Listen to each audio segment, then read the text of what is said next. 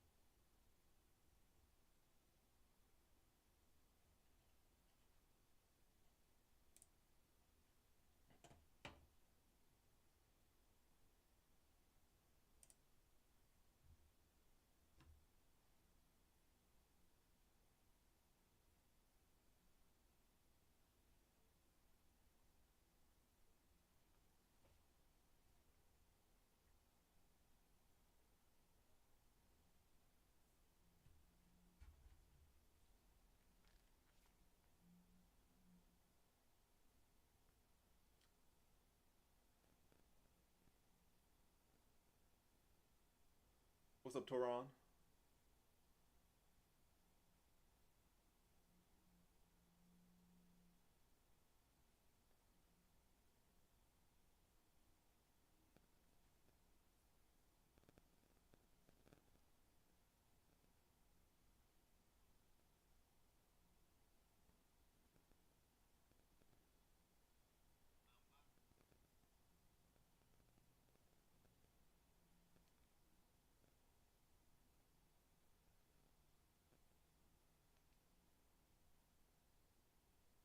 Yeah, I agree on that. That's what I'm banking on. I'm banking on him being able to, have that experience going rounds and to use that against not Baum,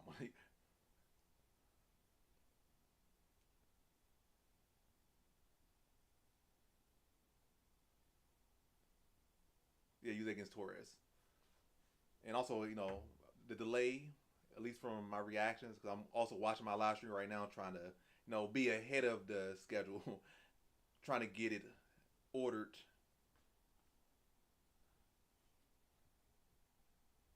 Let me just mute myself because it look weird. Like I'm looking at myself while trying to set this up, and it's delayed to me. So I'm saying myself talk like 5 seconds later. So like slowing me up. Yeah, it's definitely good money, especially with Bahamondes decision or Bahamondes third round stoppage or something like that. Maybe Bahamondes third round sub would be crazy. Probably like very good value on that, but I haven't really looked into that one too much as far as the. I think I just what I do. I just money lined Bahamondes. I got him at like plus 115, I believe. I don't even think it's really a matter of his. Yeah, I don't think it's such a matter if Van is ready or not. It's not like I don't know. My brain always, but it's not like his opponent is so like above him. I feel like Van is still above his opponent as far as like their accomplishments as far as in the UFC. His opponent just got better momentum right now because he's coming off a knockout loss in the first loss of career. But he still, I would say, he should be ranked higher than his opponent.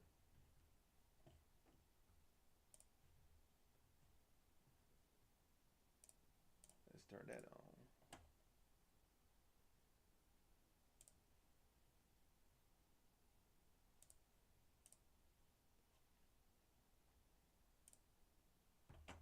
Let's see.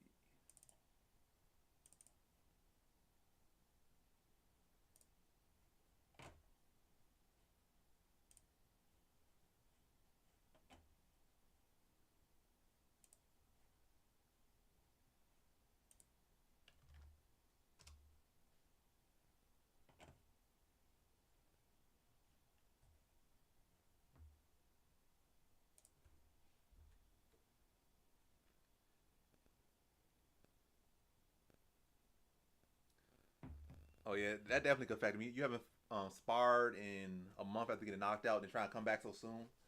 And I feel like he could have took easier opponents instead of trying to take a good opponent. Like take an easy opponent, get that dub back, get some matter of fact, like get like 2, 3 dubs, and then challenge yourself again. He's still so young, so there's no need to rush. But I don't know, he's young. Sometimes that helps them being young. Like they go from one bad fight to another bad fight. But if they can win that bad fight, or at least that tough fight, then they grow tremendously. But it's like a gamble factor. But I guess another positive being young, you could gamble, make mistakes, fail again, but you get that success. Well, yeah.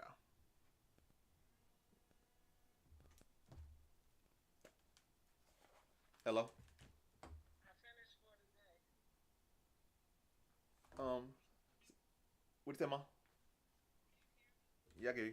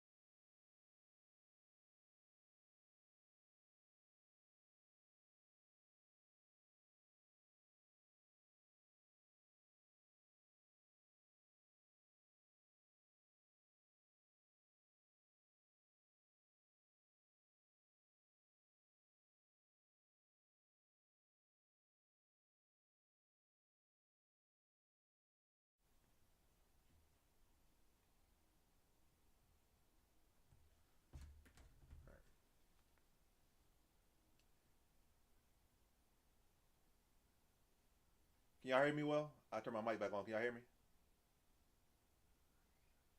Next, I appreciate it that Zach. I think I missed you, but thanks. I appreciate the compliment. And if you, whatever reason, happen to turn this live stream back on or go back on it, well, notice that I gave you some props because you're definitely a good one.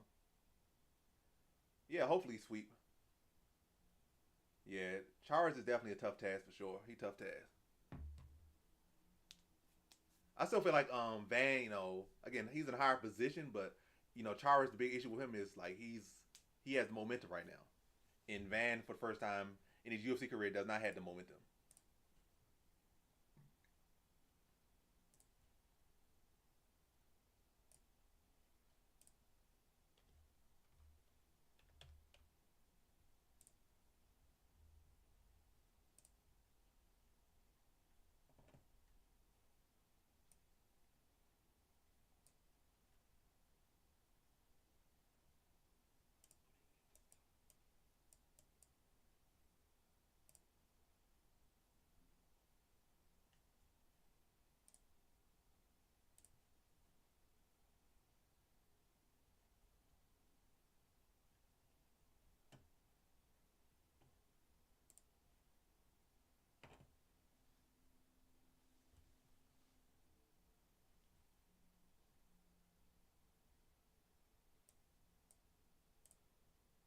Y'all really don't know about Ortega though.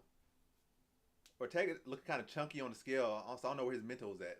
I feel like this stylistically wise, he's definitely very live for this fight. Ortega is against Lopes or Lopez, but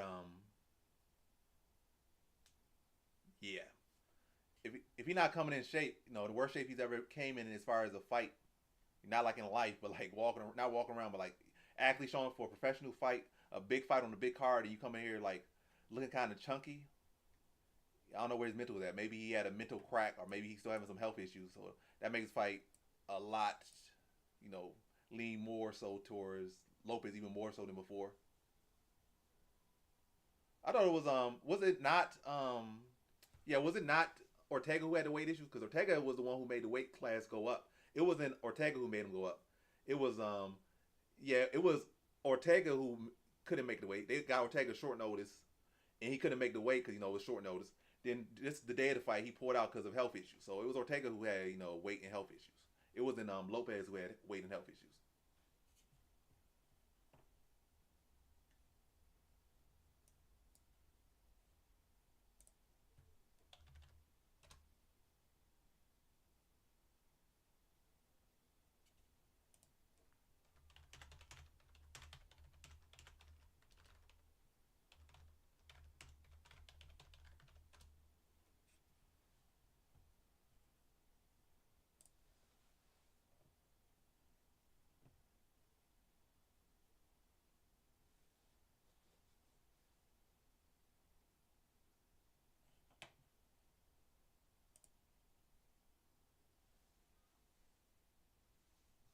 Oh yeah, yeah. I think Lopez is gonna look better, and I think Ortega probably might look the worst he's ever looked. If Ortega came in good shape on the scale, I like different factor. But the fact that Ortega looks so bad on the scale, yeah, that's not a good sign for him at all.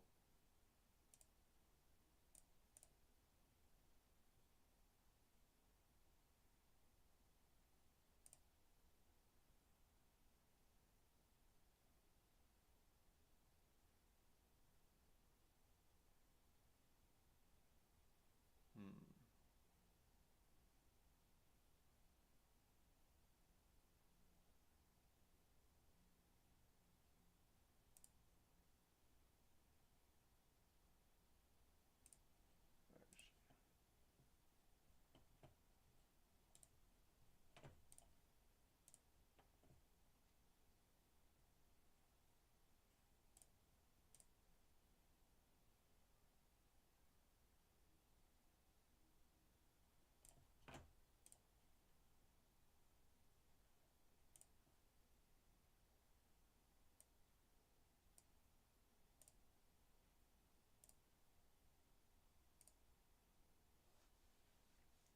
Yeah, Arizona Lara should have that. He's the bigger, naturally bigger fighter, the more technical boxer. He might be up there in age a little bit, but it's not like Danny Garcia is the youngest guy either. Was Garcia like 35, 36 himself now? And also, Garcia relies a lot on his power. He's not so much speed, he's so much power. And I don't think that style, without necessarily, not that he has bad skills, but I think Lara has more skills. He's bigger, etc., etc. So it's not a case like he's coming up. He's the more technical, more quick fighter. He's probably quicker, but don't. But probably got more pop in his punches, probably. But Lara's bigger. I think he'll be able to take the power better, and he don't have to take the power as well. He had the footwork, the technical skills to avoid those shots, and just outbox him.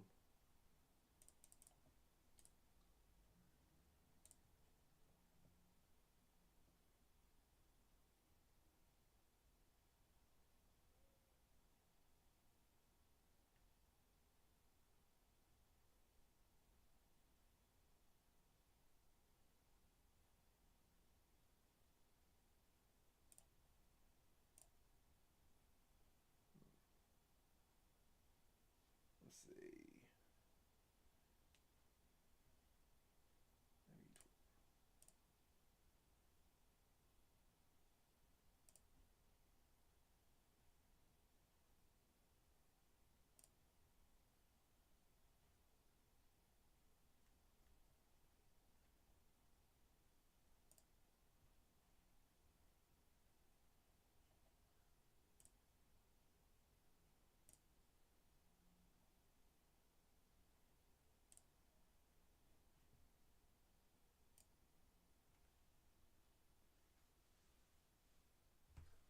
Let's see. Are you streaming on? No, I'm not streaming on Discord.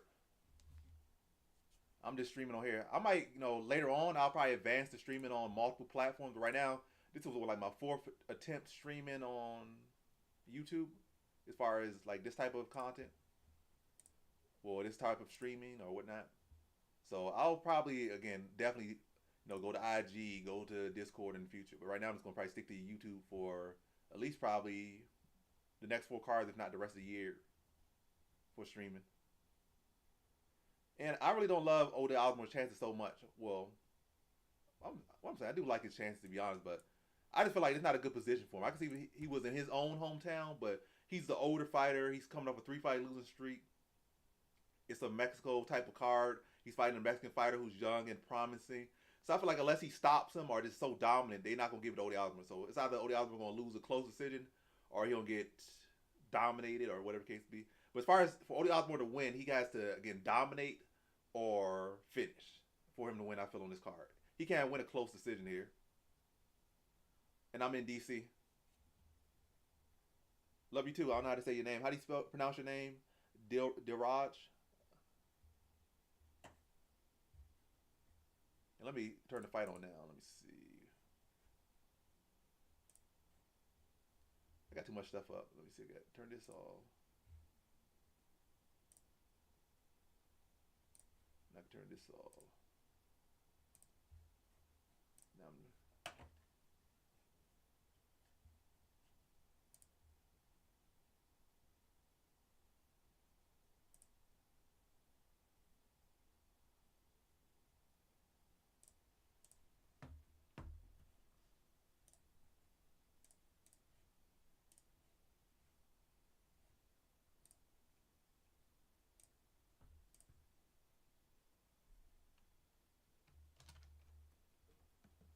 I need to visit Australia. I know it's a dope place to be.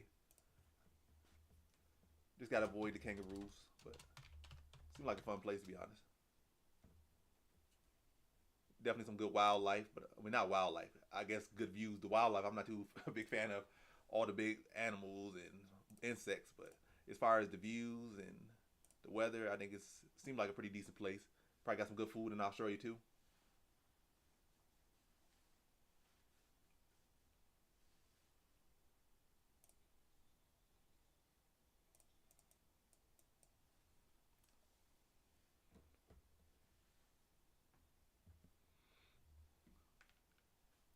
All right, the card's underway now. Nothing happening yet, but I'm getting to see inside the spear.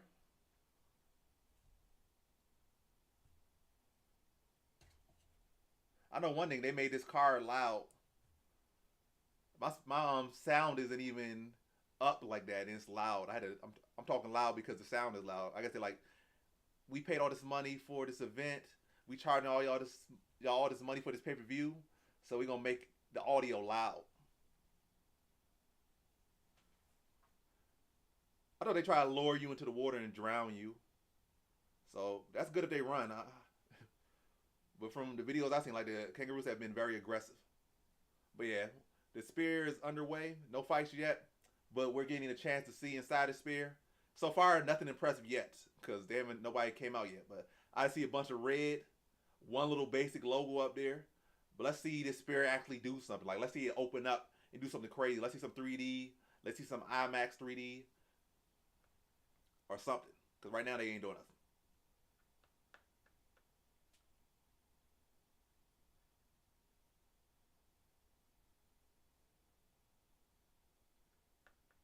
I actually don't. My betting site, I was trying to play that, but the betting site I use, like they be so crazy. They don't give me much option to do much. And also when I went to the actual casino, they didn't have the best up at the time, so I didn't really. I don't think. Matter of fact, I did not get a Raul Rosa Jr. bet at all in, because my betting site don't want to put it up at all. And then the casino was not allowing me to parlay him because I guess they said that's too much easy money, so they weren't allowing me to parlay him. I don't want to money line Raul Rosa Jr. And also I went like Tuesday or Monday. So I think they don't open their props for Robert Russell Jr. till like Wednesday or Thursday at a BetMGM, or at least the BetMGM in my area. They be mad late. You gotta come like Thursday or something or Friday to just get your props in. So I really just money line and a couple parlays for this card. I got like five bets for this card. So I think I had like three money lines. Nah, yeah, three money lines. Well, not four money lines and one parlay for this card.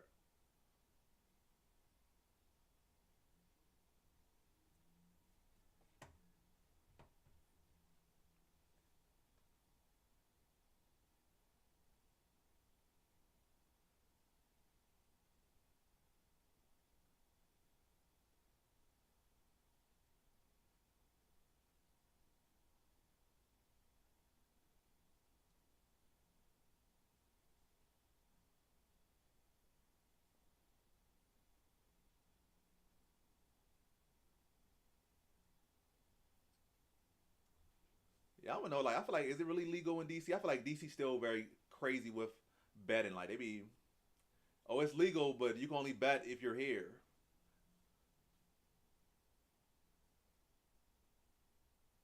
Yeah, I'm saying, I like them as a parlay piece or a prop, but that money line is crazy. It's a lock bet. It's a lock prediction. He gonna win, but still, you're not gonna get much money trying to bet on him unless you like bet on him money line unless you got a lot of money. Like I got $30 sitting around or something. Matter of fact, probably more than that. But if I got $30 sitting around to play with that type of money to really make 760 or where is that now? Like minus 1,000, minus 100. Work for you.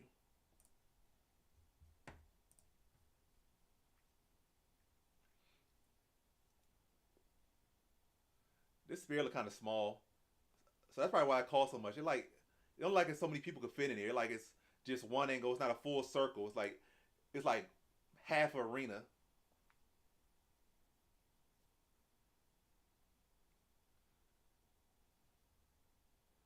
I forgot the Jacase even fought. Let me see, who did he fight? I'm about to Google it. Let's see.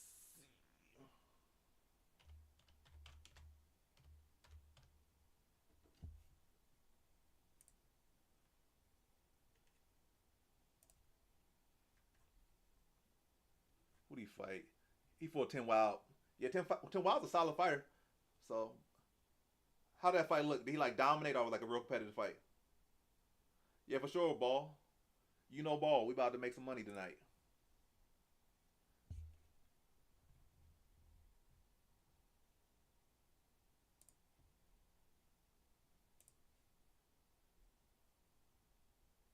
Competitive. Yeah, I imagine like 10 Wild. How has 10 Wild lost? I know he lost a fight recently prior to that. I think now he got knocked out like his last fight. But unless you can just knock his lights out, 10 Wild's a dangerous guy, like for all rounds. Did he use his wrestling any?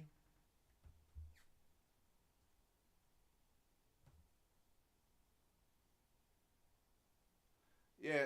Let me know when you start up. Matter of fact, let me see if I can sub to you right now so I can see your content. And yeah, just sub up. Stay tuned in. If you're not already in Discord, join the Discord. And then yeah, probably even collab probably real soon. I'm looking to do some collabs very soon, like literally before the year ends. If anything, I probably want to do some collabs like next week or because this next week about to be nothing happening. So I'm definitely looking to collab with folks, make some content. Definitely always here, to see people come into the game. I'm not one of those people like, damn, I got more competitors. Like, nah, the more the better. Especially when you start collabing and also more people. Sometimes they create new audiences, so all that stuff.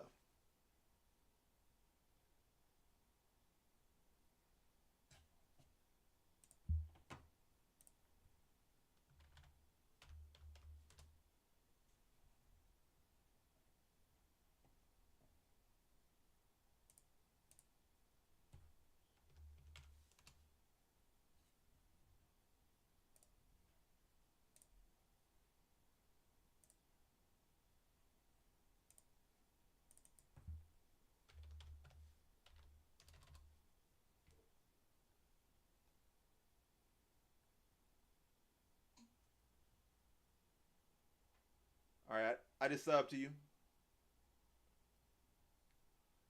I probably should drop the Discord link in too. So if y'all not in the Discord, I'm gonna drop the link to Discord.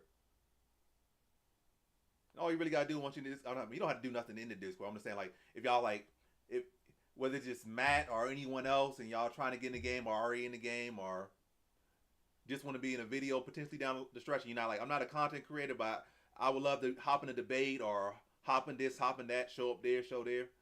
Just speak and that helps me get more familiarized with y'all and again, y'all can hop in a video, hop in a live stream, hop in a call or something. But I'm gonna drop the link to the Discord. So if y'all want to come in, it don't cost nothing to join the Discord. Only thing that costs anything if y'all want to see my bets, like this, yeah, that's the only that costs. But as far as just hopping and chatting and all that other stuff, just again, literally everything else That's all free.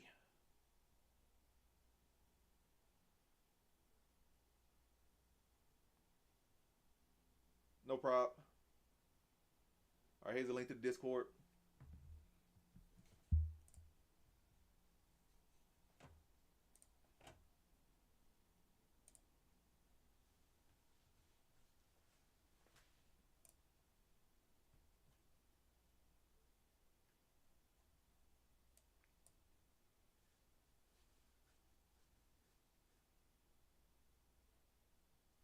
Let's see. Create a poll.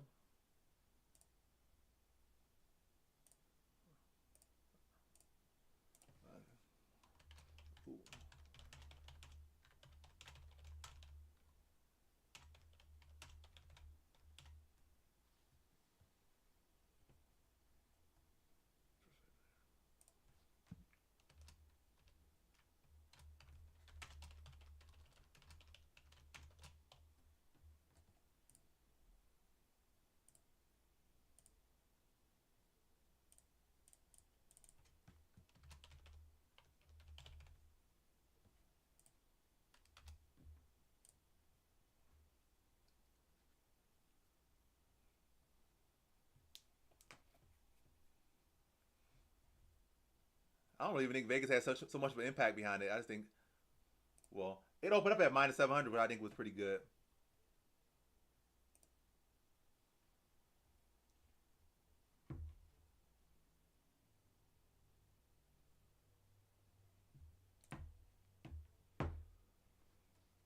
But yeah, so far they ain't doing nothing special with this arena.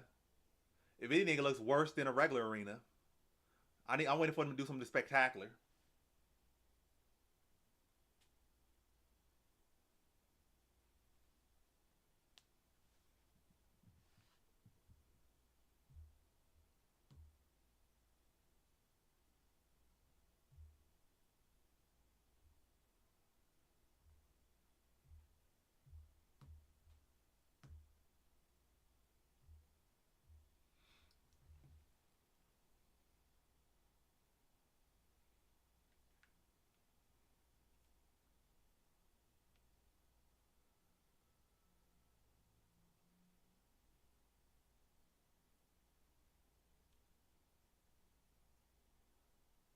So did you get Bahamondes as a dog, or you got him as a favorite?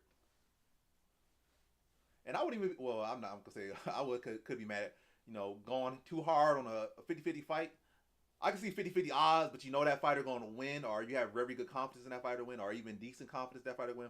But I do understand the frustration of going hard on the fighter, whether it be like a dog or pick him, you know, and I put too much in there. I spill the salt. Like I'm trying to sprinkle, and I just the whole jar just fall apart into the soup. That's good. I'm glad you got it as a dog at least. And I feel like Bahamondes just like it seemed like he should win this one. Yeah, yeah. A big investment there, not too bad. Like a decent investment, not too bad there in my opinion. It's not too bad, especially like get him as a dog because it is at the end of the day it's a 50-50 fight. And if in a gamble you could get a plus money at 50-50 odds, that's a good bet. And they doing more outside the arena than they doing in the side arena. So again, it's only not even one fight in yet, but I'm not super impressed. Matter of fact, I'm not impressed at all with the spear. So far, right now, they're giving the people outside a free show, so you don't have to even go into the arena. They showing the fight on the outside of the arena. The spear is showing the inside of the fight, but maybe they're going to shift it once the fight starts. But if they do that the whole event, like they'll literally show you the whole fight from outside the arena, like what's the point of paying for tickets? You can just pull up there, tailgate, and watch the fight from outside the arena.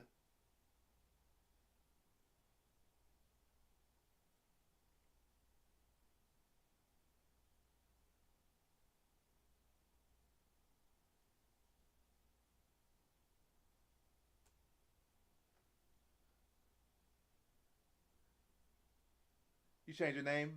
That's gonna be your MMA name for YouTube. Yeah, again, like you could get either of them at 50-50. I mean, you could get either of them as a dog at 50-50, Like, I'm not gonna say that. I say that's a decent bet because it's a 50-50 fight. Get it at plus money.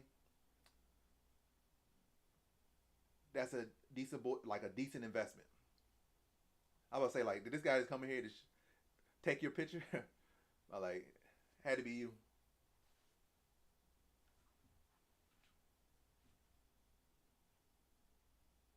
All right, we about to get on the way. The very first fight of the Noche card. The Octagon girls are cool. I like that how they got them in those dresses. They don't got them in like the little regular ring cargo. That's something actually different. I like it. It look cute. I like it. All right, fight's officially underway. They touch gloves, filling each other out. Leg kick from Rosas.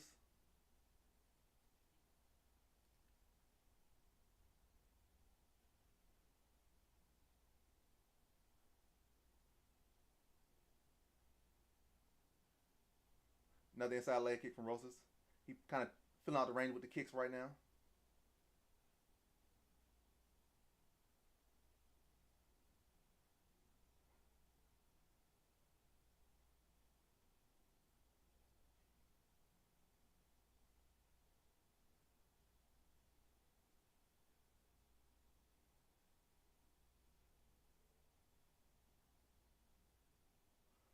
I have most, well, matter of fact, this card I had mostly money lines.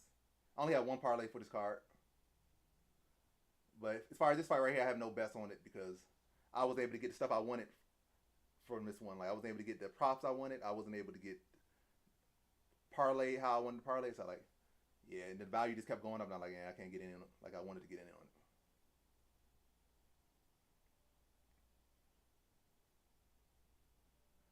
So far, not much happening in this fight just yet. But Rosa Jr. spending too much time striking right now. I don't know why he's striking so much. Just go for the grappling. Make it an easy night.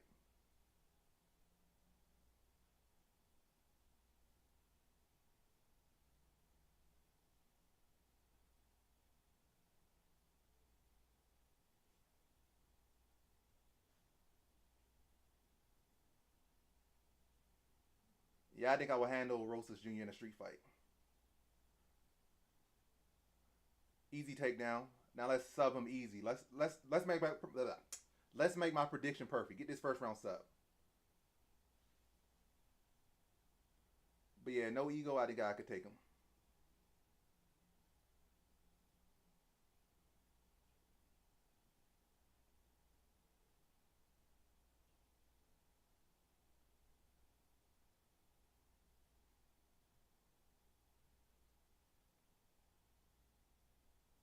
All right, good ground and pound from Rosas Jr. Good little ground and pound there.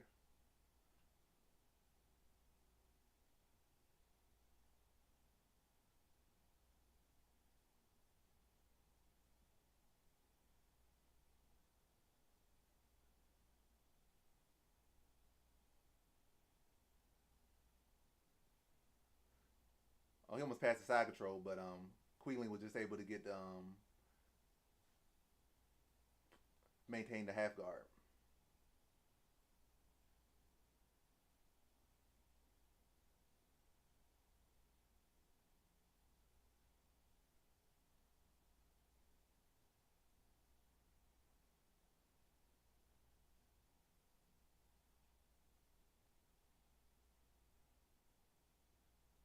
Oh, Raul got the mount. Gave up the back.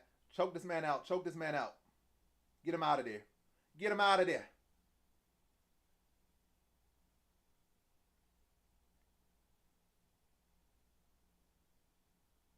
Yeah, it might be hard to get the choke from with his head against the cage like this. But get that space.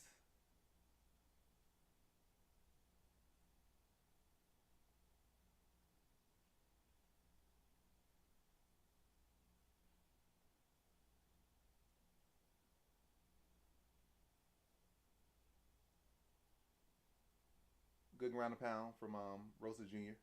Pepper him up for this rear naked choke. We got a minute left. Come on, let's get it. Let's get it.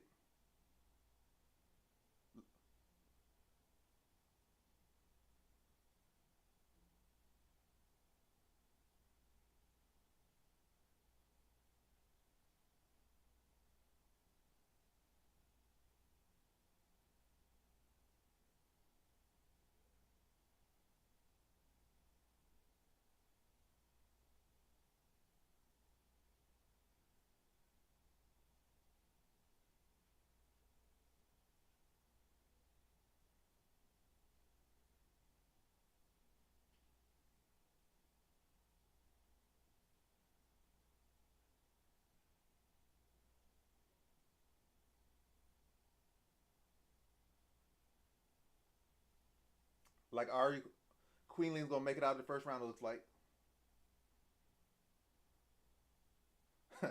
he ended around with some big ground and pound. He like, I'm not getting this rear naked choke, so I'm gonna mount and drop some ground and pound on you to end the round. But he took him down with real ease. Like, I don't see why he should not just, as soon as the second round starts, just take him down and put him right back on the ground. It's not hard to take Ari Queenling down, not hard to hold him down. As soon as the round starts, a little bit of fill out, pepper up, work on the jab, level change, drag him to the mat, go back to work, get it done. Could have got it done that first round, but he kind of dragged it out at, striking like, 3 minutes of the first round that he didn't need to do. Not that he was in any great danger on the feet, but it's definitely a huge advantage on the ground. Like, he could have got him on the ground much earlier in that fight. And Ari Queenling, Ari looks defeated in his corner. Like, he probably like, should I quit?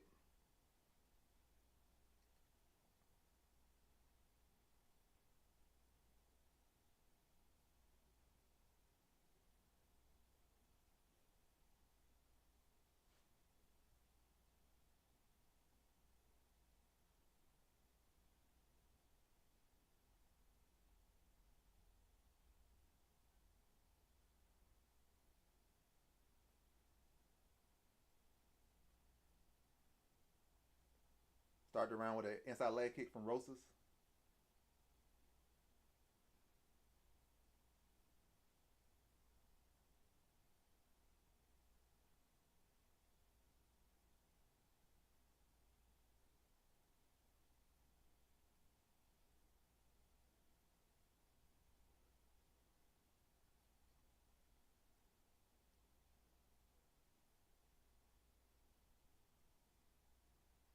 Just go to grapple, Rosas. Just go grapple. We don't need to see your striking.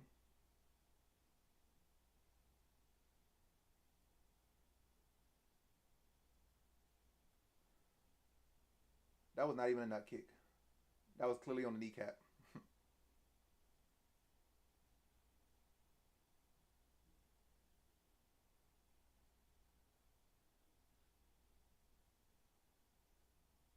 They both on home run hitters.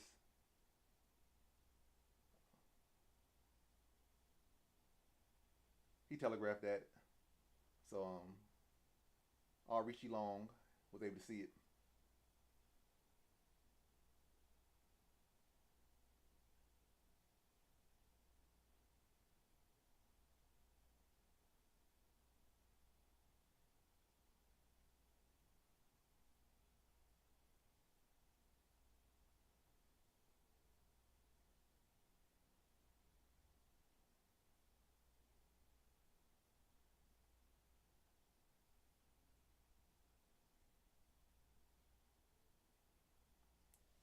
Ari Queenling defended much better this round as far as the takedown.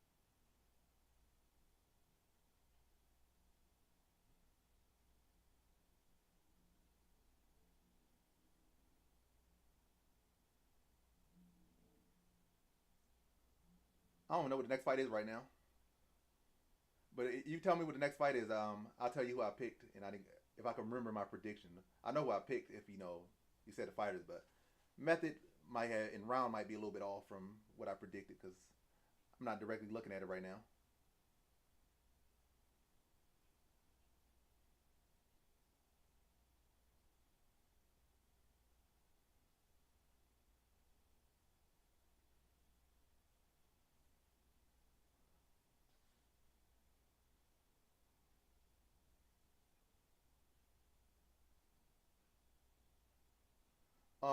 I got Joshua Van via. I said via decision. Yeah, I got Joshua Van decision here. I mean, next fight. Not this fight, next fight. I got Joshua Van. Yeah, way too much stand-up. He got to be a little bit more crafty with his takedowns. Now Rosa's getting wild. Don't do this, young boy. Go for the takedown.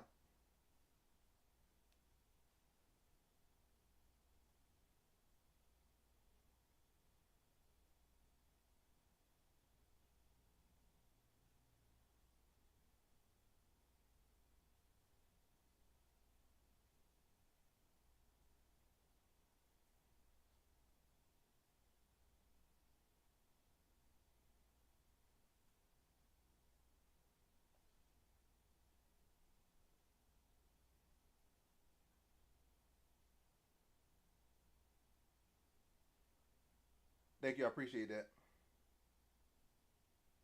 Yeah. He needed to set up his takedown with some clean strikes, not this sloppy stuff he throwing.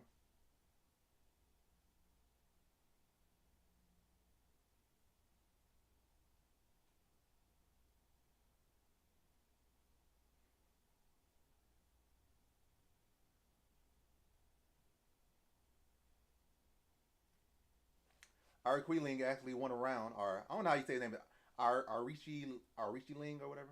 But yeah, Rosa Jr. I think he dropped a round there. He struck way too much, and didn't set up his takedowns well at all.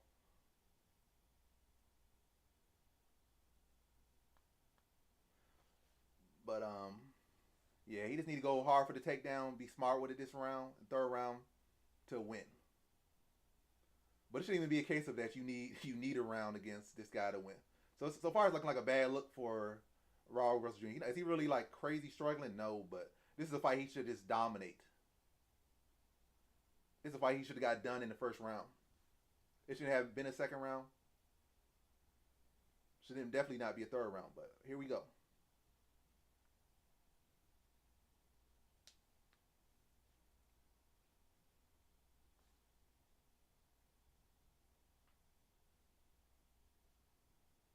He already is a legend. He already was like the second greatest second greatest middleweight champion of all time in MMA.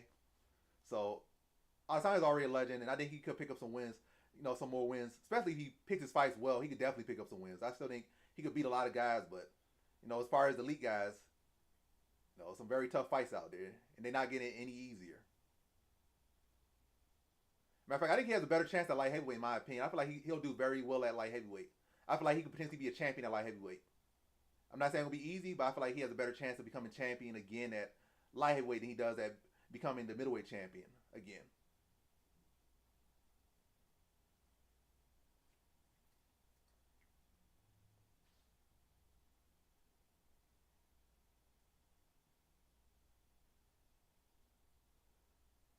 Get that takedown. Get it. Yep. Put him down. Don't let him get up.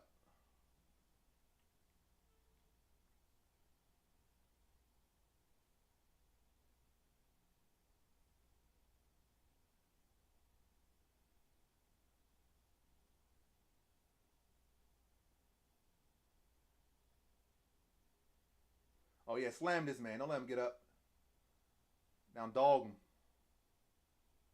Treat him like he should have treated him the first round. Get him out of there. What's up, Curtis?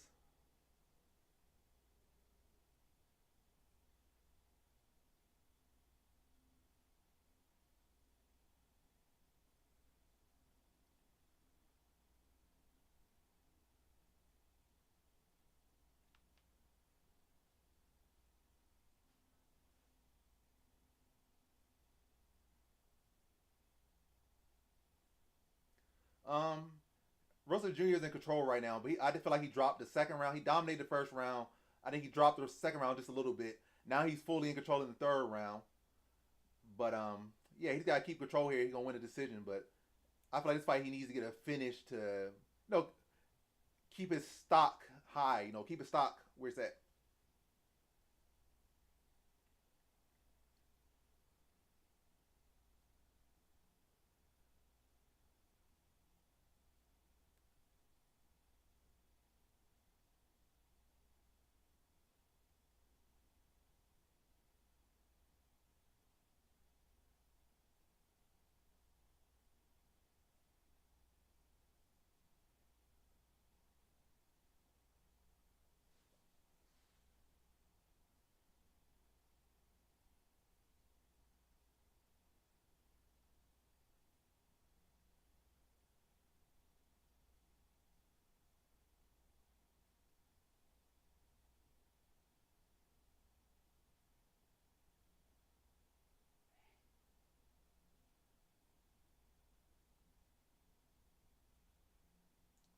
Yeah, this has been a pretty lackluster fight, to be honest.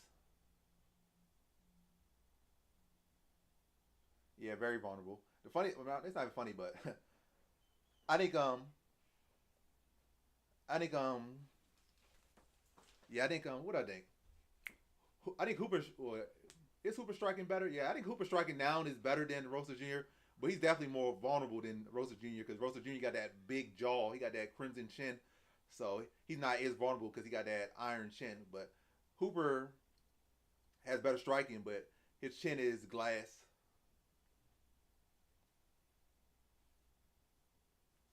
I can't really say a top five. I like so many fighters. Well, I guess let me see. Top five. Top five. Are you saying top five? Top five best or my top five favorite? You can say top five best. I definitely got a list for you, but top five best. I mean, top five favorite. I don't know if I got a list just yet. But top five, yeah, top five favorite. I don't know if I got a list. Top five best. I could definitely give you that right now if you say top five best in my opinion. So top five best.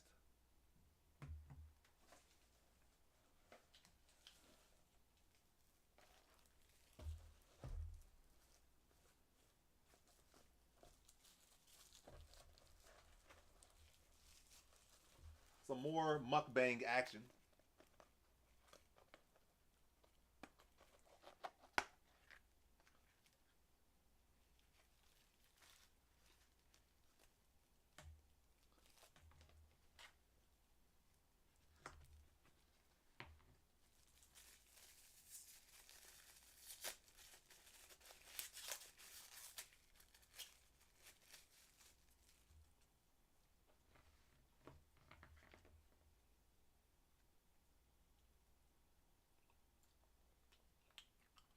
Raul Rosa Jr. wins a mostly lackluster fight. So UFC No Shade is not off to a good start with his first fight.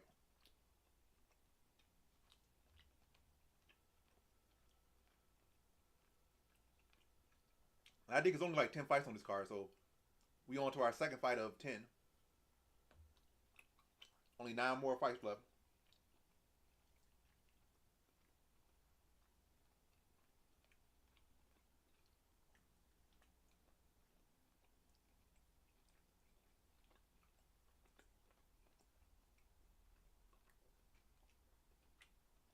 It definitely was a lame performance.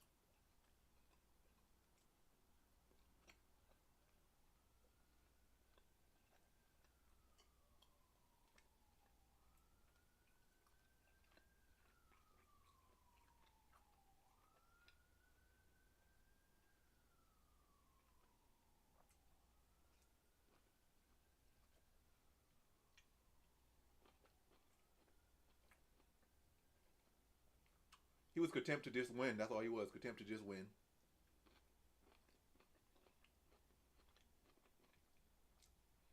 I got Joshua Van by decision there. I think he has decent grappling defense.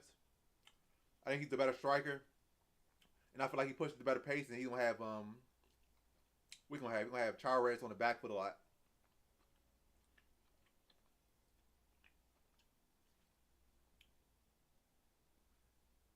Yeah, definitely some Chinese food.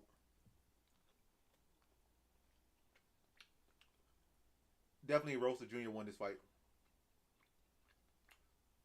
Was it a exciting fight? No. Was it a dominant? As dominant as it should be? No, but clear winner.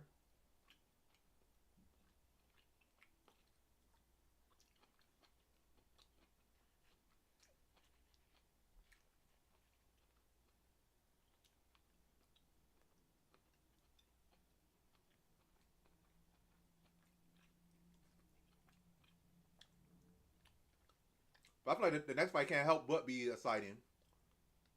I haven't seen Van in the boring fight, and I know Chares brings it. He not going down easy. Van not going down easy.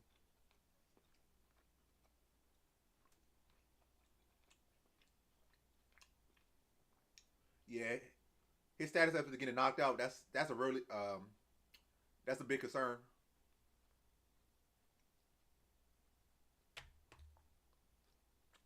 I don't think he got tired.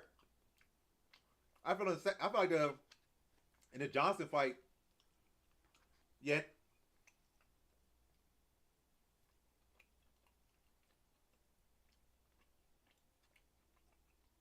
this is not the performance to call out top 15 at all. But what you were saying? Yeah, yeah, definitely the concussion status of Van is definitely a big concern.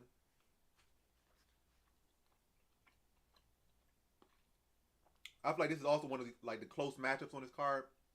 The Van versus Chares fight, definitely like a 50-50 fight.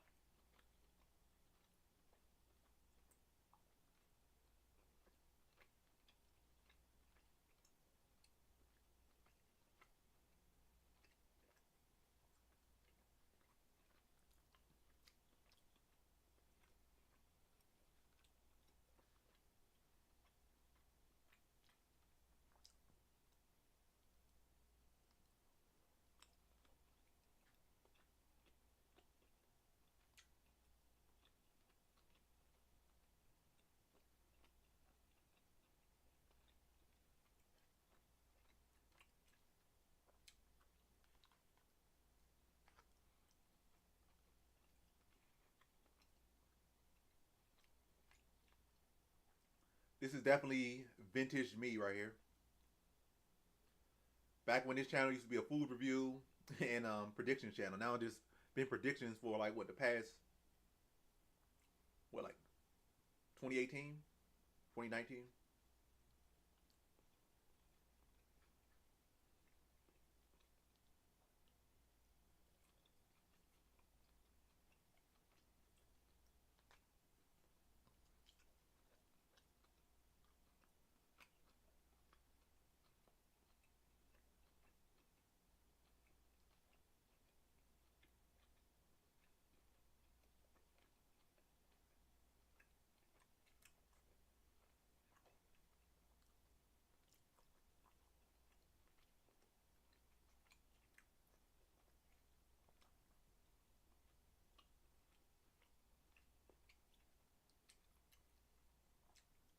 This place does not like broccoli or vegetables.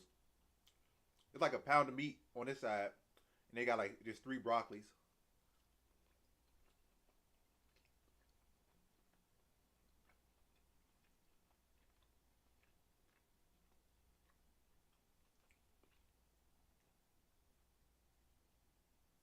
Thanks, I appreciate that compliment.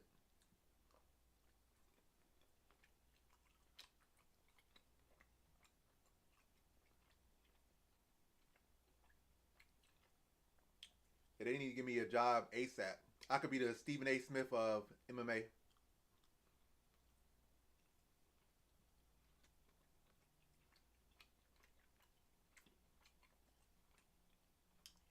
In 5 years, I see myself married with a kid, a family house, a nice car, retired.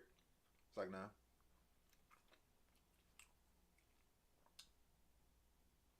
Yeah, in 5 years, I'm gonna set my channel to be at least at 50,000 subs in 5 years. At least at 50,000 subs,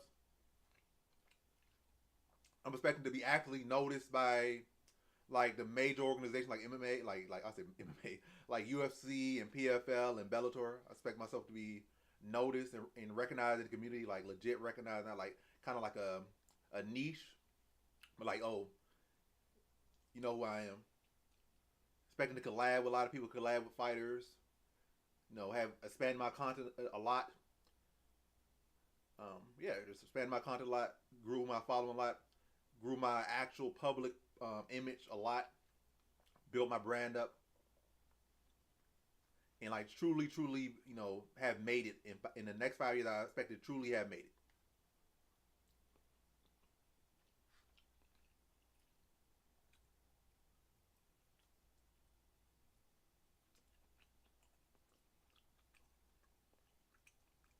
Yeah, he didn't look like a huge favorite to be honest, but it's still a justified lock. The value not justified, but there was like very little chance he actually was going to lose that fight.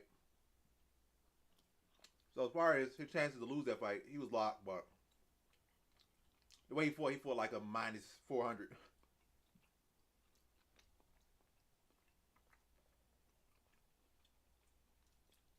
Yeah, the value was not justified with how he fought. He really could have got that done in the first round, but he waited until like 3 minutes into the fight to go for a takedown.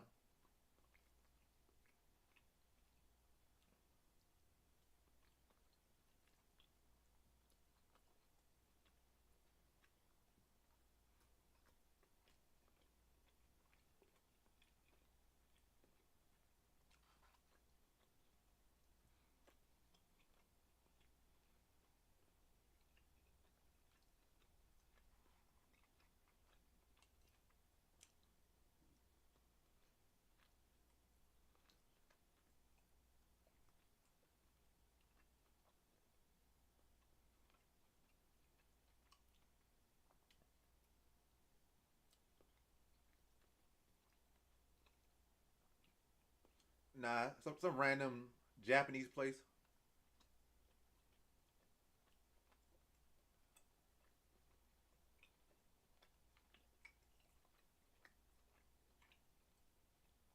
This food tastes better than Chipotle, but it's definitely not healthier than Chipotle. Not that Chipotle is particularly healthy.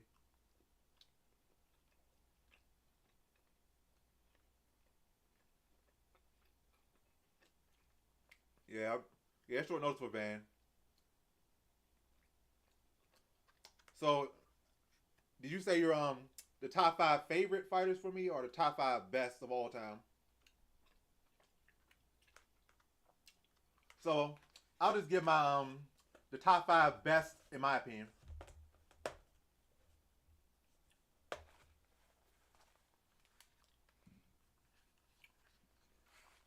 Top five best fighters of all time. Not my favorite. Top five best. John Jones number one. GSP number two. Mighty Mouse number three. Anderson Silva number four. And then Aldo number five. That's my top five best. Favorite, like I gotta really sit down and think about favorite. But right now, fight's on the way, so I'm just gonna focus on the fight and maybe think about my top five favorite.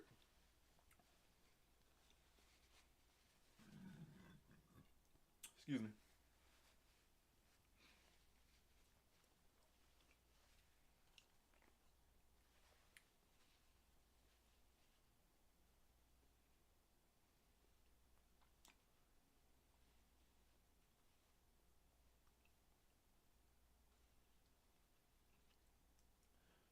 Chares kind of built like George Soteropoulos a little bit, a little bit.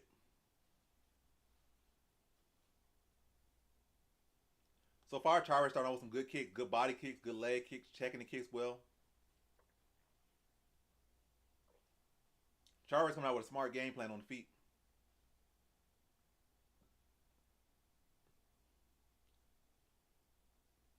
Switching stances well.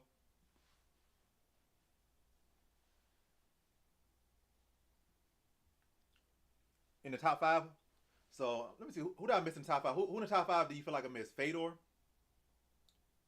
So I got John Jones. I got Mighty Mouse. Got Aldo. Well, this is like man's top five. It's not all around top five. I don't like to combine the man and woman. I just like the woman's pound for pound all time, the man's pound for pound all time.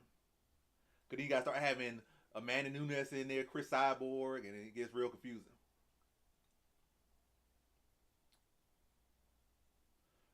And I know people be disrespecting Chris Cyborg on the pound for pound list for women. Chris Cyborg is a certified number 2 all time. She was certified number 1 women's all time great. But losing to Nunes, she lost that title. But it's no one else in women's MMA that's close to Chris Cyborg on the list. They could try to say Valentina Shevchenko, oh, she's number 2. They could try to say Weili Zhang. They could try to say a lot of names, but no one is close to the level that Nunes and Cyborg are. So those two in a category they own. Not Ronda Rousey, not Shevchenko, not Zhang, not Nama Nunes. It's just Chris Cyborg and Amanda Nunes in their lane of their own. My most confident pick was Rosa Jr. There was no great value there, but he was pretty easy pick to pick.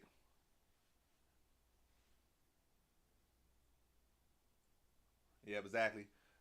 Cyborg been fighting MMA for like how many years? Like she been fighting MMA since what I was like in middle school or elementary school or something like that. So like what, like basically 20-year career, and she only lost one time and been a champion of multiple organizations, including the UFC. She didn't even have to fight a man in this. She did the UFC a favor. She could have just not fought her and just stayed the greatest women's fighter of all time, but she took that risk and lost.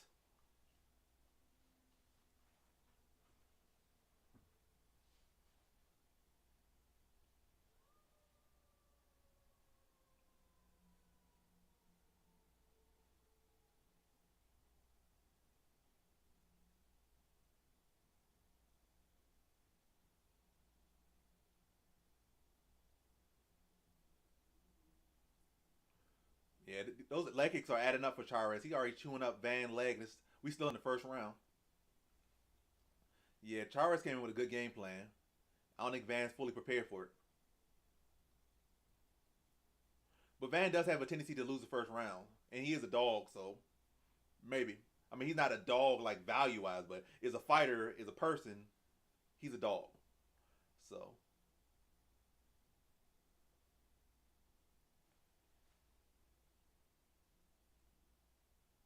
yeah, Khabib didn't fight as much competition as he could face. As tough as the division's supposed to be, then Van just got dropped. But he got right back up, but he's definitely still wobbled. And Chares is stalking him right now. Van got like 40 seconds to survive right here. You know, he getting stalked a little bit. Like he regained his senses right now, but I don't know. Now Chares doing some stupid stuff. He might tire himself out doing these spinny acrobat kicks, waste energy when he should just stick to the basics and try to get Van out while he hurt. But yeah, that dumb spinning kick or whatever, the dumb theatrics he was doing might end up costing him because you had a moment, and then you wasted it. Now you poking the eyes. This guy pulling all the tactics. Yeah, but yeah, back on Khabib, I feel like yeah he didn't really test himself too much. He fought a lot of the best fighters for his time, but Khabib never really fought no other wrestlers. And he trained with other wrestlers, but he didn't really fight no other wrestlers. He mostly fought strikers and somewhat BJJ guys. He didn't really fight the best, at least the most active guards. The fighters with the most active guards in BJJ. In MMA, he didn't really fight those guys.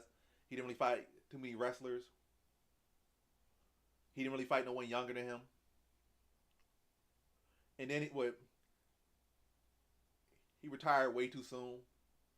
Still a legend. Still high ranked on the greatest of all time, but he definitely could have tested himself more. He definitely had a lot left he could have accomplished to really cement himself, further. He didn't break no records as far as like defenses. Like he didn't win his belt the quickest. He didn't defend his belt the longest. He didn't defend his belt the most amount of times. He don't have the most wins against champions. It's like there's a lot of stuff left undone by Khabib. Definitely dominant. Definitely good, but didn't really push the envelope nearly as far as he could have pushed it. Now we go to the second round. Chares starts with a flying knee. He's definitely feeling himself. Trading jabs.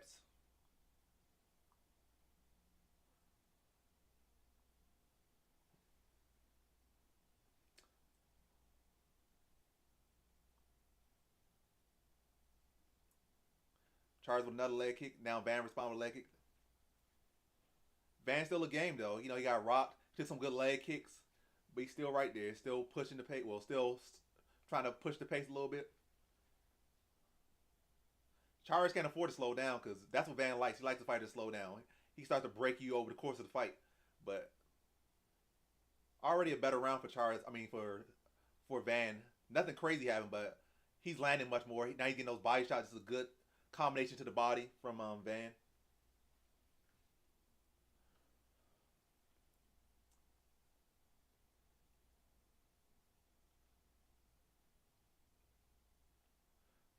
Oh, that's a good combination from Van right there. Good combination.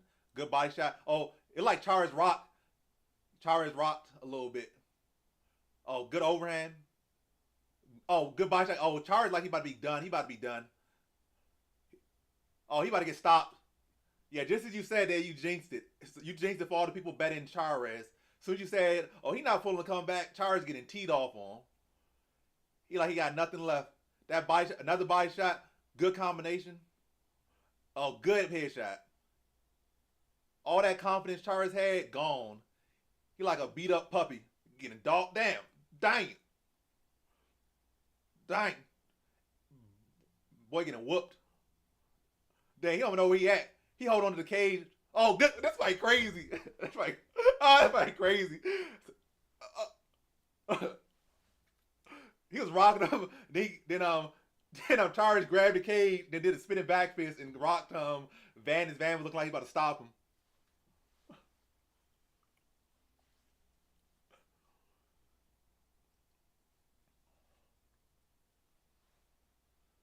But now we get an excitement we looking from the excitement we were looking for from this card. We are getting it in this fight right here.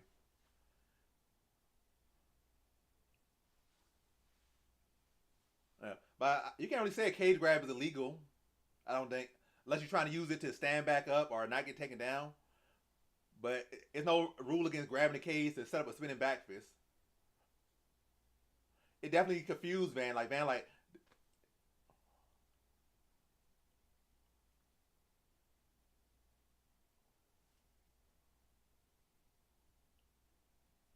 all right, like Van got his senses back. They back on the feet.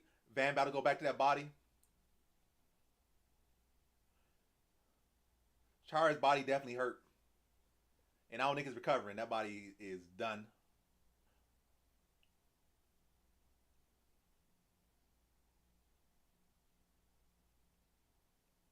Another body shot.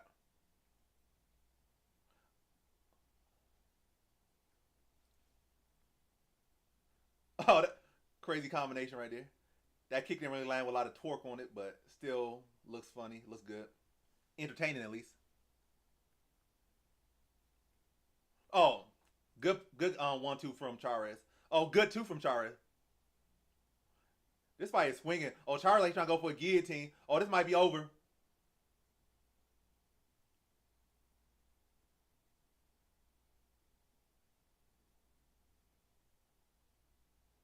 Oh, Van in the guillotine, but like he defended well. Yeah, he got out of it. This fight going all over the place. It looked like Chares done, then Chares hurts him.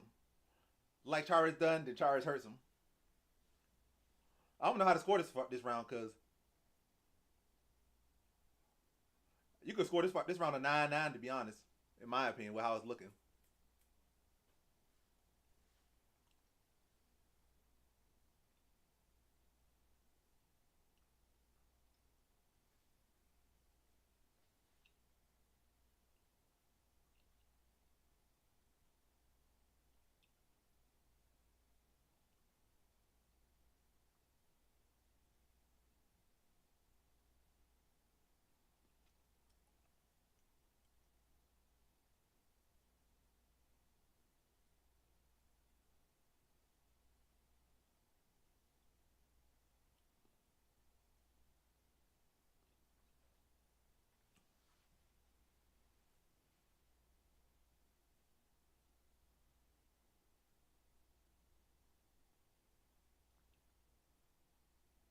I have no idea. It's just a lot of dumb stuff that you'll never have the true answer to that. But I didn't even notice any Mexican people complaining about other Spanish fighters on the card. I didn't notice that. I didn't notice any fans that. But I don't know. Maybe I'm just been under the rock. And I feel like any people could be complaining about the main events. There's no Mexicans in the main event.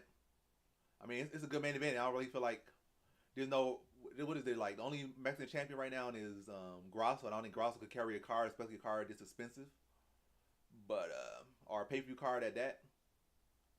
But yeah, it's not like there's any like Mexican champions like that are draws.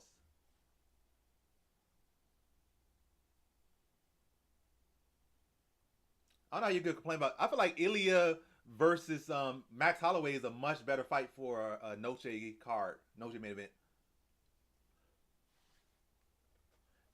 And it's no Spanish involved with O'Malley. There's no Spanish. There's no Mexican with O'Malley, except maybe his girlfriend, his wife, his baby mama. And Rob is Georgian.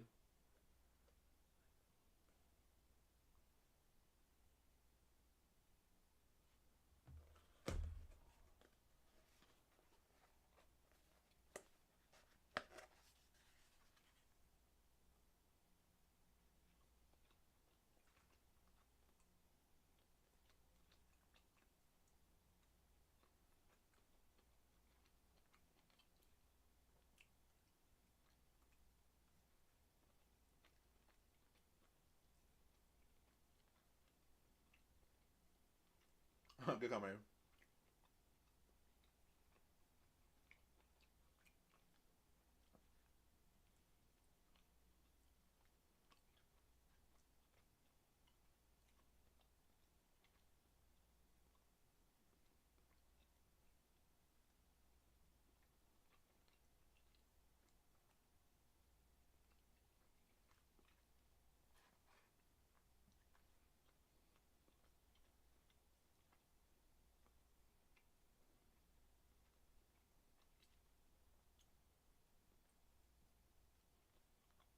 Another good body shot. A good leg kick from Van. Another good jab to the body. Oh, good overhand. Well, good right hand, not overhand. Like Van getting his groove back. I mean, not that he lost it, but as far as his groove to finish the fight, like getting the tempo he need, the range, the timing.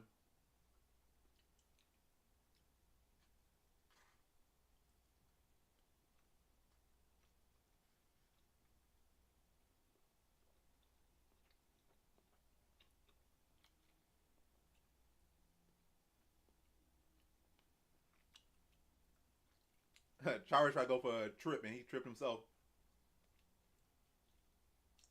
Van could like just want to go to the distance. I mean, does he? Well, I feel like he definitely won the second round. It was close, but he ended on top. He won the majority of the round. I feel like he was dominating the striking. It was just that Chares was able to hurt him a couple times, but he was able to hurt Chares and sustain it more and win the position more. So I would say definitely the second round. What's this goofy? Are you dumb? Why are you going for a submission? Are you stupid?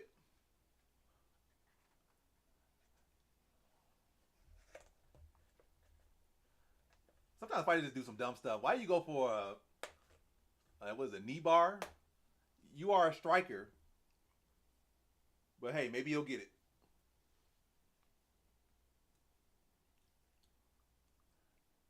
Now like he about to give up his back. That was real dumb. There was literally no point for him to do that. Just young and dumb.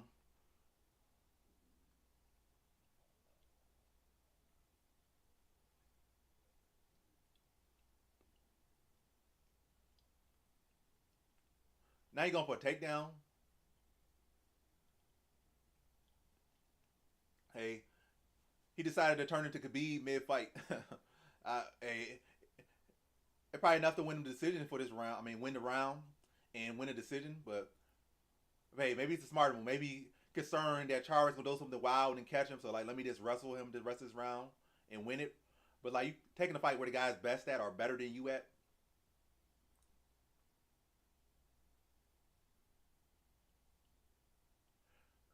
It's kind of hard to get that submission with another. It's two arms in, so I don't doubt he's going to get a triangle choke there. But hey,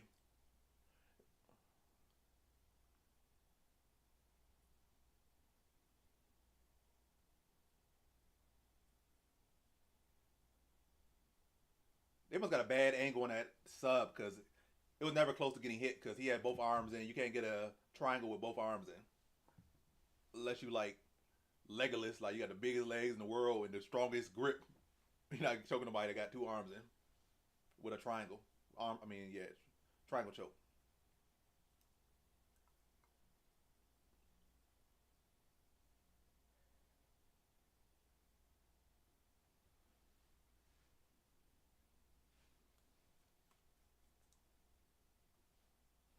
But yeah, Van did what he needed to do. Hopefully, they don't try to take the decision from him. I think he clearly won this one. Hard fought fight, but I think it's a clear winner. Good rally from Van to win a decision in a tough fight after a tough loss.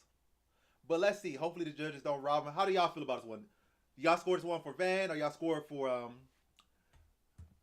Chares? I'm about to put a poll up.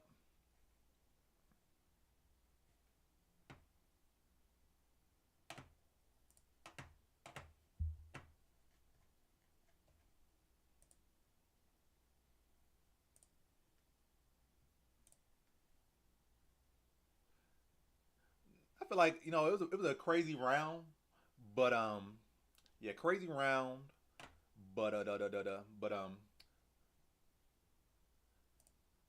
majority of that round was definitely Van, and I feel like he was closer to stopping the fight, and he ended the round on top as well. So I feel like that's a pretty clear round for Van. It was close, but clear for Van in my opinion. This second round was. Third round clear for Van. First round clear for Chares.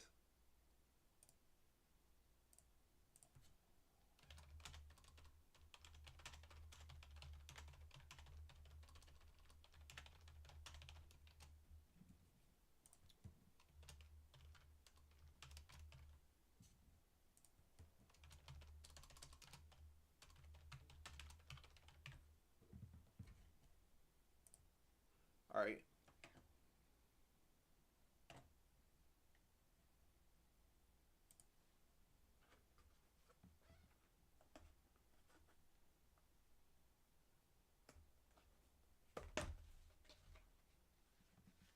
All judges scored the same thing. 29. Yep, Joshua Van got the decision. 29-28. He won the second and third on all cards. Lost the first on all cards.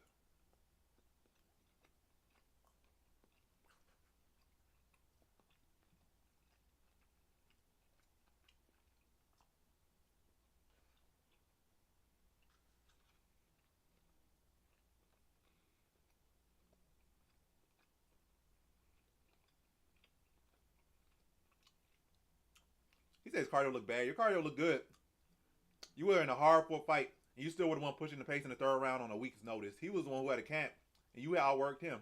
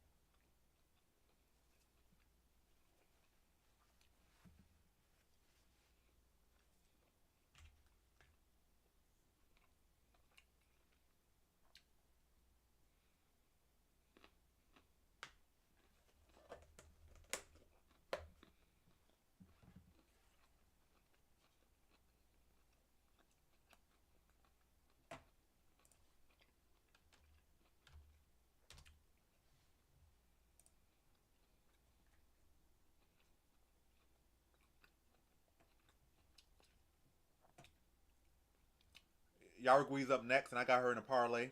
I got her in a three-piece parlay. So y'all want to know one of my bets, or at least a part of my bet? I got Yarui in a three-piece parlay, and she's coming up next.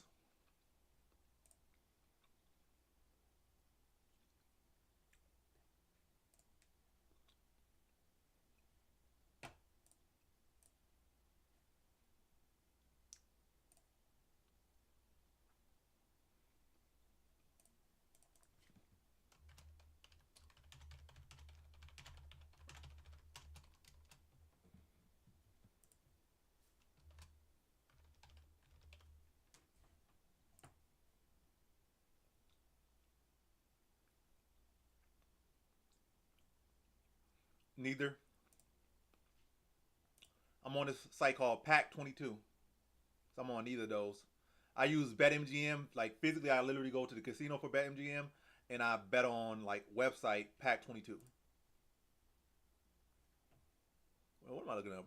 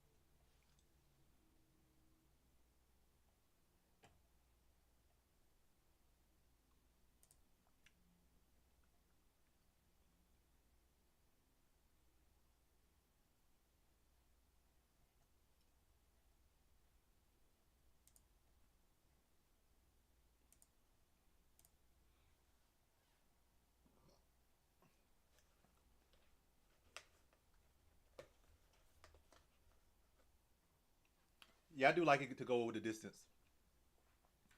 I think Souza's tough enough and she's skilled enough. And I don't think Yarui is such a big finisher. She did get a finish in her last fight, I believe, but I think at this level, I don't think she's gonna be a consistent finisher. But we'll see. Now she got a decision in her last fight. Yeah, again, she's not much of a finisher. You know, outside of UFC, she was a finisher. She finished Stella Nunes, who got a bad gas tank, so that's not nothing crazy.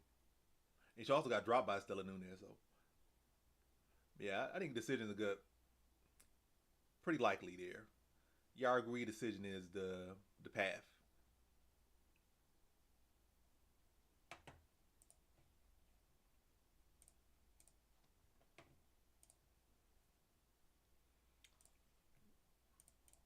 After this fight, we got Torres versus Bahamondes. So that's one of the matter of fact, that's the tightest fight on the whole card. Torres versus Bahamondes. And that comes on after this fight.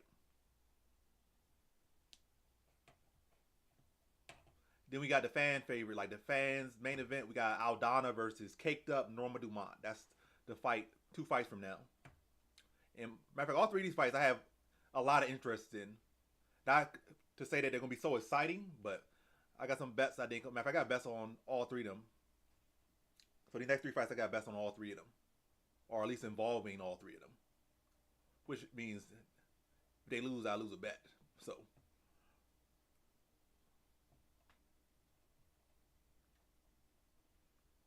Yarui, Bahamondes, Dumont.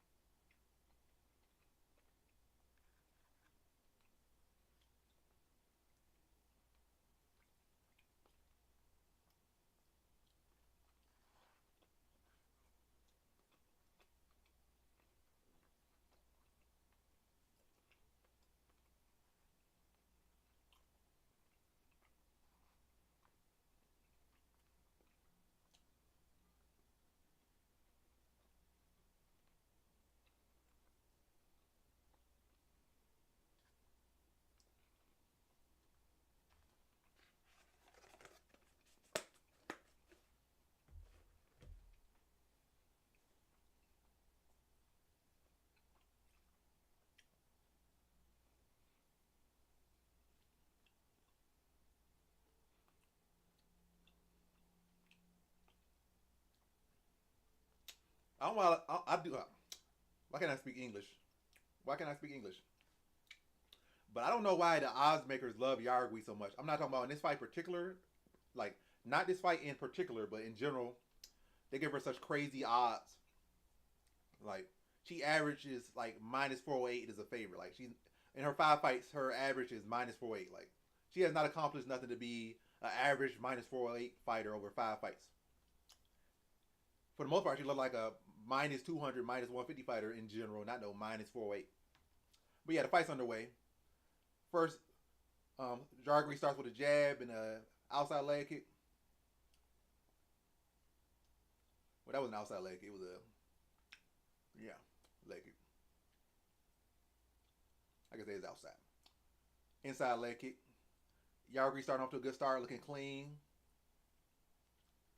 Looking clean, looking quick, looking fluid, not looking stuck in the mud. Good teep, good movement, good jab, another jab. Liking Yarui so far. Good front kick to the body. Fire with like a 1-2 afterwards. I mean, that's a nice combination. Jab, hook to the uppercut to the body, leg kick. Yeah. I can tell Yarui been killing her cardio kickboxing leading up to this fight. Looking nice and fluid. Yeah, I had Van winning by decision. He won by decision. I had him by decision. Did I bet him? Nah, I thought the fight was too volatile for him to be like a minus 200 favorite. So I think it was like minus 260. So I didn't bet him. And I feel like the fight could happen a lot of ways, but I feel like decision was the most likely way for Van to win, and he would kind of lose the first round and come on later. That's how he typically fights. And for the most part, that's what happened. But yeah.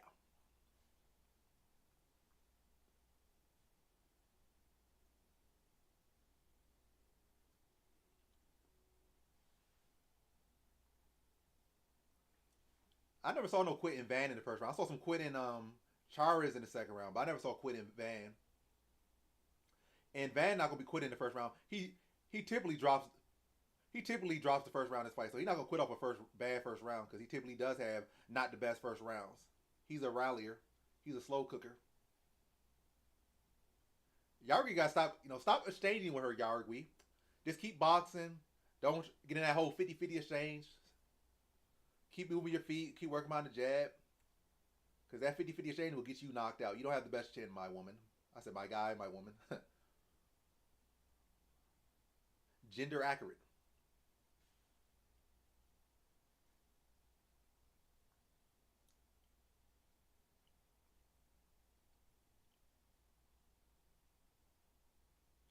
I feel like a headbutt is coming very soon. The way they keep ducking their heads. Well, the way Souza keep ducking her head.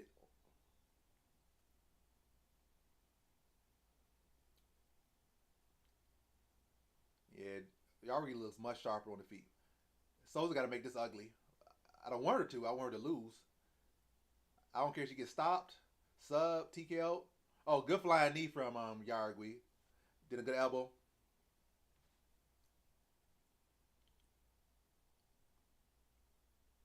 Oh, kick to the genitalia from Souza.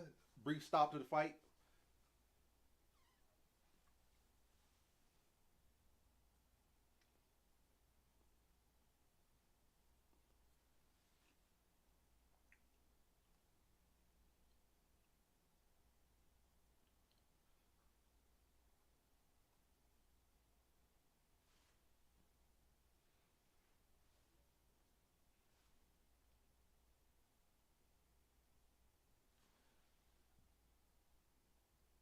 I appreciate that. And that's support from two different generations. You got your dad and you got you over there. And I'm glad if I can help y'all with my like. Oh! Oh,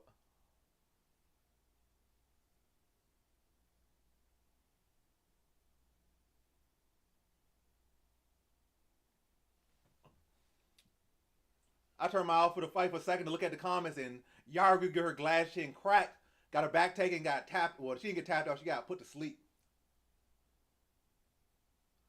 But Yeah, I'm glad if I can help any with my picks. If both you and your dad watching, that means I'm doing something right.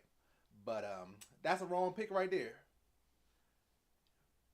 But yeah, Yarui got her butt dropped and choked out.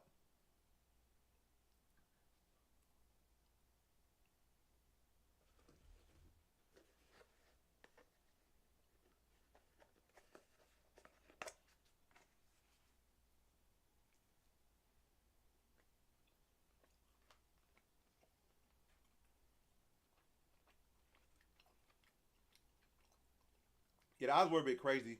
I put her in a parlay, so I do lose some money for her losing here. It messed up my only parlay of the night. My other four picks are just money line.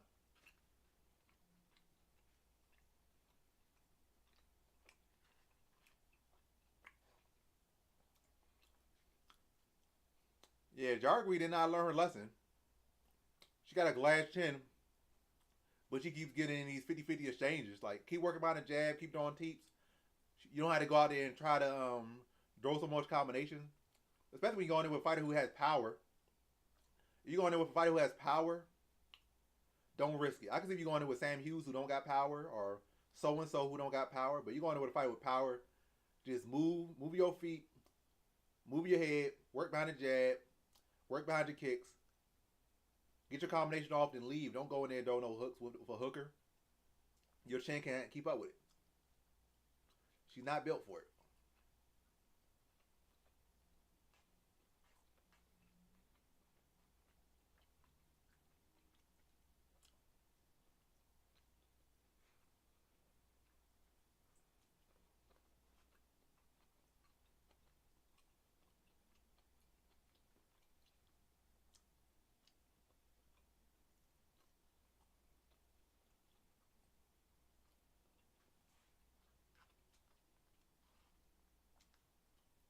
It's really too soon to say. And Chares was supposed to lose, to be honest. Yarui was not supposed to lose. But they sacrificed Yarui so that Grasso could have an amazing performance. So by Yarui taking the L, Grasso about to come out here and look like a beast.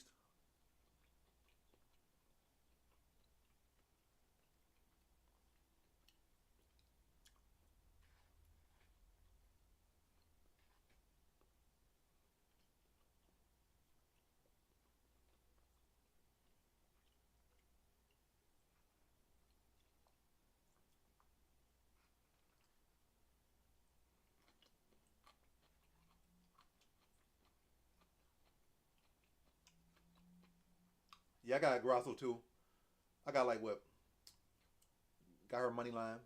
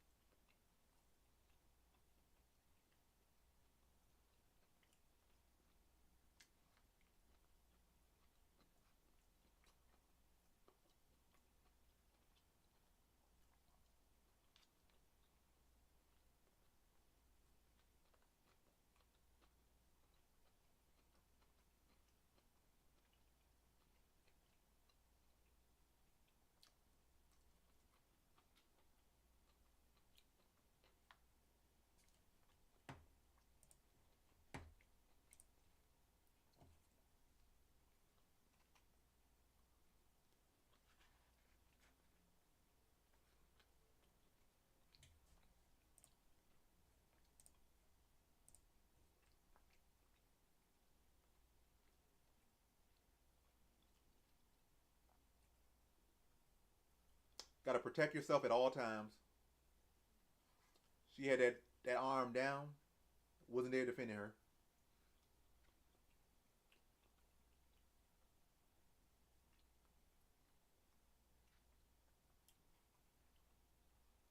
Yeah, it's not a good start for the Mexicans.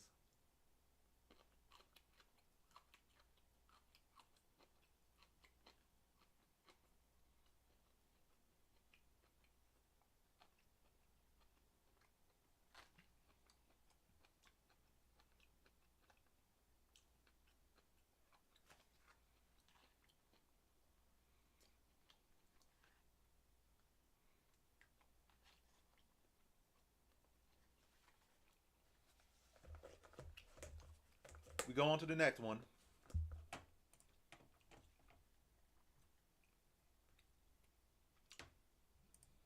The most interesting fight of the night. Let's see.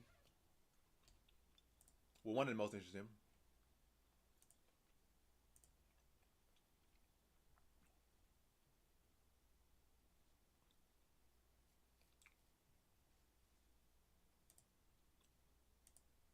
Isn't Brian Ortega supposed to be Mexican?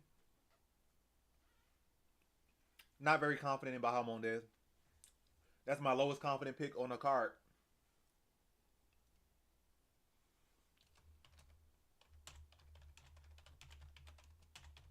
What's this next fight?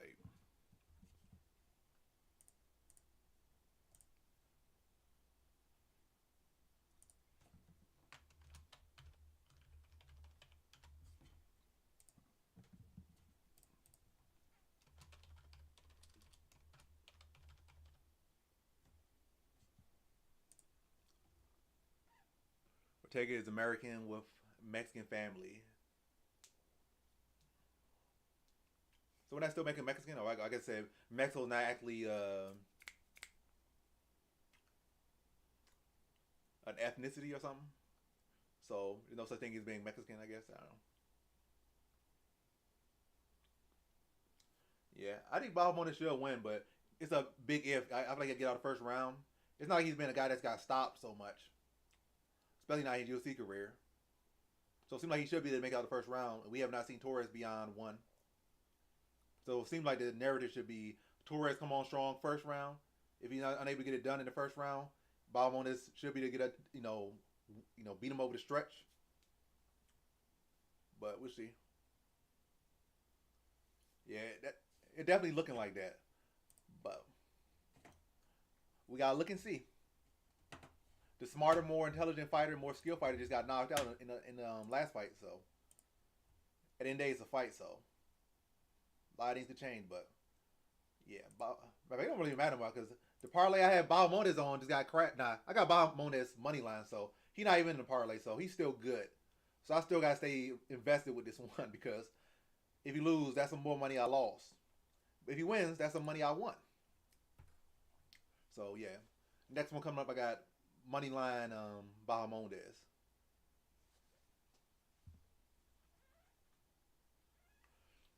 To be honest, in reality, I really do most of it off memory. That's really the real thing.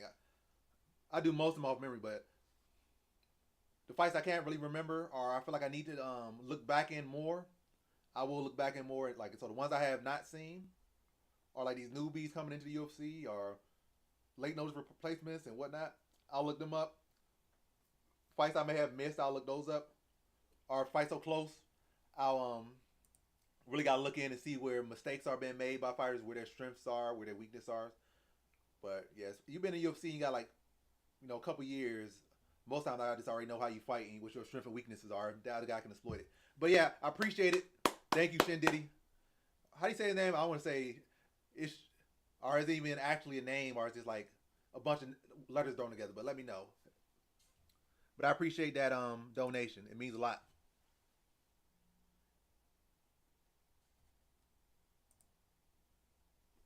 Yeah, let me know the pronunciation of your username. Oh, Word of Warcraft character. So what was the thought process behind that name? Oh, that's another thing. So like I don't even know. I was a kid. I just put some letters there, and yeah. Then the name itself became a legend, so I just kind of stuck with it. I still remember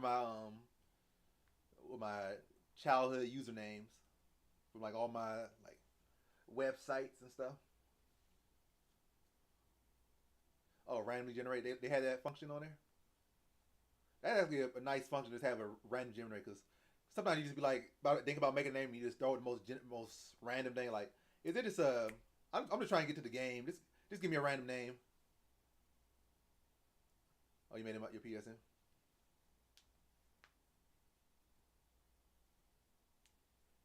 Yeah, more stuff just need that random character generator, random character, random name, because you spend like 5-10 minutes trying to think of a name, trying to think of this, as opposed to like, just give me something. I already took, especially now, it takes so long to play video games these days. Back in the day, you just got the disc, you put it in, you played it. Now you gotta wait like 4 hours for a disc to download. You gotta remove storage. Thank you. I think they did pretty well. And also still on the night of the fights, like mid-fight, that's when they're getting the most views. So they definitely gonna go up even more. And I think the live stream's doing pretty well too.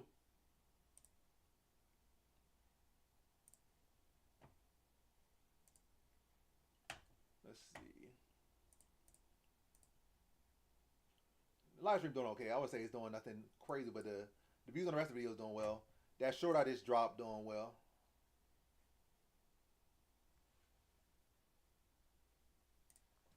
And now let's just hope let's hope the picks do well. I was doing good to start, 2-0 start, but one of the stronger picks just losing like that, that's not a good look. But it's still plenty of fights to, make it a strong card. One L does not stop the horse. Yeah, I've been here for a minute. And it's about time the world recognized. I've been here for a minute.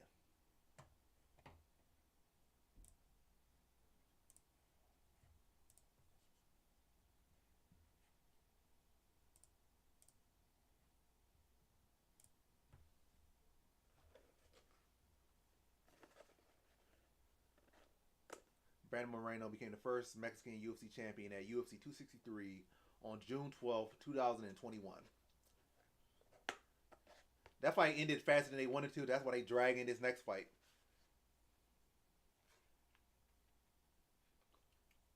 It probably be like another 10 minutes for this next fight start. They probably expect the other fight to go the distance.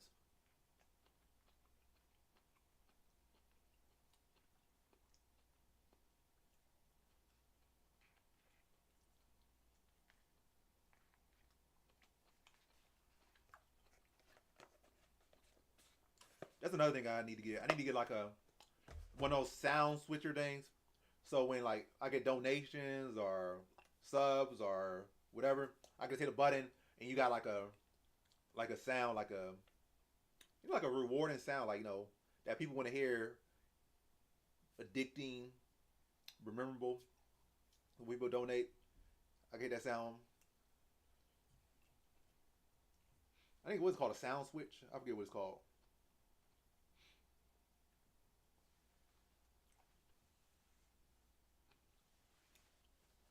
Who fought on the last Noche event? It's a decision for Bahamondes. That's my prediction for the next fight.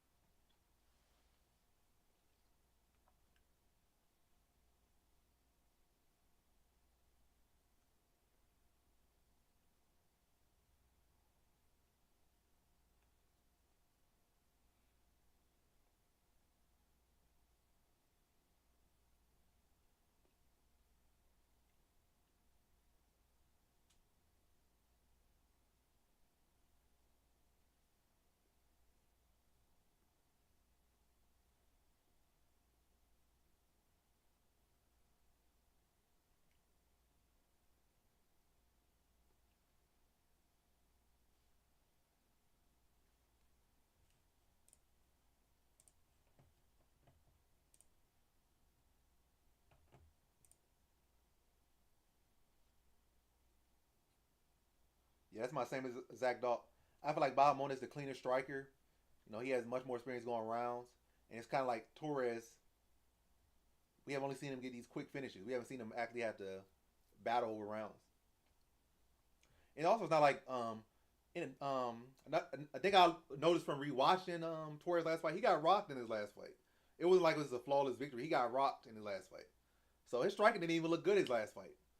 He was grappling. I'm not expecting him to go out here and have such great grappling success against Bahamondes, especially not in the first round finish. And if you look, your striking look kind of bad, or look pretty bad in your last fight, and people expecting, that picking Torres are expecting such great striking success. His striking did not look good his last fight.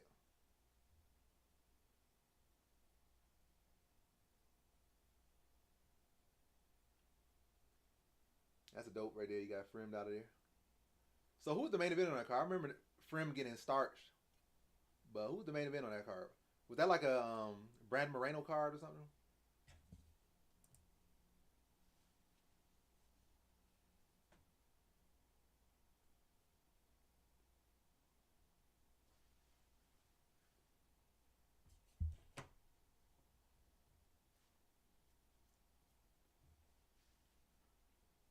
They definitely could be doing a lot more with this spear.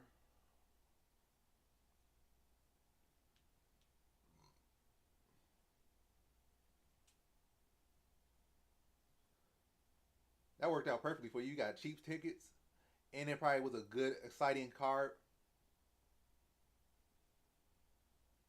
Yeah, next time the UFC comes to DC, whether it be a pay per view or free card, I'm definitely going.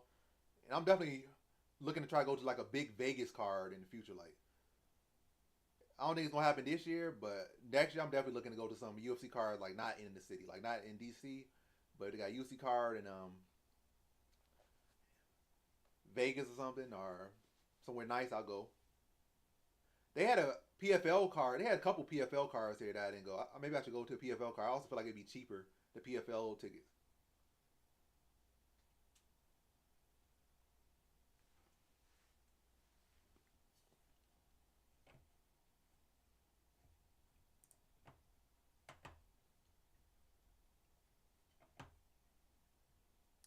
So 75% of people in here are picking Bahamondes to win.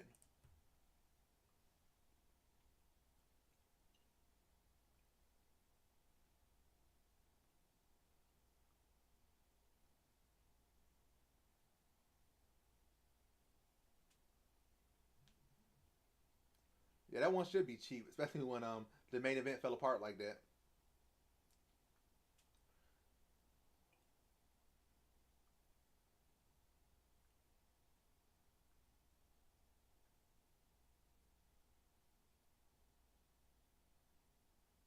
So Kamza was in the audience, or they were just booing the fact that he wasn't there.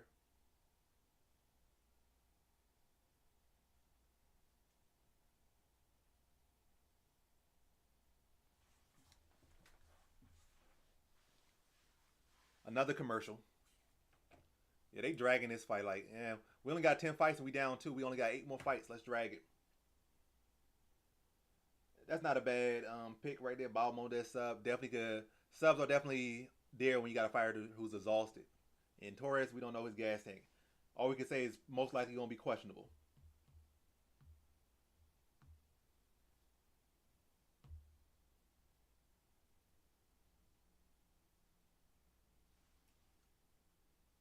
Yeah, Nate versus Kamza was one of the worst fights possible. I mean, I know people going to tune in because it's Nate Diaz and Kamzat, and that was really like the peak of Kamzat's popularity.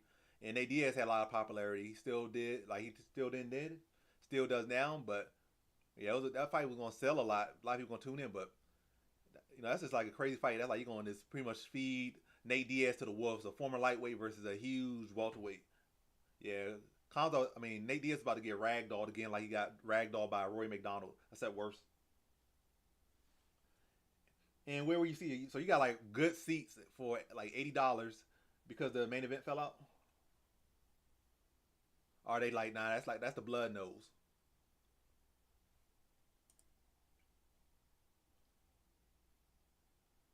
I mean, Rosa's still only like what 19. He could definitely see a belt, but I feel like it's not gonna be as soon as he thinks he does. He feel like he probably gonna win a belt in the next 2 years and then retire at 25. I think if he's gonna win a belt, it's probably gonna be around 25, 26, and he probably gonna like want to defend it more. But all big ifs. I definitely think he could challenge for a belt. Winning the belt for anyone really is a big if. No matter how good you are, it's not like, oh, that guy's guaranteed to win a belt. There's some people that look like they destined to win a belt, but even those people don't always win the belt. So winning the belt is a very huge accomplishment, and it's something most fighters don't get to achieve in the MMA because it's not 20 different UFC belts per each weight class. There's one single UFC belt. You gotta be the undisputed. So that's a tough task for everyone. So if you become the champion, that's big.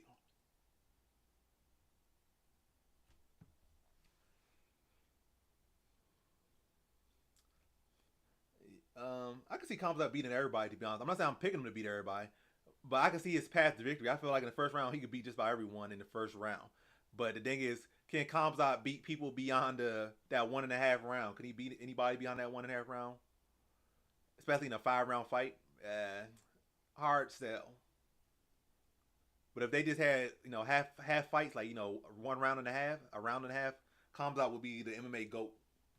But even then, I'm exaggerating. I'm joking there. But he would have a much better chance of success if it was just half fights. Again, Rosa's only 19 years old. And he only going to get bigger, only going to get stronger, only going to get smarter. There's guys who enter the UFC right now, 25, who are, going to be champion, like in their 30s, who are less put together than Rosas is right now. So, Rosas is, where he's at right now, as good as he is, he's still not even, like, really nowhere. Like, he's not even in 20s yet. He said most fighters' prime is, like, 28, kind of, like, at the lighter weights, like, 28 when they hit their prime. And, like, the upper weights is, like, 30. He's so far from his prime. He's going to get better. He's going to make up for those mistakes. And even that last fight right there, he could have dominated Quing, but he took too long to get going. Like, he took too long to go for the takedown. If he would have got that takedown early in the first round, he would have finished Quing in the first round. But,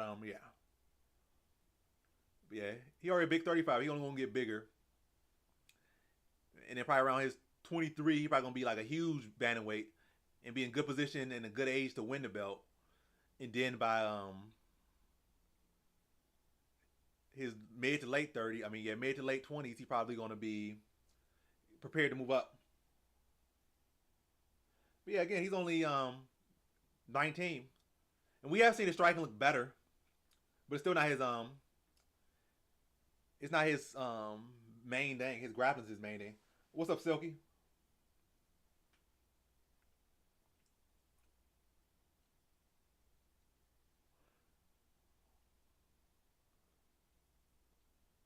Are we finally about to get this fight underway? Also, Bahamondes, he's younger, he's taller, longer reach.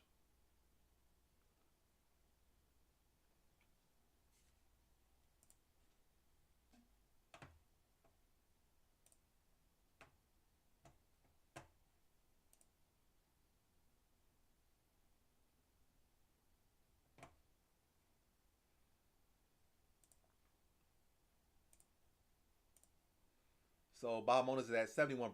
That's where not the chat, but the live stream is at. 71% of people in live stream right here think that Bahamondes will win, and I think Bahamondes will win.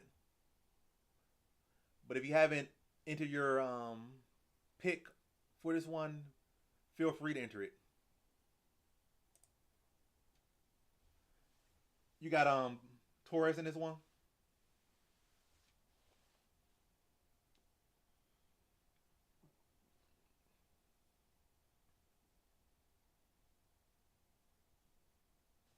Let me maximize the screen right here.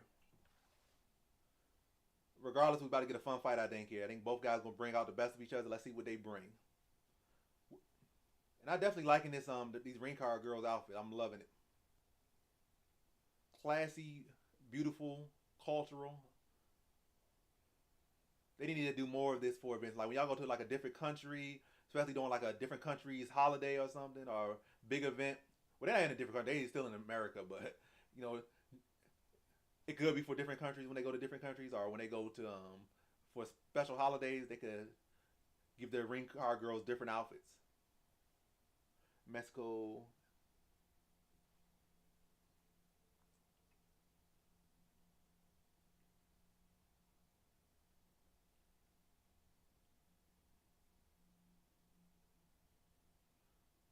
Torres already swinging big. Already swinging for the bleachers. Swing and miss.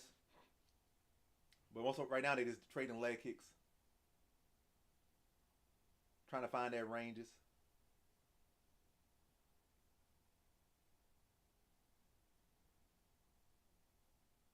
Oh, he just kicked his leg out. He was just doing a kick. But Torres back to his feet very quick.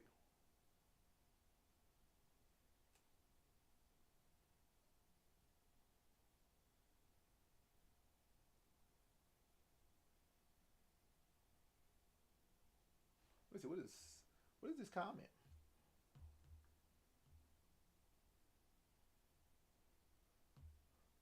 Oh, Torres coming out very aggressive. He's trying to do what he does. He's like, I only got a round in me. I'm gonna push the pace. If I don't get him done in this round, I lose. He come in aggressive. Yeah, Torres very aggressive right now. Let's see what he could do.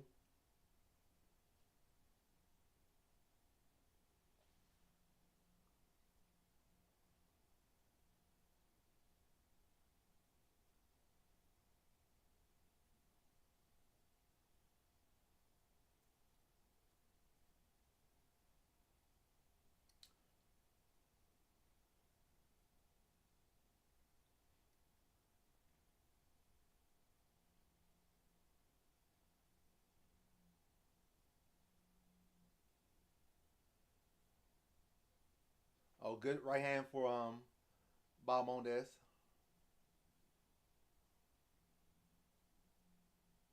Oh, good jab. Good. Oh, he just rocked Torres. Torres got a little too comfortable. They got hit with a right hand and a head kick, but he bounced back up real quick. It wasn't too flush. It wasn't flush. That would have been a knockout right there. But definitely got his attention. Definitely a good look for Bahamondes there.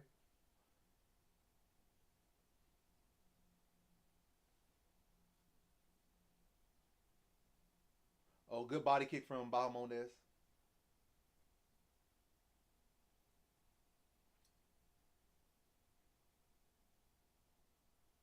Oh, yeah. Fight over. Stop this fight. Stop this fight. He done. Stop it. Why are they gonna stop it? That man got folded. They let him revive. I mean, the fight's still going, but it's like 148 on the round. 148. Bahamondes dropped Torres. They got him with that pull counter. But Torres, recovered. I don't know how much still out there reaching crazy. Yeah, Bahamondes is definitely a much more technical striker. Torres only responds to anything, just getting aggressive and swinging for the fences.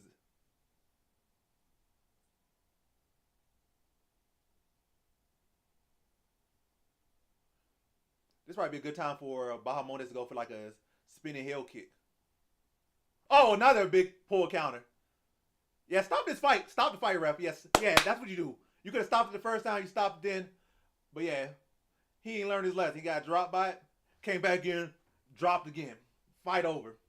Good performance from Bahamondes. I did not expect him to have that beautiful of a performance, but I ain't not mad at it. A win's a win.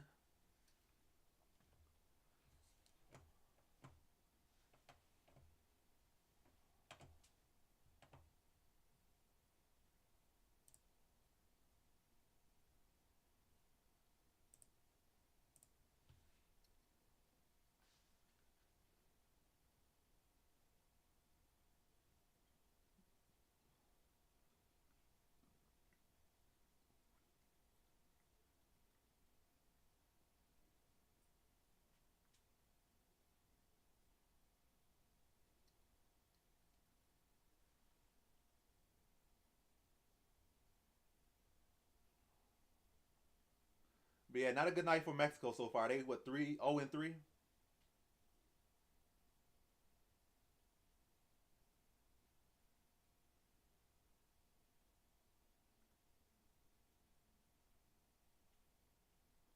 Yep.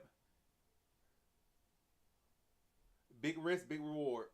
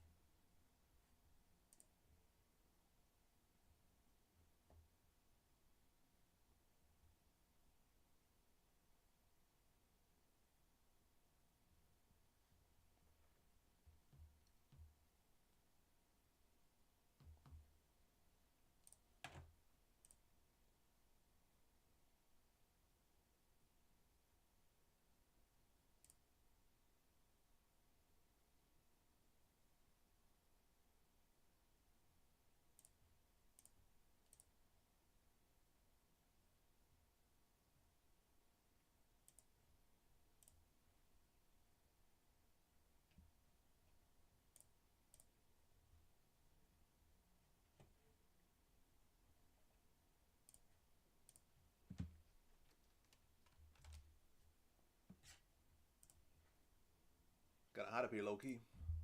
I guess all that clapping made it hot in here. Or maybe all these open doors, so the air just blowing through and not staying in one place.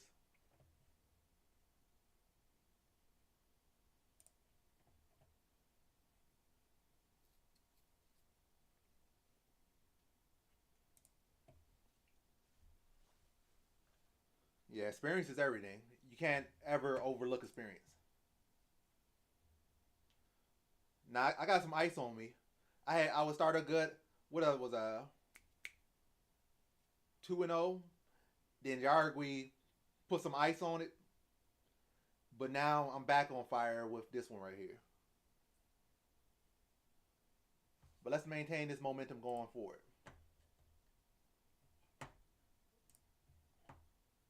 Next up, we got Dumont. I got her money line, so let's see Dumont come through for us.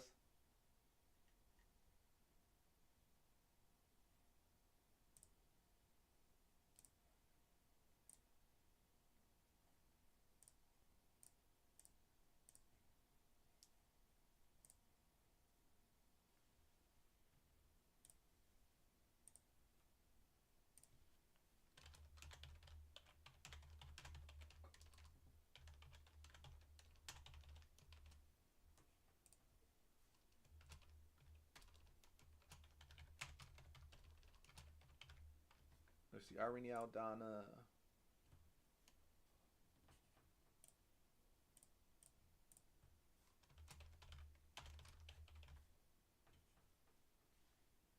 All right. How y'all see the next fight going? I put the poll up just now. Y'all got Irene Aldana or y'all got Norman Dumont? How y'all feel about the next fight? Or is that a pay per view or is that a? Let me see. Is the Lara fight versus why am I forgetting people's names? What's that dude name? But yeah, is the Lara fight on the Canelo card or is it on its own card?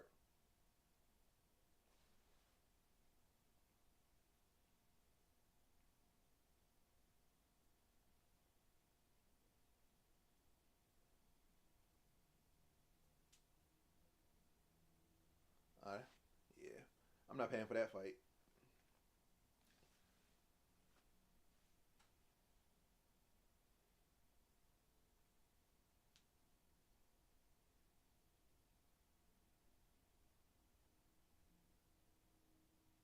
Yeah, those two fights made up for that first fight. Matter of fact, was it like it like last three fights to be honest? Because you had Joshua Van versus Chares. That was exciting. In my opinion, that was the most exciting fight on the whole card so far. The Chares fight versus the Van fight. The Yarui versus Souza fight was exciting. And now this fight right here, Bahamondes versus Torres was exciting. So the last three fights have been exciting. The first fight was boring. The last three have been exciting. Some, what, 3-1 on this card so far?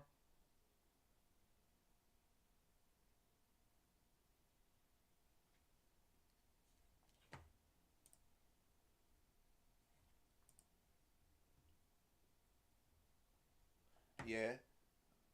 I feel like Dumont's either going to lock her up and control her or get clipped.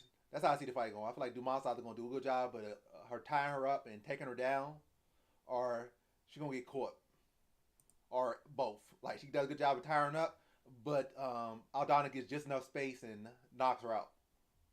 But mostly I see Dumont just tying her up and decision her. You know, probably some good boxing in there as well from her. Not much of it, so she don't get caught, and then mixing the takedown. I see Dumont winning that way. So yeah, pretty much taking the box away from Aldana.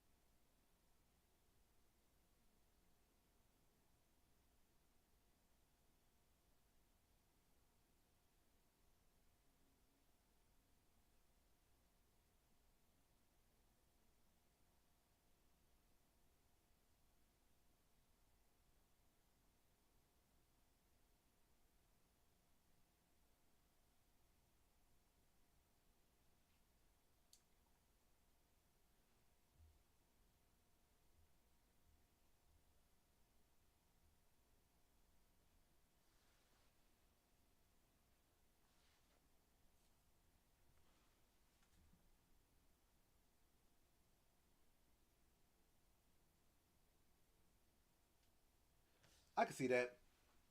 I pretty much see the Osborne fight playing out like the Van fight. Not exactly, but the same exact thing where Osborne probably gets off to a good start, but then Rodriguez starts to stalk him, wear him down. Well, really stalking him, wear him down the whole fight, but Osborne getting off better through the first round. But then again, breaking him down, then either TKO him. Well, I'm saying decision, but I could definitely see like a TKO win or a sub win for Rodriguez. And a sub win is definitely on the table because it seems like Osborne's submission defense is pretty weak. So if he gets tired and the guy starts to break him down, I can see a club and sub from Rodriguez. I think that's definitely a very live prediction, live pick, live prop for Rodriguez.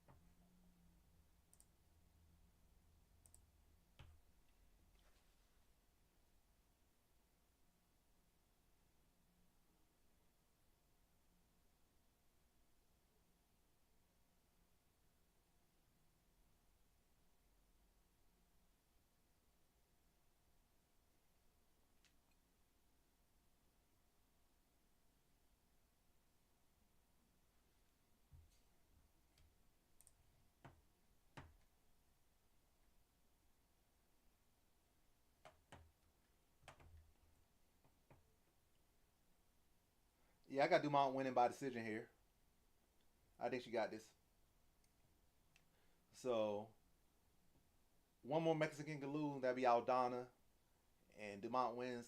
Then we can start the main card off, and the Mexicans can sweep the main event. Well, not the main event, the main card. Rodriguez get a win. Zel Huber get a win. Grasso get a win. We just gonna not count Ortega because for whatever reason we're not counting him, so he's not the one. He don't got the flag on him, so it's gonna be Rodriguez, Zel Huber, and Grasso on the main card getting wins for Mexico.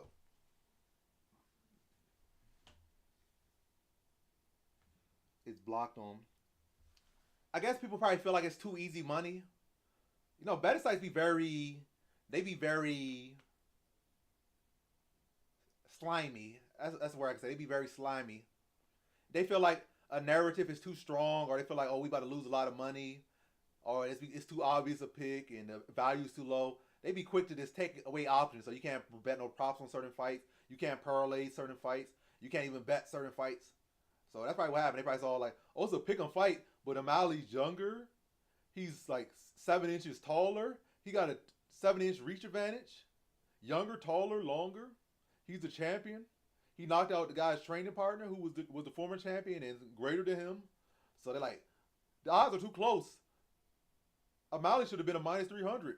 So we got to take this thing off our betting site.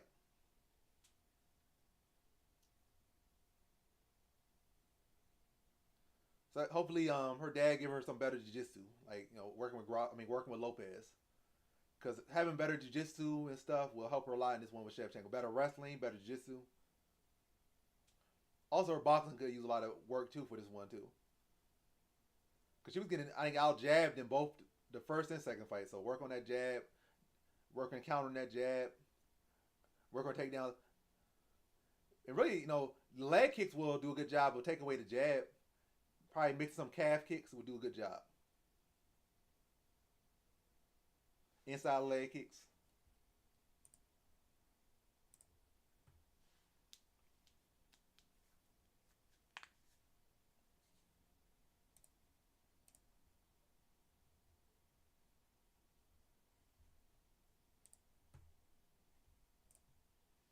All right, now we're getting some theatrics here. This actually looks cool. That probably look crazy in person. It looked kind of crazy from the TV, but the internet from the computer, the desktop, but probably look real crazy in person.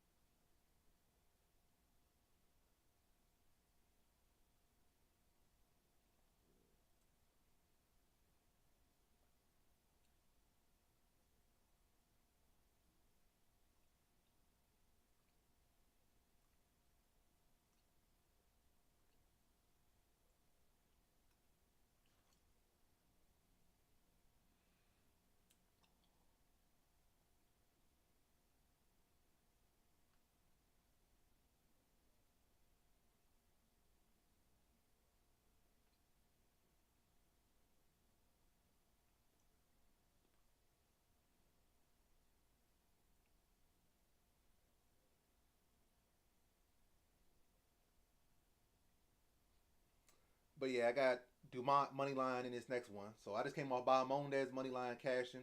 Now I got Dumont coming up next money line. That's my bet for this one.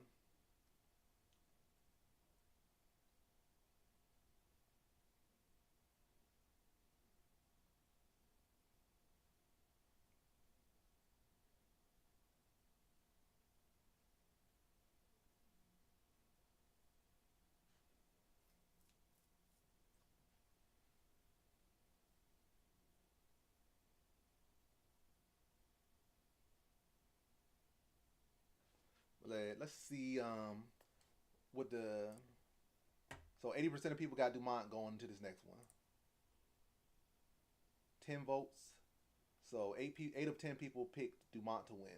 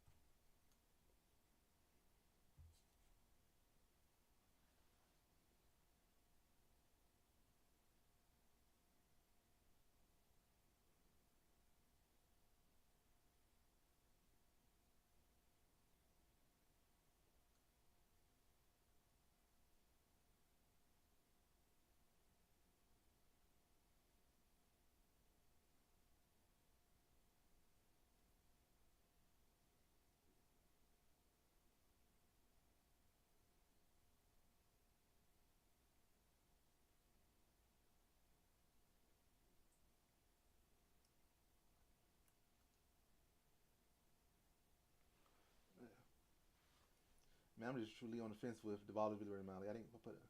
Put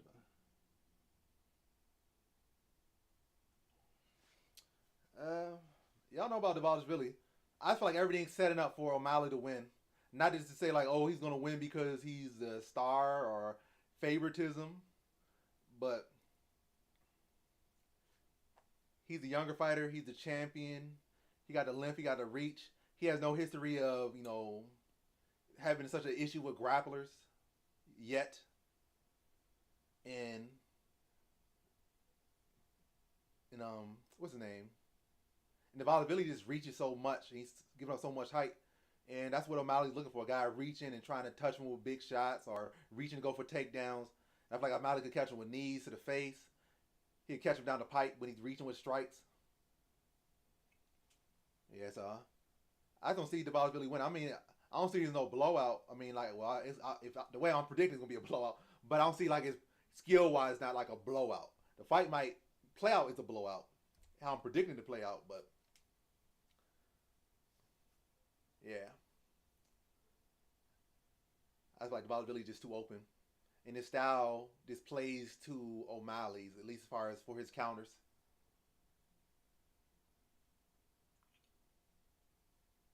Yeah, I can't trust Osborne. I can see Osborne was like this guy who was like a known dog, and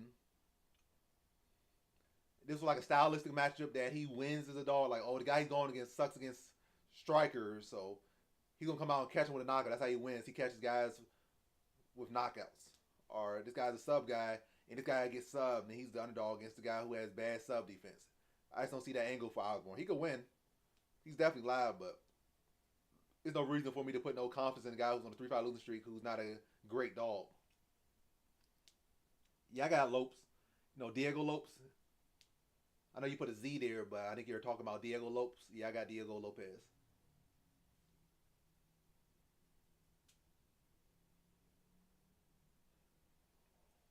Mm.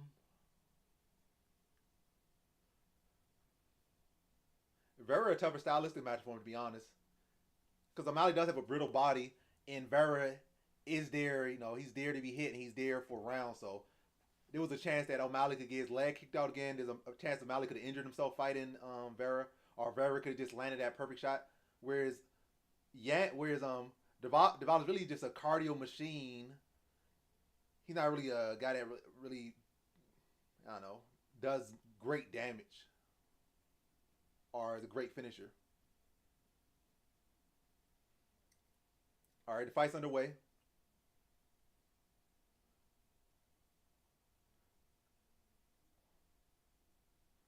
Dumont starting off with good kicks to start the fight.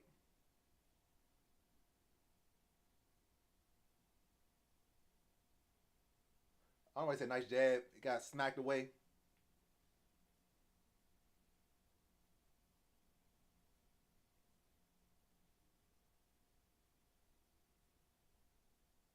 Good inside leg kick. I say just wrestle. Stop doing this kick game. Your hands gonna be low. She could counter you.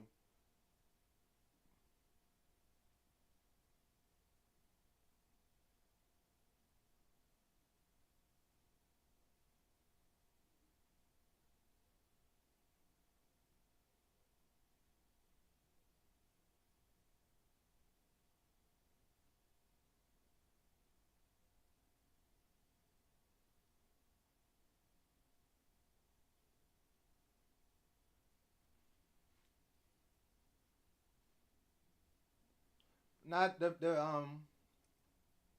prelims look good from the jump. I don't think it was such a surprise that they turned out exciting. The Yarui fight could have been boring, but I would have preferred that be boring so that Yarui would have won because I bet on her. But regardless, that was a much exciting fight. And the other fight is Van versus Chares. I knew that was going to be exciting.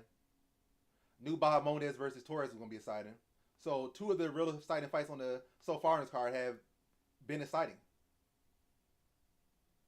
Well, two of the three I expected are I already expected them were exciting. Yeah.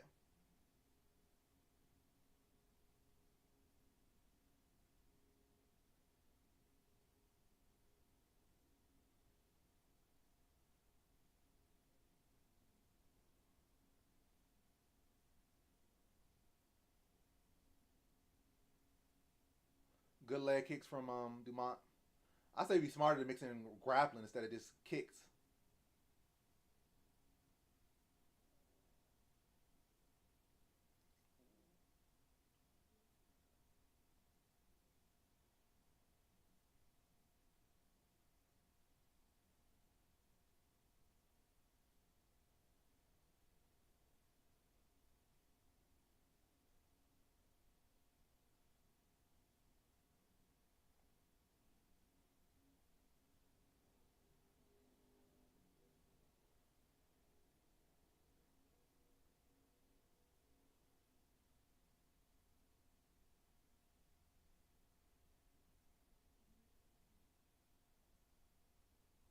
Oh, good combination from Dumont. But again, I'm not liking her striking so much. Grapple. Why are you striking so much? You're winning striking, but that leaves a chance of getting caught. Grapple. That's a smart way to go. Aldana has so many losses where she's been grappled. Grapple her. That'd be so much smarter. So far, 20 significant strikes to 3. 20 significant strikes for Dumont to 3 for Aldana. And she adds to that total. I think she's like 25 significant strikes to 3.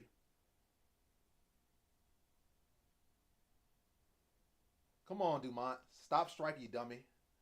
Mixing some takedowns. I know you're having a lot of success, but all it takes is one shot and you lose.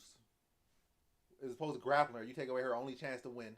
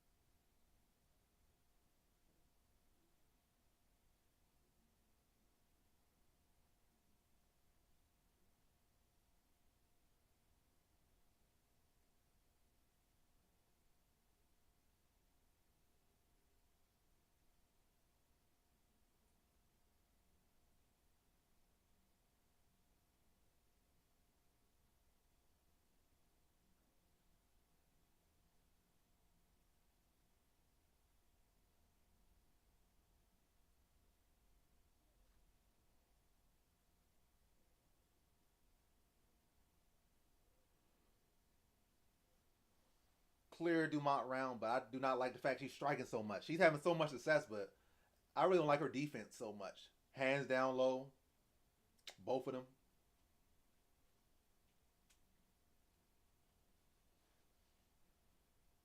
Repetitive footwork.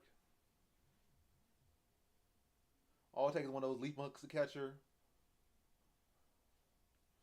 or to get walked into another shot. As opposed to mixing it up, like you doing what you doing there. Then when she comes in with those flurries, level change and scoop her up and take her to the ground. That'd be much smarter. Because her defense is not great.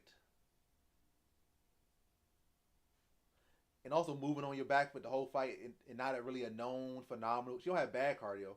I think she has good cardio, but I don't think it's the type of cardio where or the skills where you would be on your back foot the whole fight. Because that's very exhausting. I don't think she really built like that. So it'd be much smarter to do that. And then when you come in with these flurries, look to level change and drag her to the mat. And then catch her breath.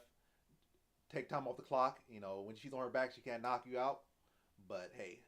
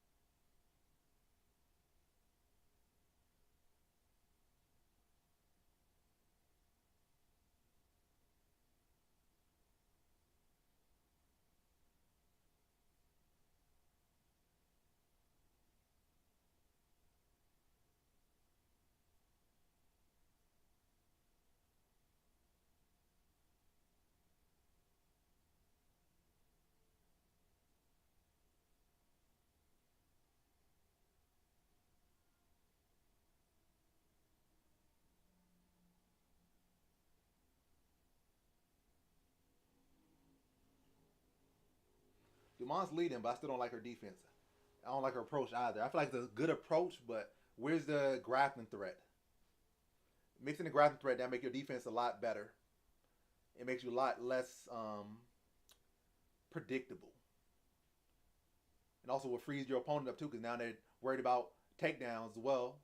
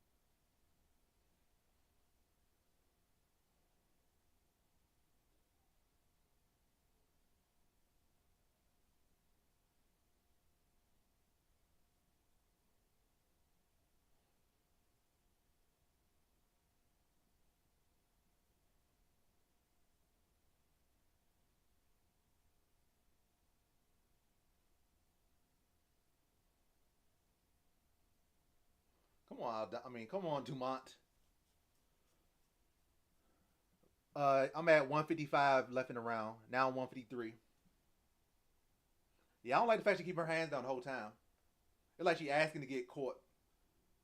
I was up the whole fight. I feel like she's easily setting herself up for that type of result.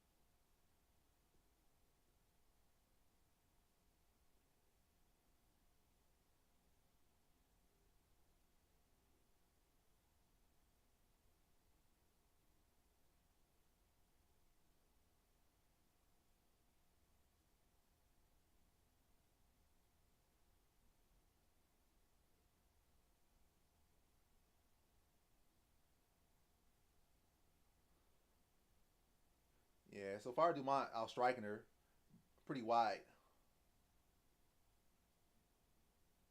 Uh,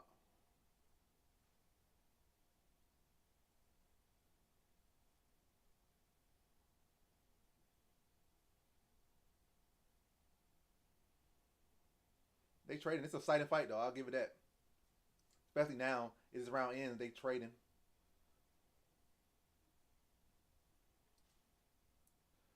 I say another round for Dumont. I think y'all landed her like 50 to 25, so like doubled her up in strikes, bust her open. But she Aldana started to land. Like she finally started to land clean. Again, that's like you on your back for the whole time, hands low, doing the same exact thing. You're gonna start to get caught. She responded well, but the best response is to not get hit. It's okay to it's cool and all to respond with some firing back, but the best response to get hit is get your counter and go back to outpointing them and not getting hit, but using better defense. I don't think it was all that close. She outlanded her like 50 to 25. She landed some good shots, but was that enough to equate for giving up like twice the amount of strikes and also getting bust open? I see that was the cut was open by a head, but yeah, she definitely took both rounds. She for sure won the first round. I feel like you give Aldana a round, you kind of gifted her. So Aldana, we know for sure she didn't win the first round. Second round was closer, but she still got outlanded like 50 to 25. The first round she got outlanded like 30 to 8. Second round she got outlanded like 50 to 25. So she still got outlanded by double strikes. And it's not like she landed something so effective that's going to shift the narrative of that round. But I bet some judges did probably give it to her, but I doubt all 3 judges gave it to Aldana. And I doubt even 2 judges gave it to Aldana. Probably 1 judge gave that round to Aldana.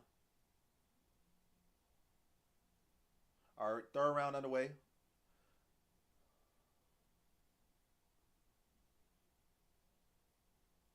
Norman mixing some takedowns more. Well, attempting them more. Aldana defending well so far.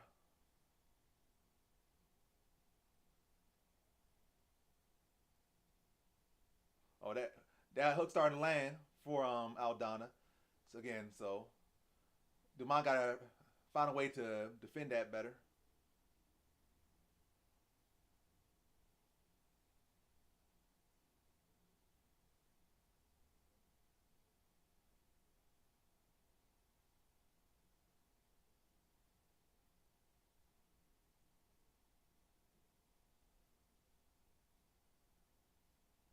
Oh, good combination from Dumont.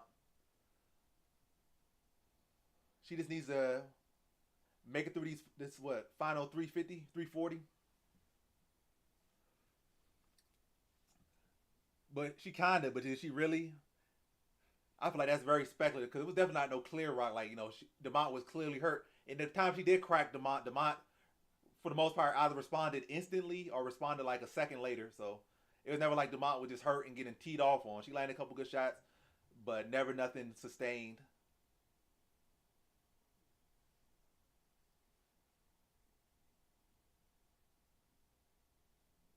Another hit, but unintentional, but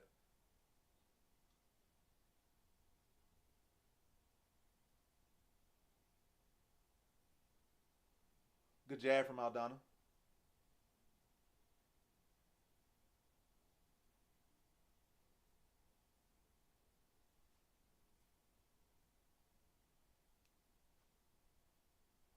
Finally got a decent takedown attempt, but Aldana defends it well.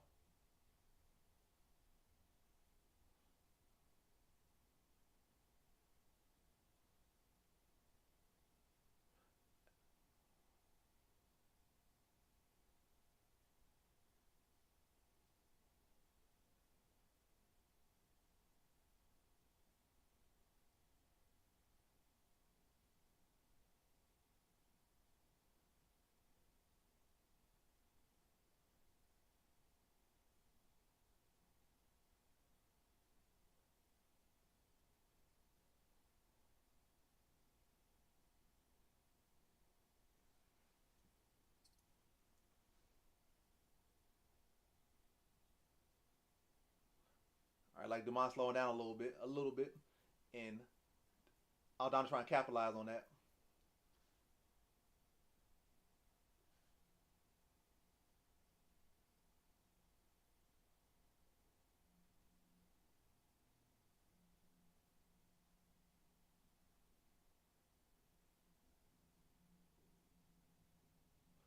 Good front kick from Dumont.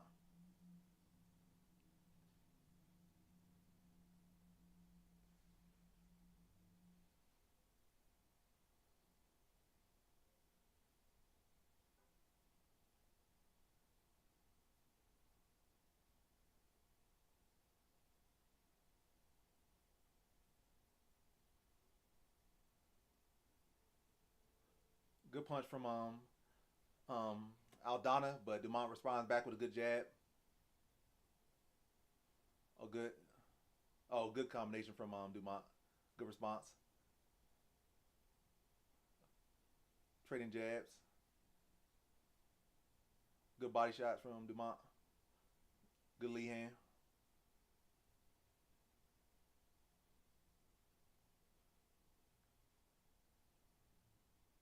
Oh, good body shot to the hook from Dumont. And even this round, Dumont's outlanded her 53-18 so far.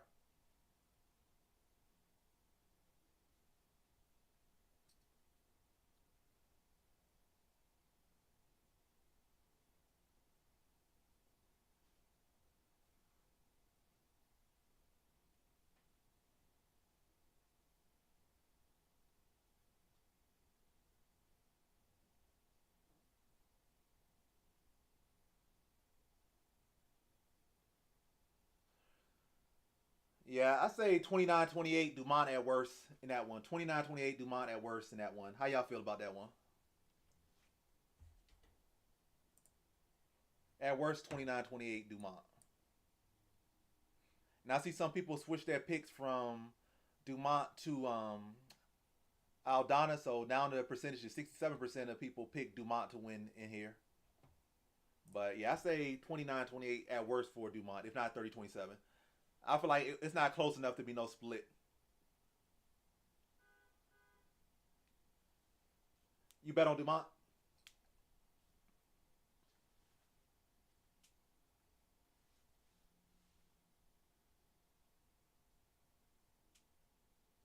That's what's up. So if you put 1K on Dumont, shouldn't you have got her at well, I guess her odds dropped to minus 105, so that probably would mess it up. But I know for the longest she was like plus 110. That's when I got her. I got her at plus 110.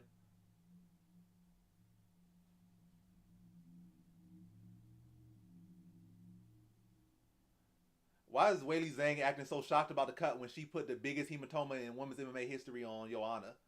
That don't look nowhere near as gruesome as what she did to Joanna. But she acting shocked about a cut.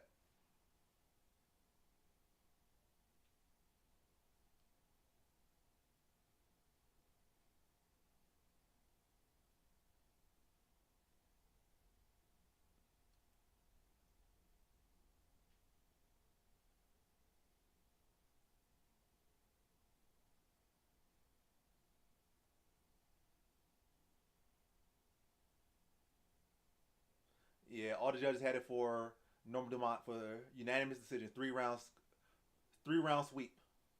So yeah, at worst it was going to be 29-28 Dumont, but the judges gave it 30-27 Dumont, and I completely agree with that scorecard.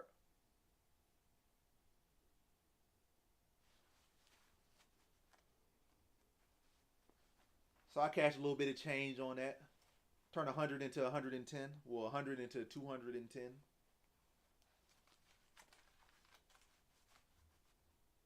Let me see my slip.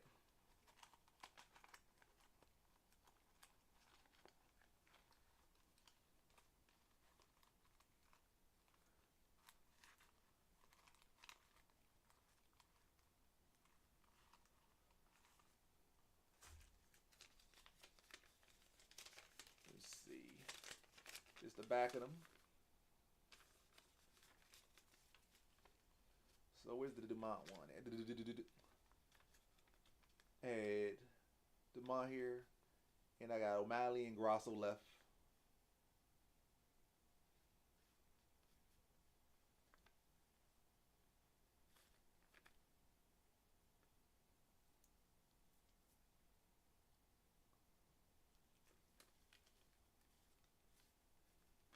So what Mexico is what 0-4 so far.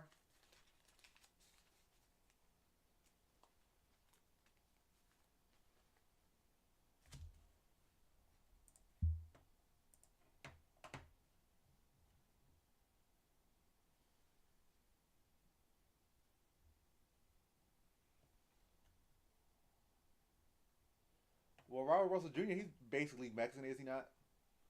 So they got one win. So they got one win.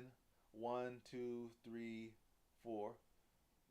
They 1-4. 1, 2, 3, 4.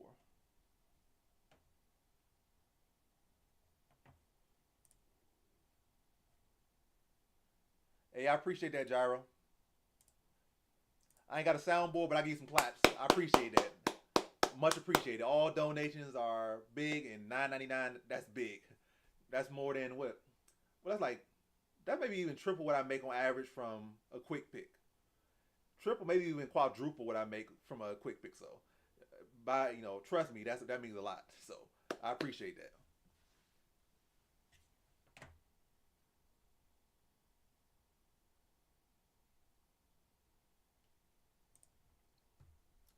Yeah, that's definitely not how I thought Dumont would win. I thought she would win by like mixing in the grappling more, but she had zero success grappling. She won that fight purely off striking. But hey, she got past the tough stylistic matchup, and the worst way to go past that tough stylistic matchup. So if you thought the easy path to beating Aldana would be to grapple, and she didn't grapple at all, or didn't have no success grappling, and she beat her in the hardest way, straight striking. Even Amanda Nunes didn't beat Aldana in just a straight up striking matchup. So that's a big feather in her cap to be able to beat Aldana that way. I definitely think she's a big threat in the weight class now with that performance. And I think she in the top 5 now. but I think they all get washed by Kayla Harrison. If Kayla Harrison wasn't here, I think she has a good chance of beating Pennington. Matter of fact, I would favor Dumont to beat Pennington, and I will pick Dumont to beat Pennington. But Harrison, I think she's watching everybody. Yeah, my same exact thoughts on that one.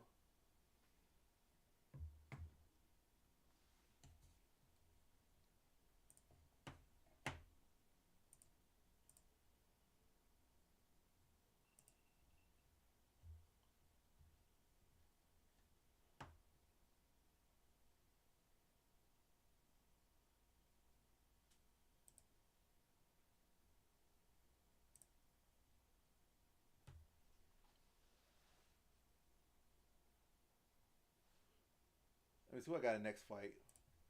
Next fight I got I'm saying Ronald. I got Ronaldo Rodriguez. So next fight I got Ronaldo Rodriguez by decision in the next one. So Ronaldo Rodriguez in the next one. Let's see. End poll, start new poll.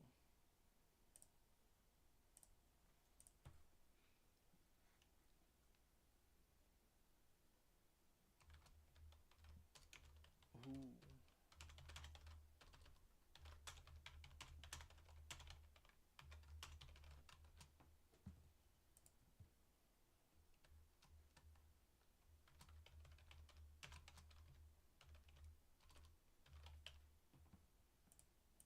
Who's this person he fighting?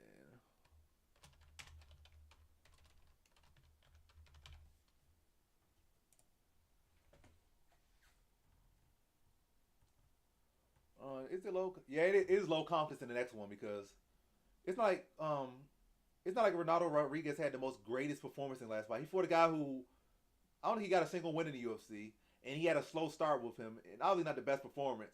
And now he's going against Osborne, who is obviously a step up from his last opponent. But yeah, it definitely has a good chance for Osborne to pull off an upset, but it's not a chance I would bet on it, me personally, as far as Osborne's chances. But yeah, again, Osborne got the reach, he got the size, but his whole style a lot of times just relies on explosion. So he doesn't really even know how to use his reach to the best advantage. Because he's a longer guy, but he so often explodes with his wrestling, explodes with his strikes, lots of flying knees, a lot of reaching. But you got to reach while you're reaching and exploding in everything you're doing. And that often leads him to slow down as the fight goes on. And Rodriguez is like the opposite. Rodriguez he knows his range. He's more composed, tighter defense, and he can push the pace, but he push that same pace and break you down over the course of the fight. Whereas Osborne typically breaks down over the course of the fight. So, yeah, the fact that Osborne's on a 3-fight losing streak, not a great dog in general. And yeah, a Mexican themed card. And I see, at worst, I see this fight being a close decision. And you go to a close decision, you're going to give it to the Mexican, especially when they're down, like 1-4 on this card so far. So I feel like they're going to be looking to give somebody a win. So even worst case scenario, if it goes the distance and it's close, you're going to give it to Ronaldo Rodriguez. And also, not just from him being Mexican, not for just being a Mexican card. It's not like Osborne's going to go on and do something so great in the UFC. We already know where his ceiling's at in the UFC. He hasn't been consistent, hasn't been, has shown not to be like some real winner.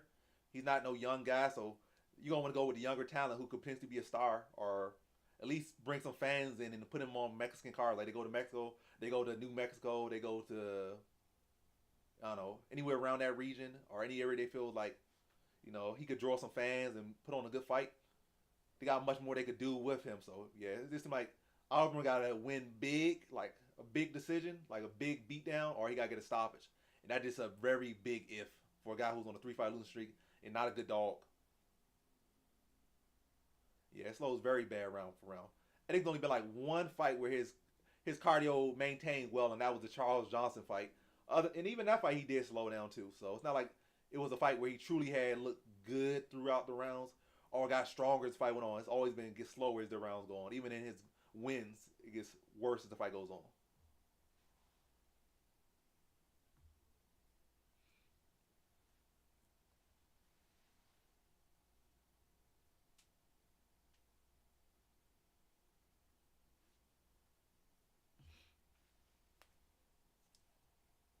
Yeah, I think the sub is definitely possible, especially like he wears and breaks down Rodriguez and clubs and subs him.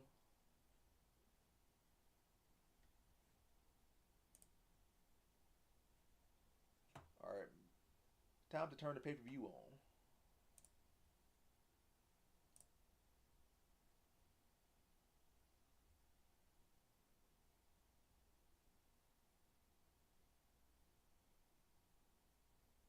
All right, pay per view time. We is starting the pay per view.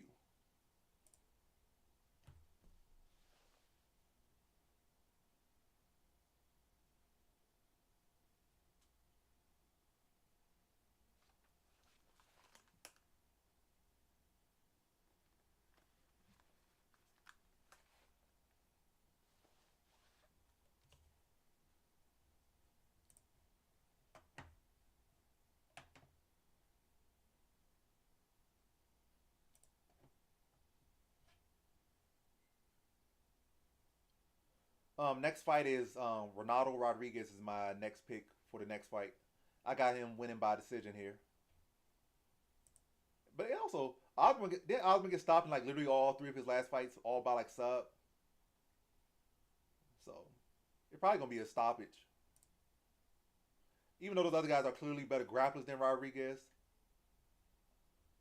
sometimes trends are just very strong and they just continue to trend. Like even though you might get a step down in grappler, the same result just seems to happen when it's like it becomes a pattern.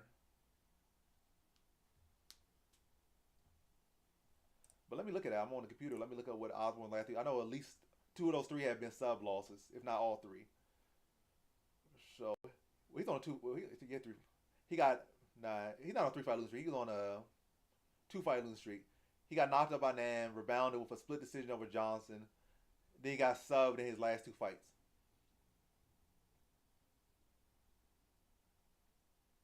He mostly got dogged by Almabayev. I don't think he really had any flashes in there. In the Philo fighting, he just got straight up dogged in the Philo fight. He didn't even get out the first round.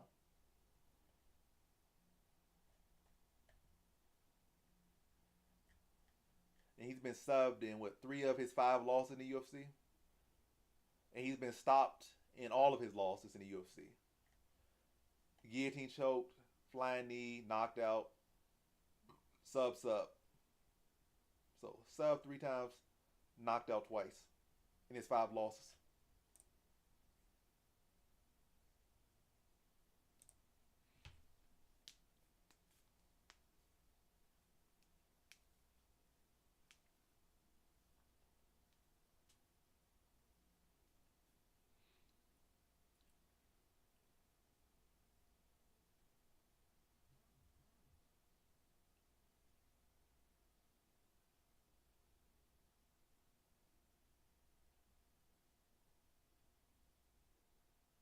Are they able to play some? Have actual musician come out? That's new. That's fancy. I like it. I mean, they did have Sinead Kavanagh for Conor McGregor when he fought Chad Mendes, I believe. But now they got the editing all in there. I like it. Finally seeing his spirit do some work. I bet this look amazing inside the arena. Let me turn the volume up. I'm glad you liked them. And I'm glad they've been winning too. So like, not only been good and been educated picks, but picks that come through for you. I like that.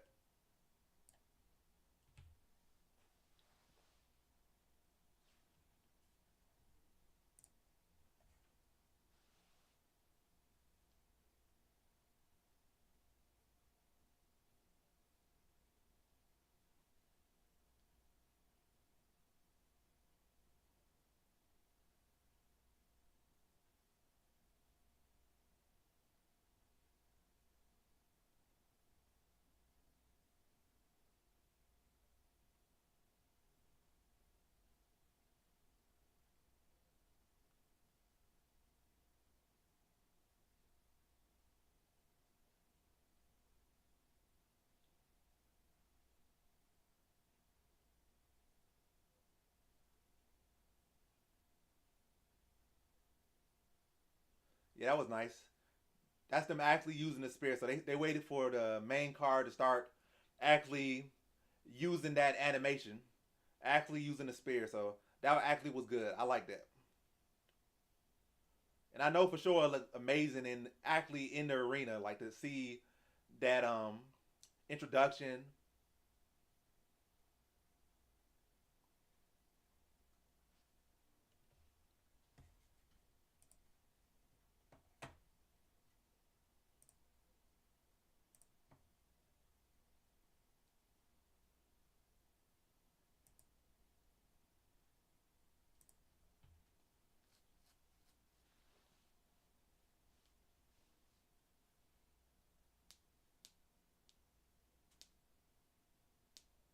Yeah, I like that. That's a smart play.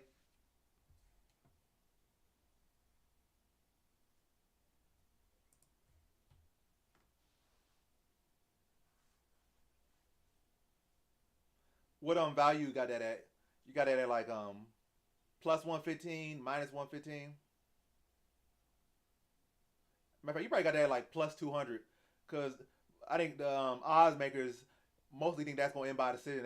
They giving Osborne respect, as I'm giving Osborne respect. But so you probably will get that at plus 200, I think.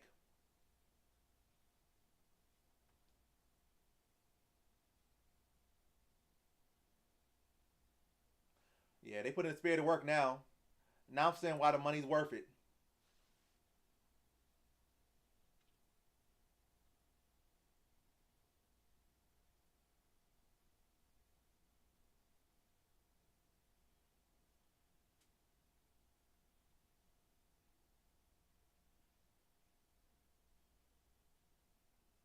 Yeah, that's good. Plus 140 for that. I think that's very good odds.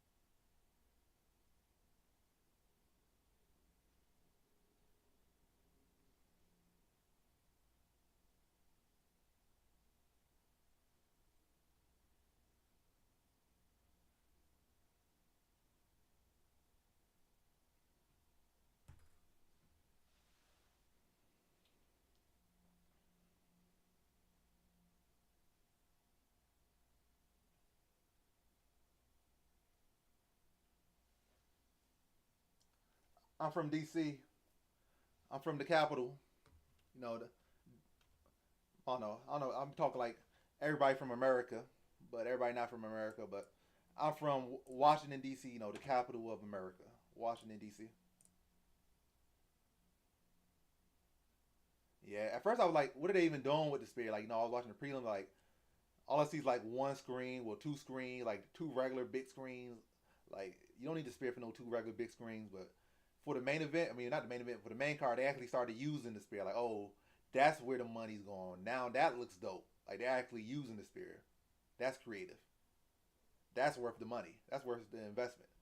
And that's worth, paying that ticket to see, for that most likely once in at least a decade. Because I feel like the UFC gonna go back to the spear, but probably for like some real big event. They say they won't come back, but I feel like they're gonna go for a real big event. Maybe like the next big star, like McGregor. Like the guy that's maybe not as big as McGregor, because that's a big sell. But like, real big star, real big fight, super fight. They probably go back to the spear, and you know, yeah, that'd be dope.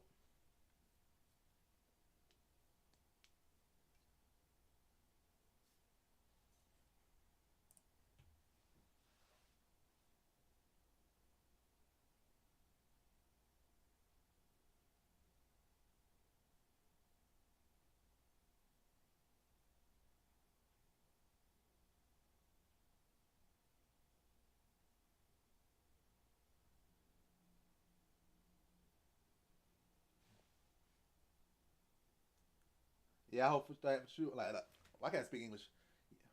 Yeah, I hope that too. I hope everybody winning. Hope everybody cashing. Hope all y'all parlays hitting, all y'all money lines hitting, all y'all props hitting.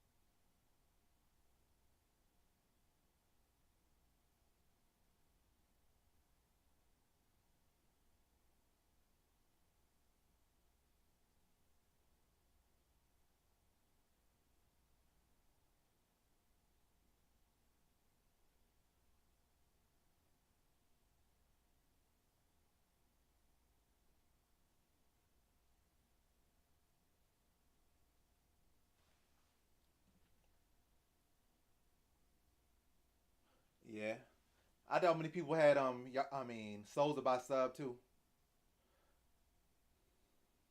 I know if she win, probably be by TKO, not sub. But that is a issue for Yarui. She does got a bad chin, and she does have a tendency to engage in 50-50 exchanges when she doesn't have no business being in them. Because she got dropped by Stella Nunes. Her lone loss in the UFC, she got dropped in TKO. And now, in this fight, she got dropped in subs. So she got to work on that.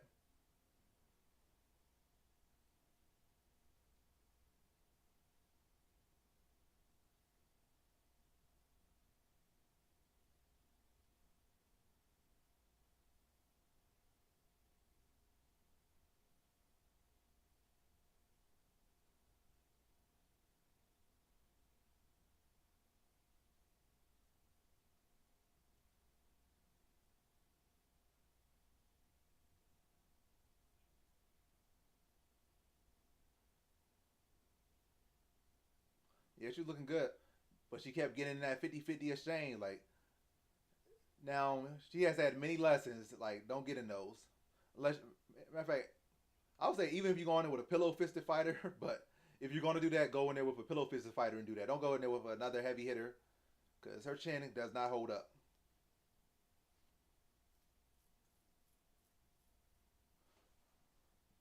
What's up?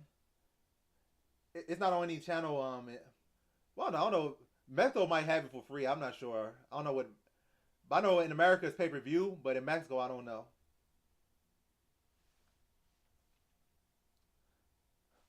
But what's up? I want to say Pina, or should I say Likey? Why to say Pina? Pina 721.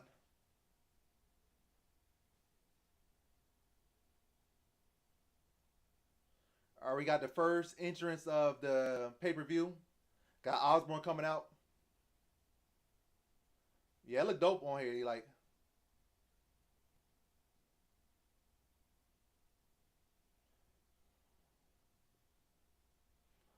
Osborne amped up here. He coming out. Got the music on.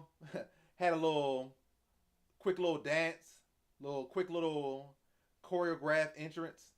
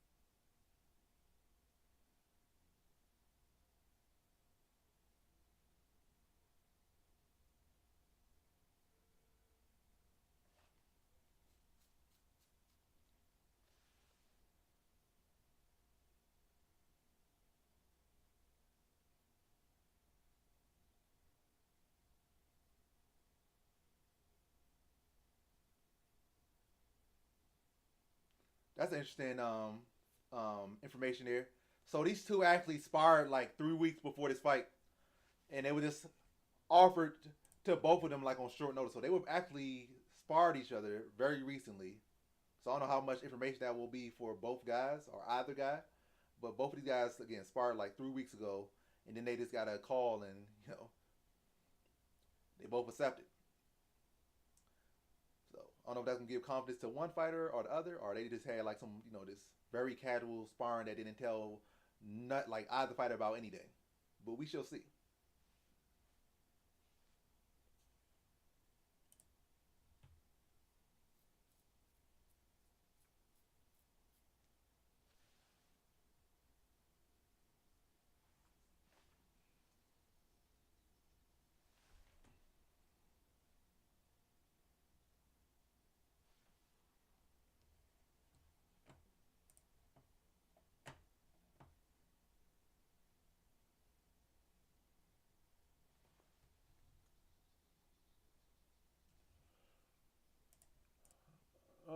Let's see.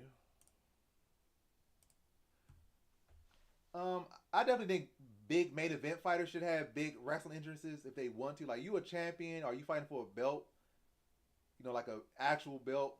I'm not gonna say interim title, but I feel like definitely like you fighting for a real belt, like not an interim, like undisputed belt. Whether you the champion defending or the interim champion, I mean, whether you the champion defending or the guy vying for a title, I feel like they should definitely be able to have like WWE entrances. Like I'm having a big event, historical event for me especially. I want to come out WWE style. They should be able to do that, especially if they themselves are willing to pay for it. Like I'm paying for I'm paying for it all. I'm paying for the guests. I'm paying for the pyrotechnics or whatever. I'll pay for it. I want to come out to something theatric. They should be able to do that. In reality, the UFC should pay for it, but I'm saying they should especially be able to do it if they themselves are coming out of pocket to have that theatrics. Yeah, Ode had a nice walkout. He definitely took full advantage of the opportunity as far as his walkout. But yeah, I don't think every fighter should. But if it's like a big card like this, I feel like everybody should be able to come out with fancy walkouts. But in general, if it's like a big pay per view or a title fight, I think those main event fighters fighting for belts or defending belts should be able to have WWE type entrances, those big pro wrestling type entrances.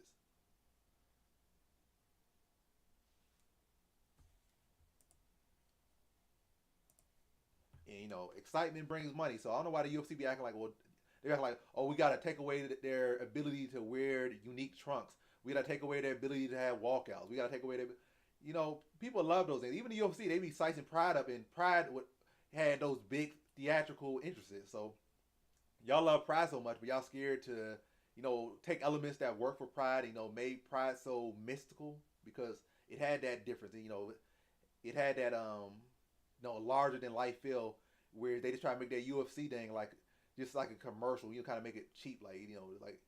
Do you want to make this something big, or do you want to just act like it's just putting fries in a bag? Like, nah, I want to make these some gladiators about to fight. Make it theatrical, make it look larger than life, and it's not gonna take away from the fight. They're gonna go down there, they're gonna throw down. So at the end of the day, they're gonna throw down anyway. So let them add more excitement to it. Yeah, all those things like fighters making a lot of money gets people to watch. People like, oh, they making $5 million to fight here. I could beat those guys up, or $5 million, blah blah. What these guys do to earn $5 million? Let me see. People tune in when they see guys making money. More guys compete. You get better athletes because they see more money. The actors, gonna trend over the net. Like people come out with big interests that are cool. People gonna post it all over the internet, which gonna bring more viewers, bring more views, everything.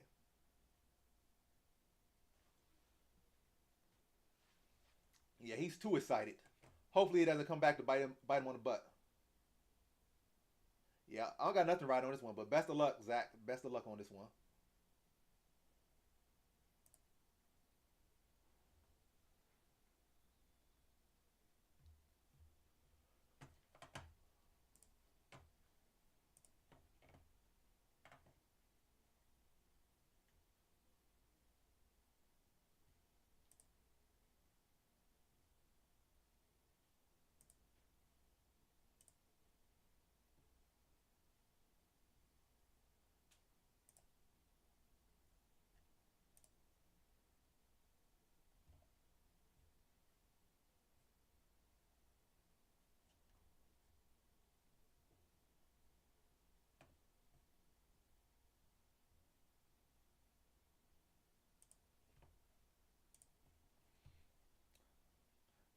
That's a cool outfit, ring girl. That's a cool outfit right there.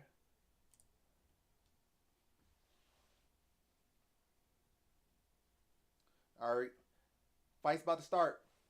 All right, we on our way.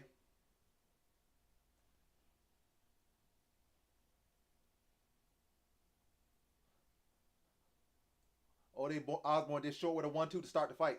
So, oh, Rodriguez got to work on his defense a little bit. Osborne already came close like 3 times now with the 1-2. So he got to find a defense to that 1-2. Yeah, come on now. You got to defend that now. He done doing that like 5 times in a row, and they all pretty much landed. Matter of fact, they keep getting closer and closer to landing better. I mean, it keeps landing better and better, flusher and flusher. So you got to find an answer to that. Oh,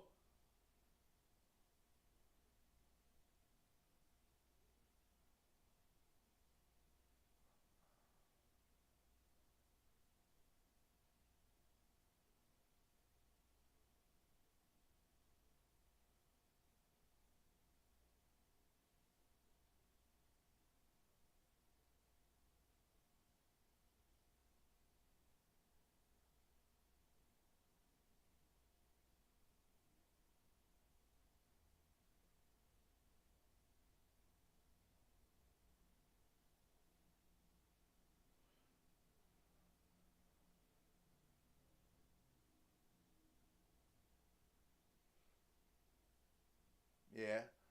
Rodriguez fighting for his life here. He in a very bad position. He got dropped. He got put in a triangle, but he's trying to survive.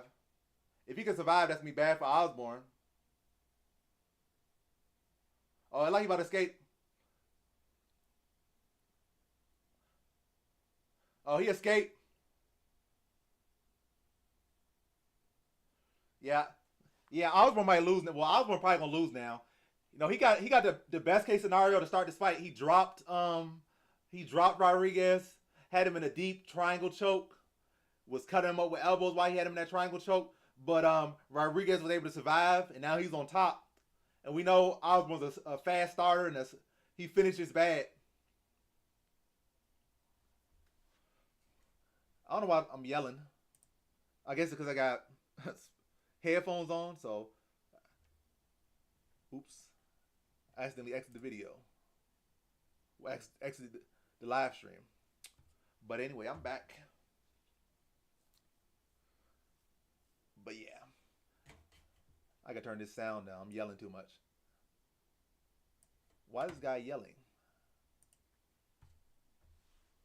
But yeah, Osborne had a great start, but after you have that close to a finish and you aren't able to get it, you know that's a big energy dump, especially for a guy who already naturally has a big energy dump when he doesn't have these big moments.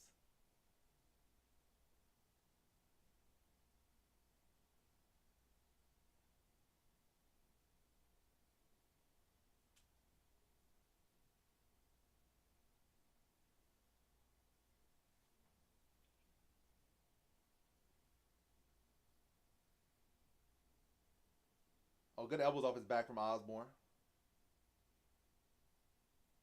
Good hammer fist off his back.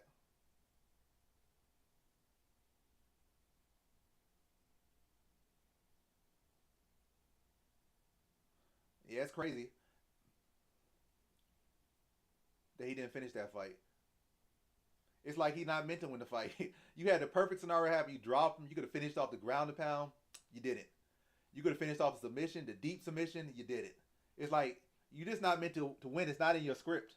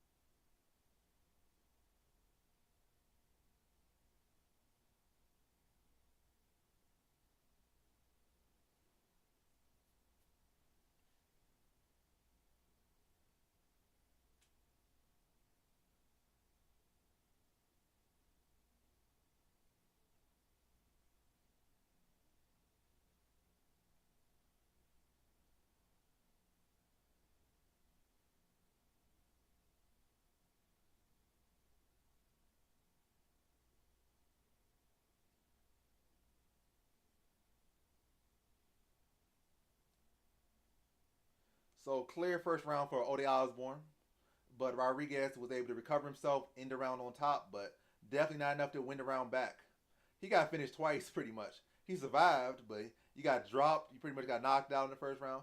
You pretty much got tapped out in the first round, but nonetheless, he was able to survive both instances and end the round on top.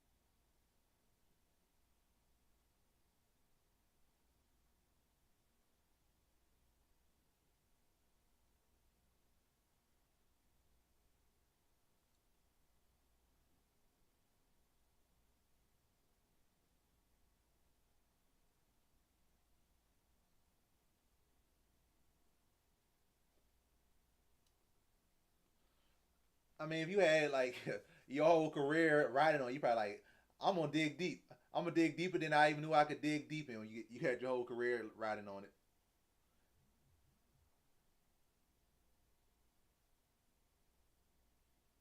All right, round two underway.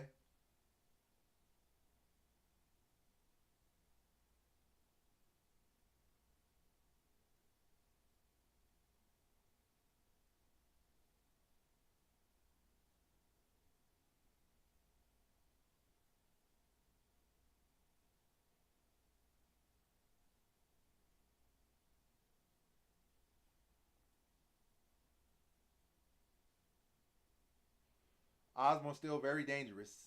I think he started with like a ninja choke, but Rodriguez was able to defend it well, scramble out of it. Now Rodriguez on Osborne's back, trying to sink the hooks in. Got one hook in.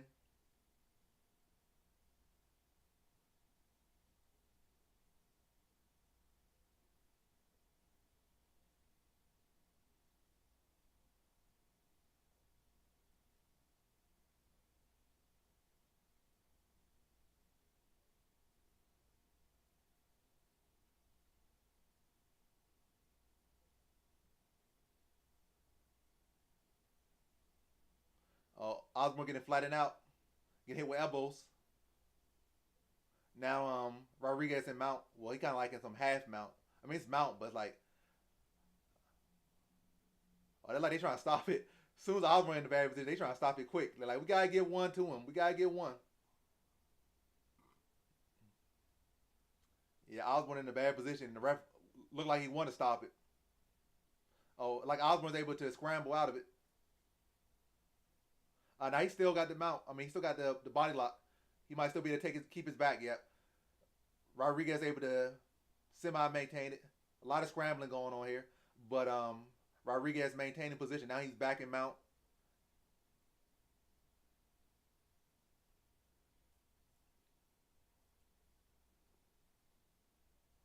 Yeah. Now we start to see that fading from Osborne. Like he looking gassed, looking exhausted. He's still battling, but he's not a guy known for phenomenal cardio. The pace start to get too high, the man start to dip out.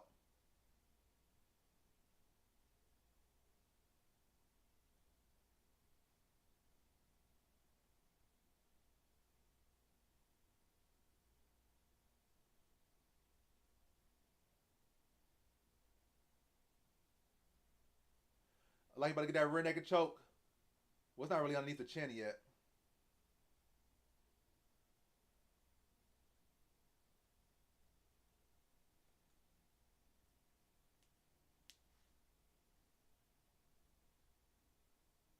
This has been another good fight. So it's been some good fights on this card already.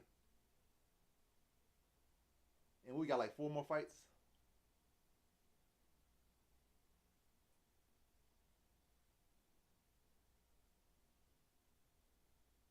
Yeah, crazy fight.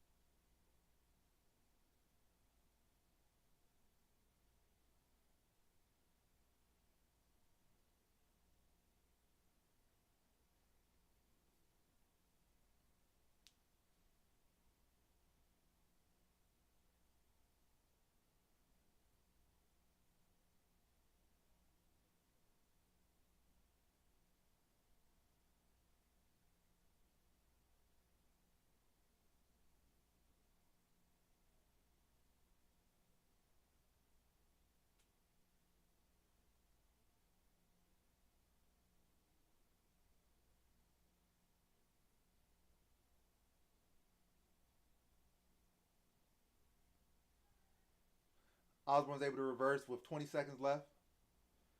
Yeah, not much time to work. So unless he do something big, he already lost this round. He's trying to do something big, but just not enough time.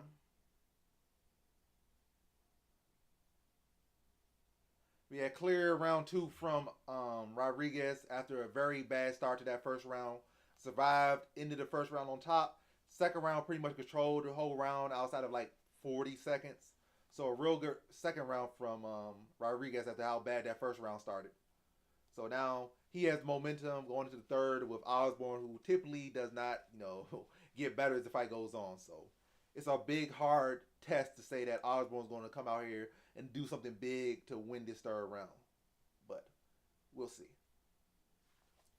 I got Rodriguez anyway, so hoping Rodriguez comes out and either get a stoppage or does what he did in the third round.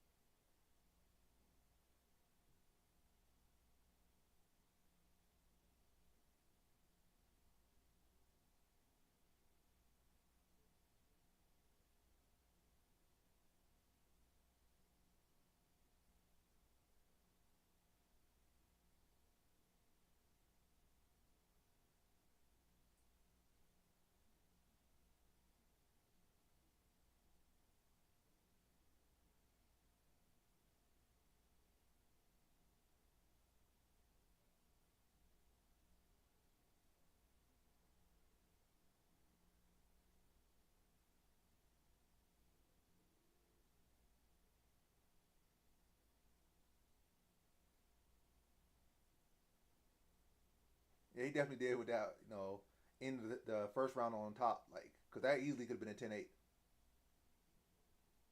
And even on some scorecards, that could have been a 10-7. Two near finishes. One near finish enough for a 10-8. Two near finishes could be a 10-7, but he was able to show, like, I'm still here, end up on top the rest of that first round.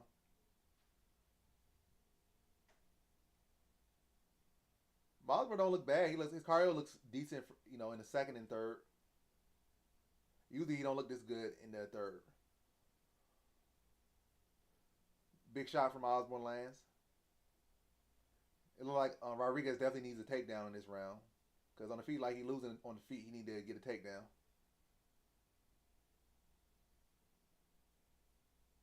Good jab from Osborne. Oh, good hook from Rodriguez. Weird overhand, didn't really land. Now he just throwing anything.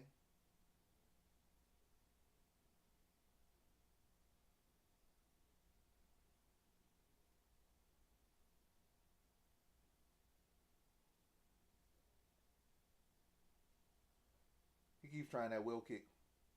I don't think he's gonna land it, but he keeps throwing it. Decent overhand from Rodriguez. Coming very aggressive. Osborne shoots a takedown. Semi gets it, but then Rodriguez is just able to defend it.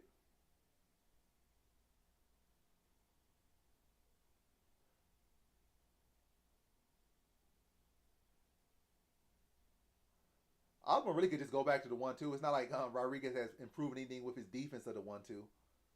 So he don't even need to just keep popping the jab out there. He could pop the jab and come with the 2. And it will land just like it landed in the first round. And since it's been some time, he probably won't even be expecting it so much. You probably get a drop of it. But hey, I'm not Osborne or his coaches, and I'm not even picking him. But if I was his coach or him, there's a 1-2. But he threw it kind of weak. He didn't trust it. So they had the fact it wanted it touched, but it didn't go through him.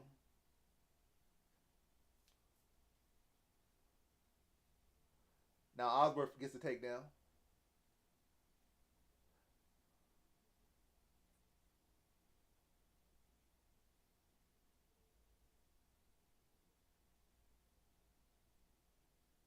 Rodriguez trying to go for Kimura. Not Kimura. Yeah, it's Kimura.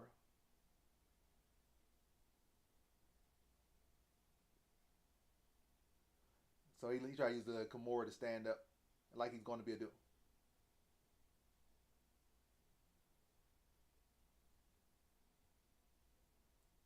Close round with a minute left. This fight could go either way. Close round with a minute left. Good jab from Ode. Good leg kick from Rodriguez.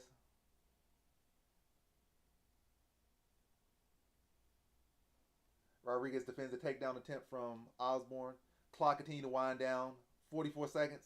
I think Rodriguez needs something, decent to steal this round and seal it. But it's a very close round with 35 seconds left. Could be either man's round, but very close fight with little time left. Somebody needs something to seal this round because it's up for grabs. Rodriguez on top. That could be enough to win him the fight. Just ending on top. Maybe get some ground and pound. We'll seal it for him.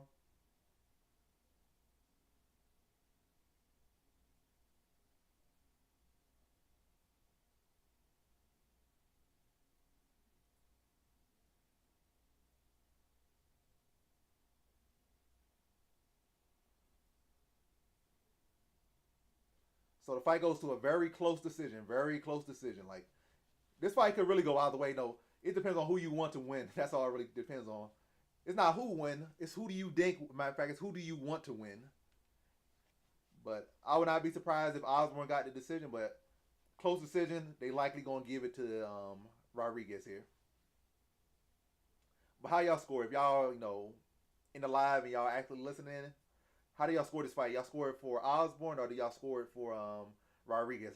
I got it 29-28 Rodriguez. What's y'all scorecards?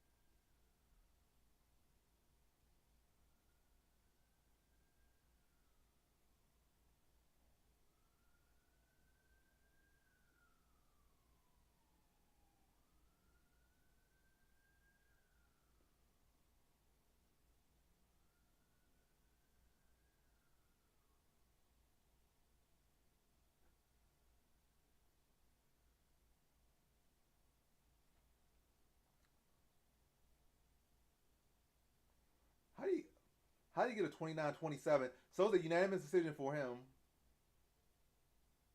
How you get a 29-27? What's a 29-27?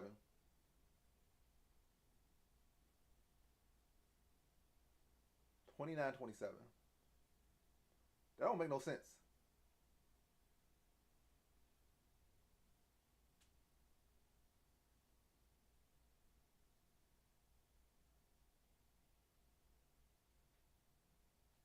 Because 29-28, if like you lost a round but you won two. So 29-27 would be you had to have you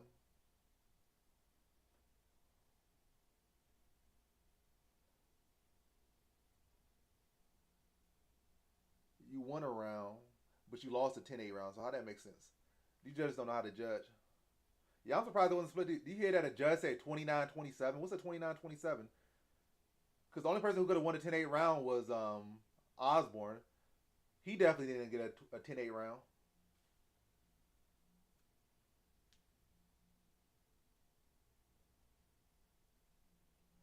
I think I went average. Let me double check though. I'll double check for y'all. I got Zel Huber. Let me see what confidence level.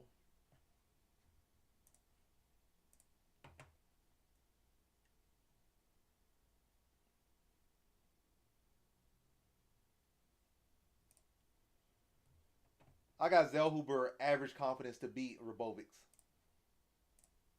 All right, let me put the next poll up. In that poll, start new poll.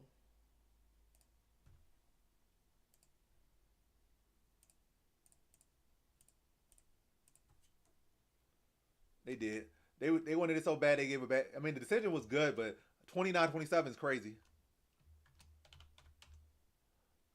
What do y'all?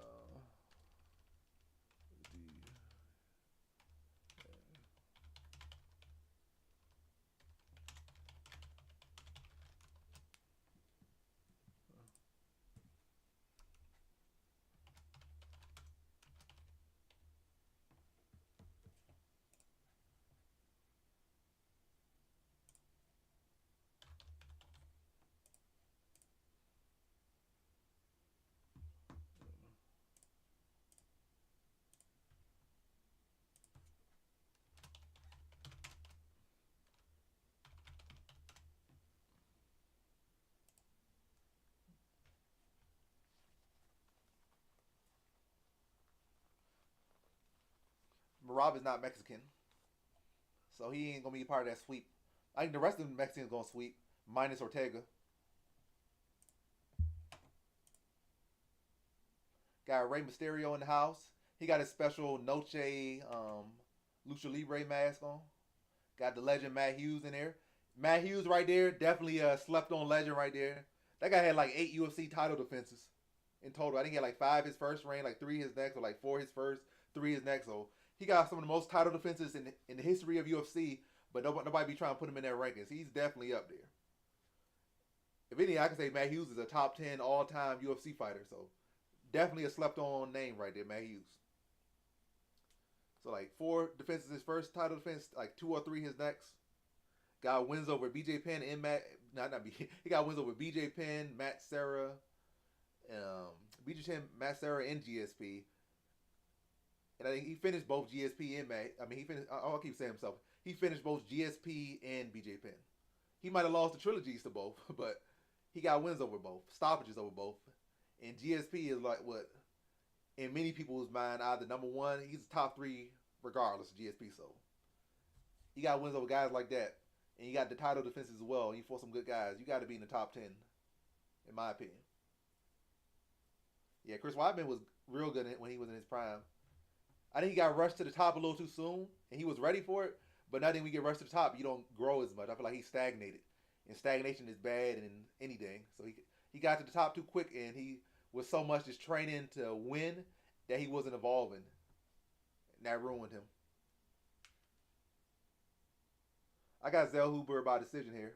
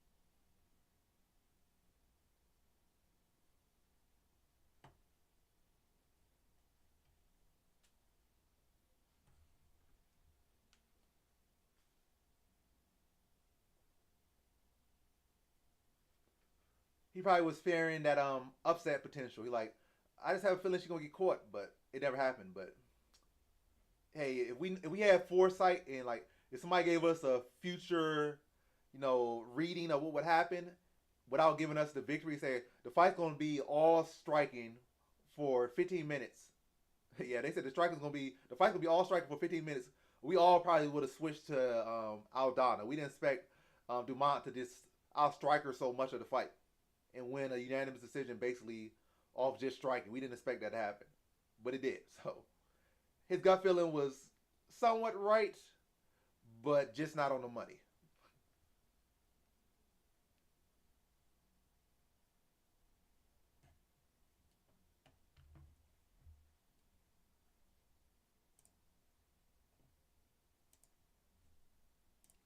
Yeah, I had Norma too, but what about Norma? Yeah, I expect her to have a lot of success grappling. She didn't barely grapple, and when she grappled, she didn't have success.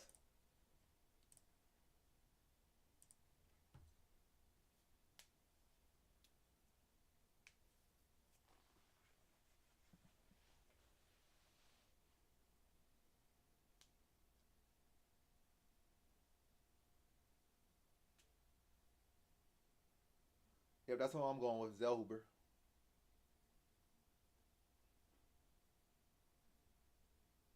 I really feel like the Zel Huber fight versus what's his name, Riovic is a lot like the Bahamondes fight versus Torres, in my opinion.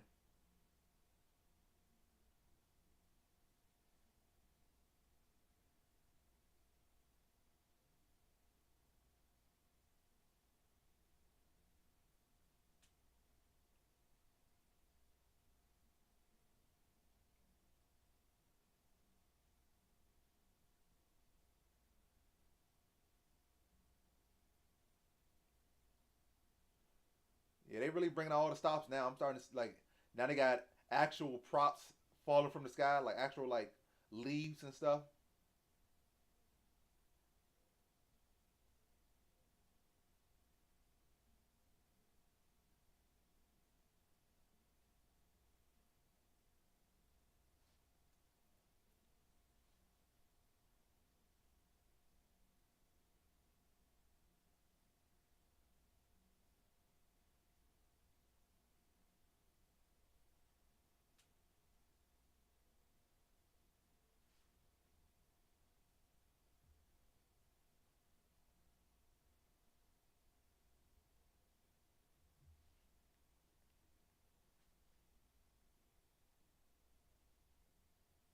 Oh, you saw that one live?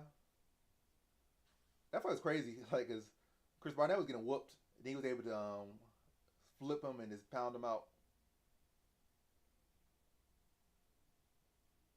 Let's keep the tradition rolling. Zel Huber on no shade cards and cashing parlays or well cashing tickets on Zel Huber on no shade cards. Yeah, I think the biggest reaction he ever got was when he knocked out Andre, not Andre, what's his name, Jean Vellante with that with spinning heel kick. That was like probably the biggest reaction he got. Needed that front flip.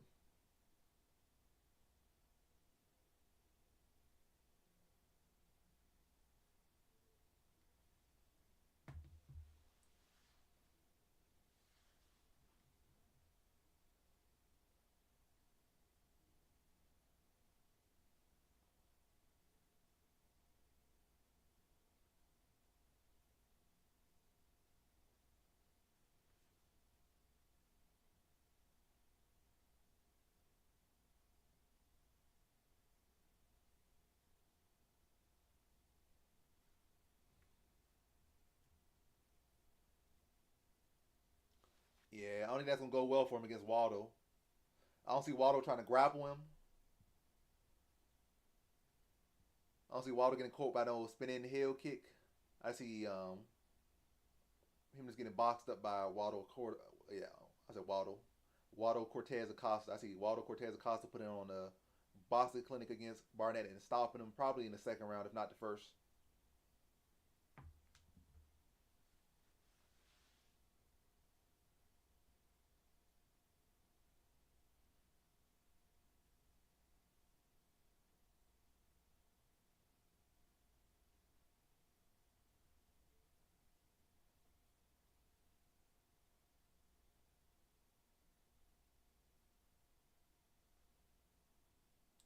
Roy Jones got one of the most popular songs in fight history. Yeah, that's a crazy height difference. 6'4" versus 5'9". They definitely in different height classes. How many inches is that difference though? 5'9" to 5'10", 5'10" to 5'11", 5'11", 6 feet, 6 feet to 6'1", 6'1", 6'2", 6'2", 6'3", like a 7-inch height disadvantage, or a 7-inch height advantage for Waldo. Probably got a good reach advantage too on him.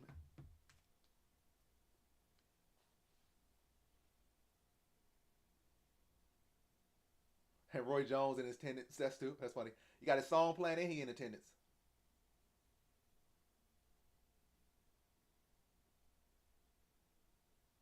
And DC just saying what I was saying.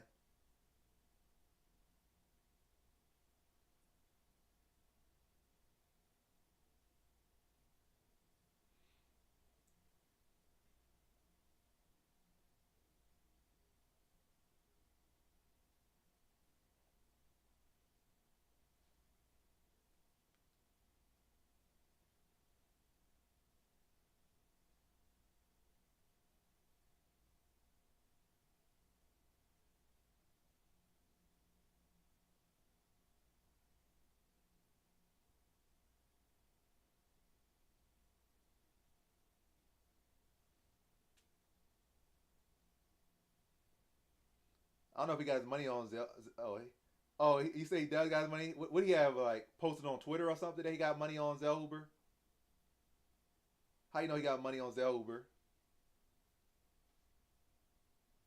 Or maybe everybody be sponsored by DraftKings or Prize Picks, so he probably just say, "Here's my Prize Picks" or "Here's my DraftKings parlay," and probably put Zel Huber in that because I can imagine him doing that.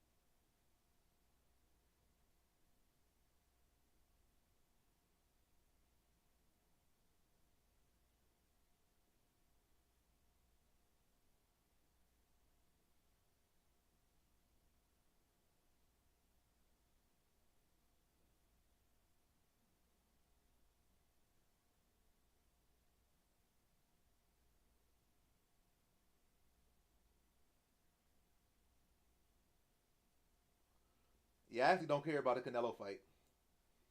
I'm pretty sure some people care about it. I feel like some people just go to Canelo fights because they want to see Canelo. Like, they see a big boxing superstar. Like, if I get a chance to see a great fighter in their prime, I'll go see him. And I got the money to go see him, or I'm in Vegas, or I had the plan to go to Vegas, and I got the money to do it, or the chance to do it, the free time to do it. That's probably what it is. They're going to Canelo. But as far as like thinking that's gonna be some great fight, as far as actually meaning anything, I doubt anyone thinks that fight means much of anything. That's more so this keep busy fight for Canelo. Keep busy and line his pockets.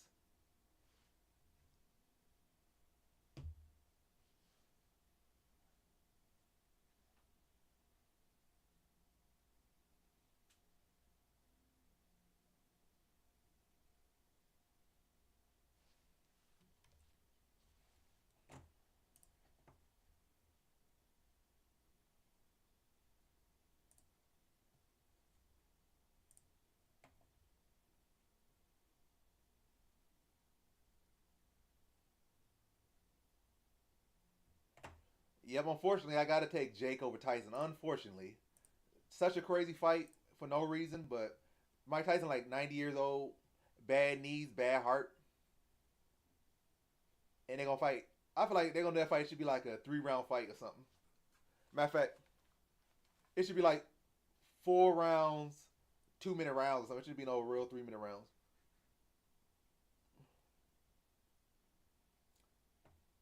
But anyway, I'll be watching. If they make it a pay thing, I'm not paying for that fight.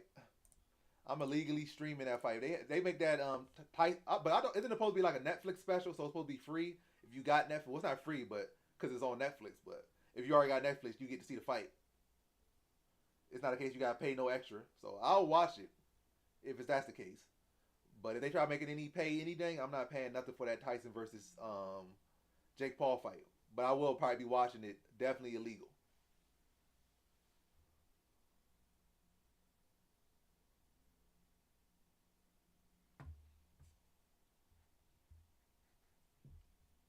Yeah. Either way, they're gonna rob the bank. Either way.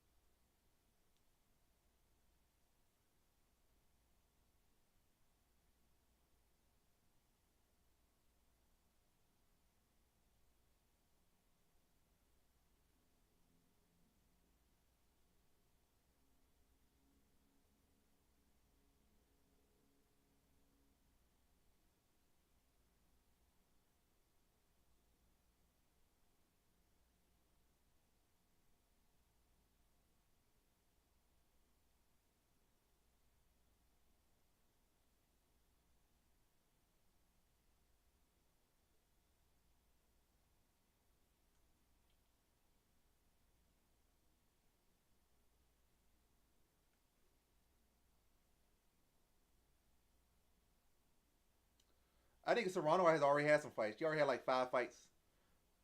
I don't think they've been in no PF. Has she had a PFL fight? I feel like she had a PFL fight, but then again, she got a sister too, so I don't know if it.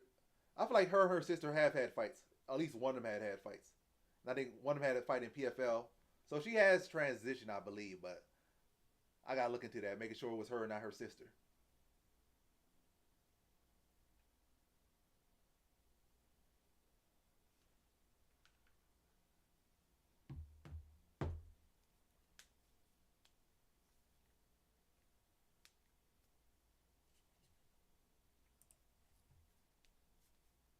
All right, we about to start our next fight.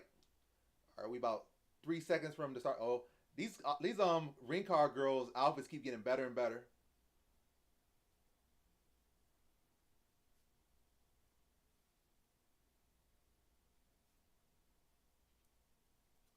Beautiful culture right there.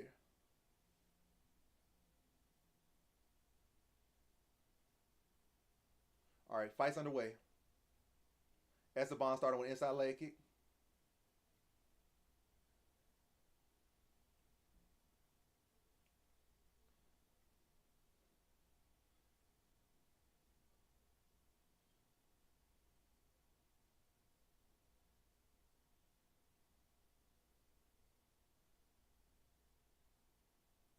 Good jab from Zel Huber.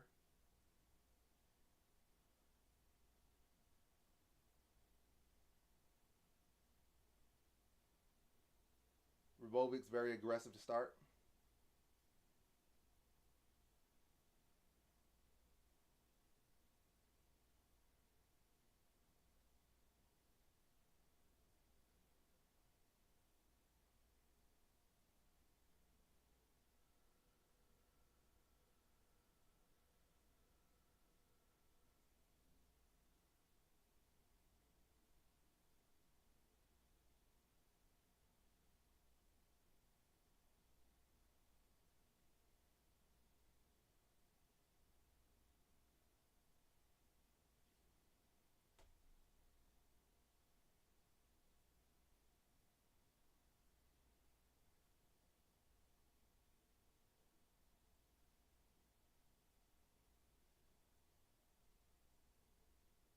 Oh, good body shot from Zel Huber. Good body shot.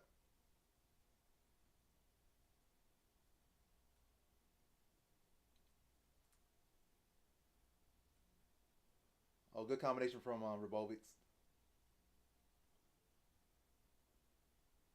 Oh, good body shot. That's a good tool for Zel Huber. Those body shots. All Rebovic is really worried about is the jab, the long shots, sneaking those little hooks to the body. He really ain't got much of an answer to it right now, and it's gonna pay dividends. So that's smart from Zel Huber.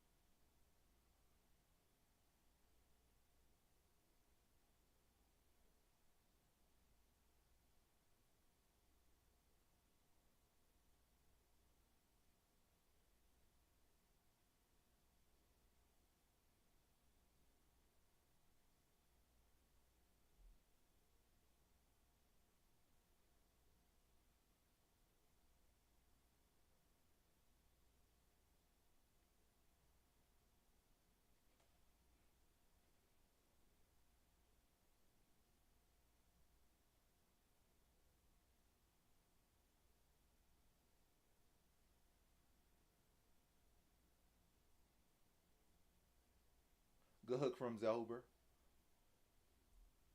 Yeah, that combination you throwing not gonna land as easily as you did against Terrence McKinney, who has no striking defense.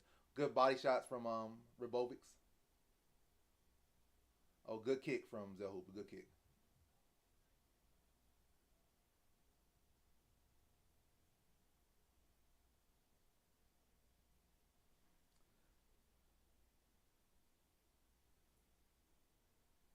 Medeski's underrated. I'll say that. Medeski's extremely underrated. So it's not even really a question to me how he beat him. He's real underrated. As a matter of fact, just look at Medeski's career. Just go over his career, watch some of his old fights. It's not even gonna be a bad homework assignment. It's gonna be fun. Just look up his Medeski versus some other tall kickboxers, and a lot of them have had great, decent kickboxing careers, like actual pro kickboxing careers, and he outstruck them, stopped a couple of them. So Medeski has no issue with long guys, skilled long strikers, and especially for a guy, just debuting to get Medeski, who's a striking specialist, you know, he was definitely live there.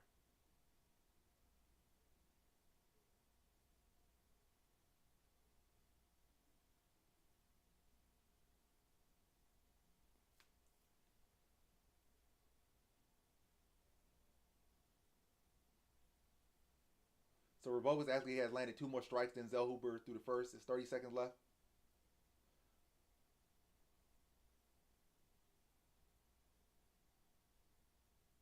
Oh, good hook from Zel Huber.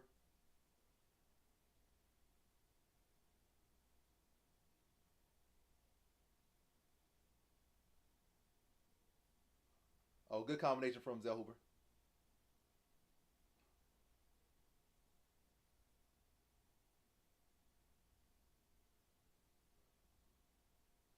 Pretty close first round. I feel like Zel Huber landed a cleaner offense, the more flusher offense. The striking totals were relatively close, but I feel like Zel Huber landed much more flush with his shots. So I would say Zel Huber won that first round.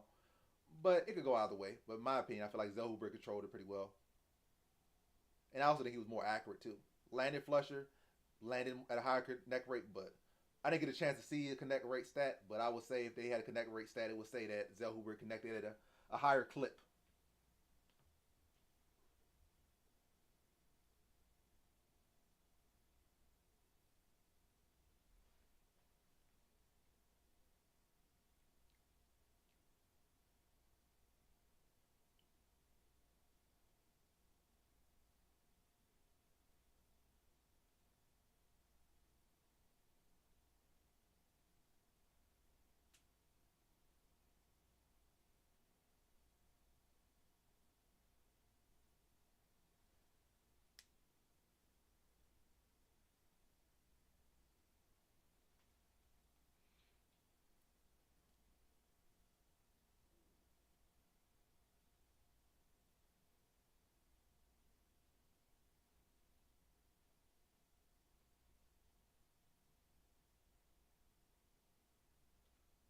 The jab beginning very effective for Zel Huber to start this second already.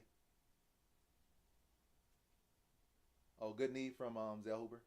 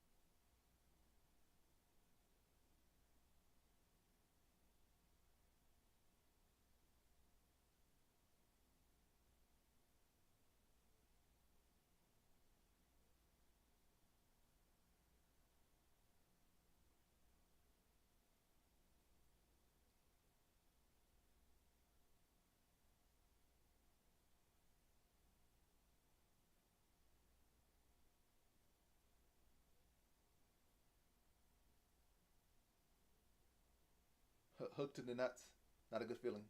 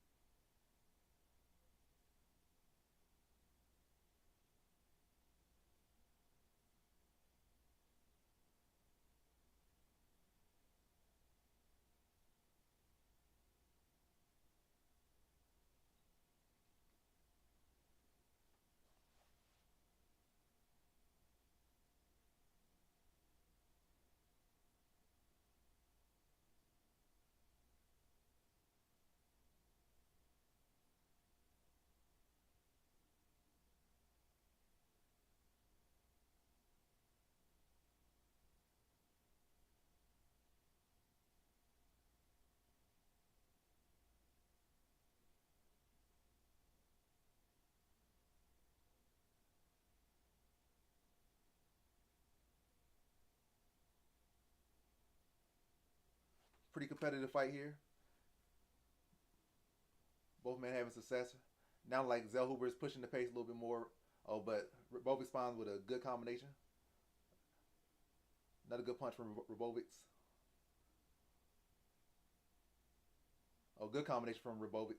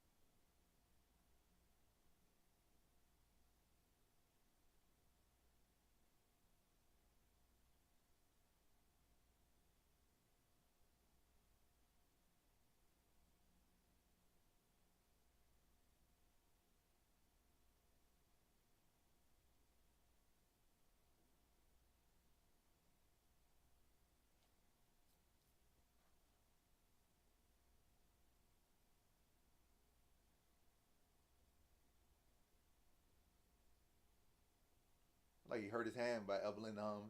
He hurt Robovic's hand. He elbowed Robovic's hand, and Robic like had to adjust his hand.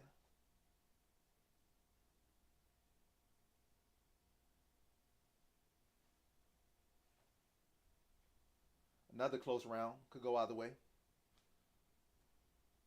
Yeah, I had I had Bahamondes. Yeah, I had him. I had Bahamondes by decision, but he stopped him. But nonetheless, I picked him, bet on him, money line, cashed on it.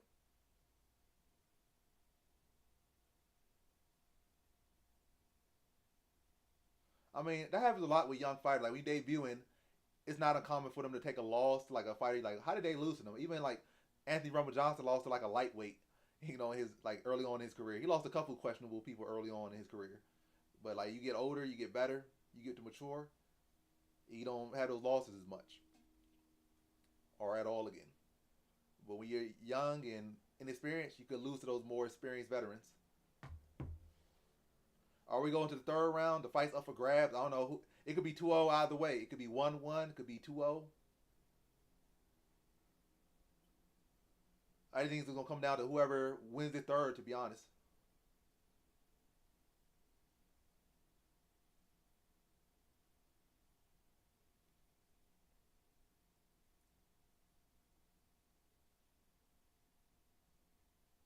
Oh, good combination from Zel Huber there.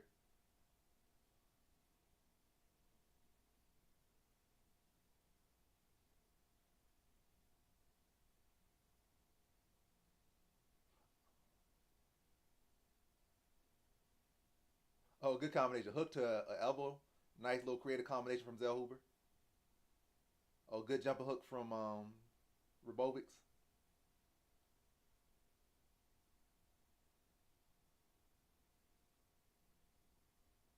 Good little double hook from Zel Huber.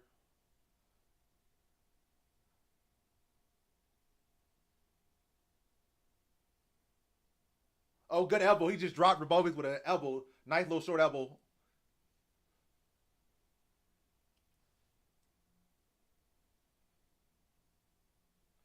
But Robovics recovers. Oh, good knee. This is definitely Zel Huber's round so far. He dropped him, so now Robovics needs to respond.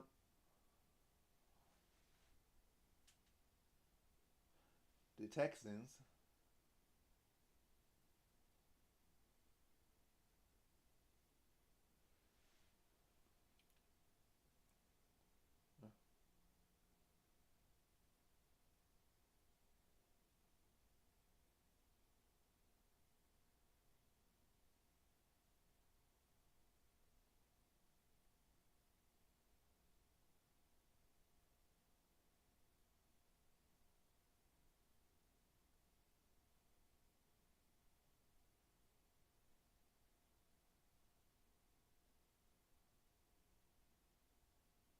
Oh, Big punch from Riovic.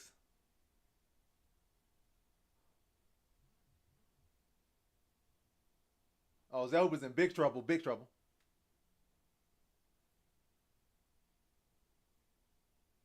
Zel Huber trying to try to.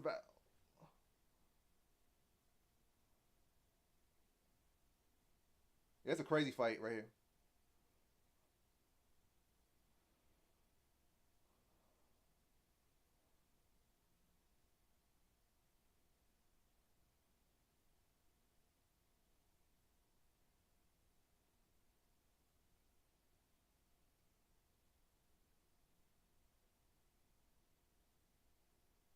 Yeah, it's a crazy fight.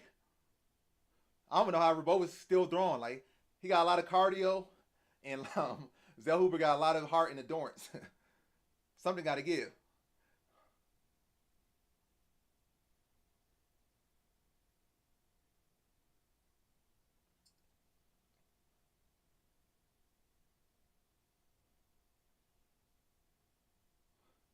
Man, these guys got some heart on them. Oh, big shot from Zel Huber.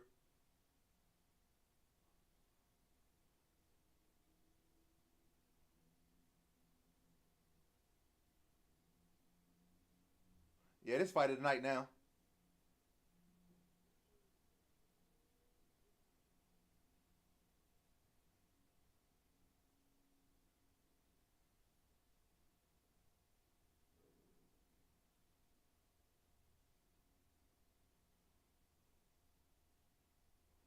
Oh, they keep trading back. They're like sock and boppers out here.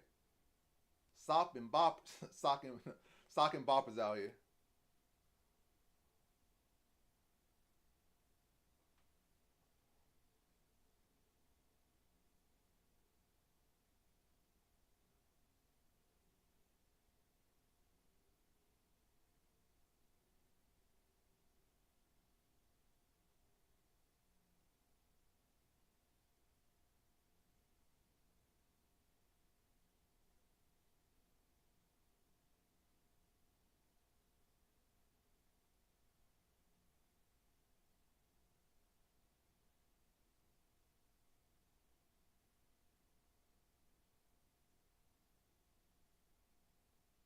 Oh, another big punch from Riovic.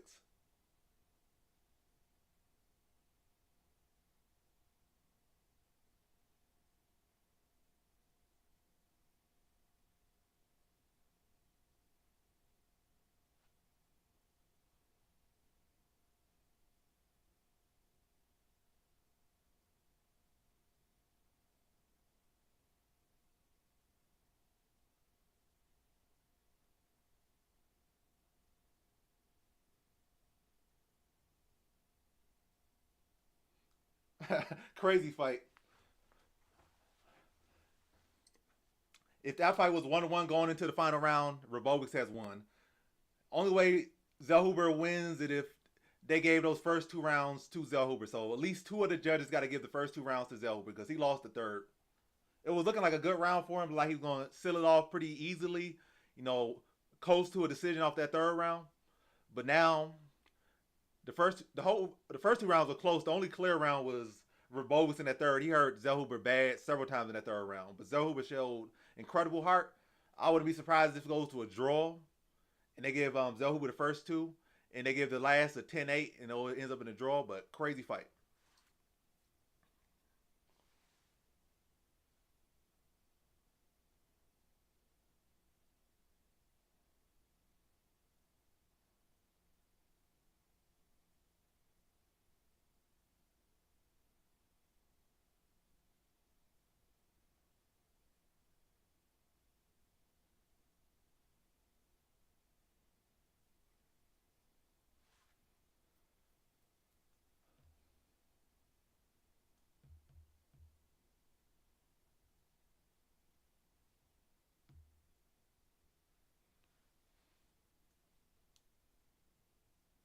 Yeah, that was a crazy fight. So we already, well, I'm not gonna say fight of the year contenders. Could be fight of the year contenders. Like, has there been a crazy? Well, Max Holloway was on this, was this year. So, but this is definitely a fight of the year contender. Yeah, those two fought for it. Dana White talking about people not fighting. Those two fought for it. Give them the money. Regardless who win, give them both $100,000.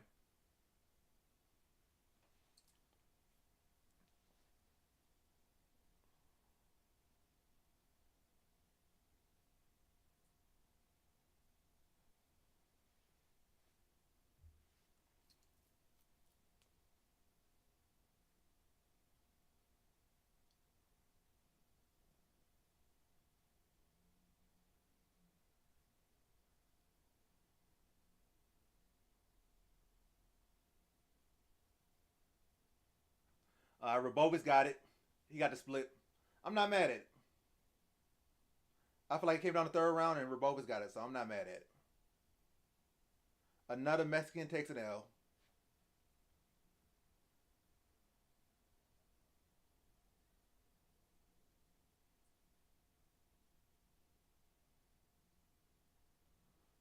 So somebody was saying that Rabovic is that dog of the night, and that dog cashes, and he was a bigger dog than Dumont, so that's a good value right there. I think he was like plus 200.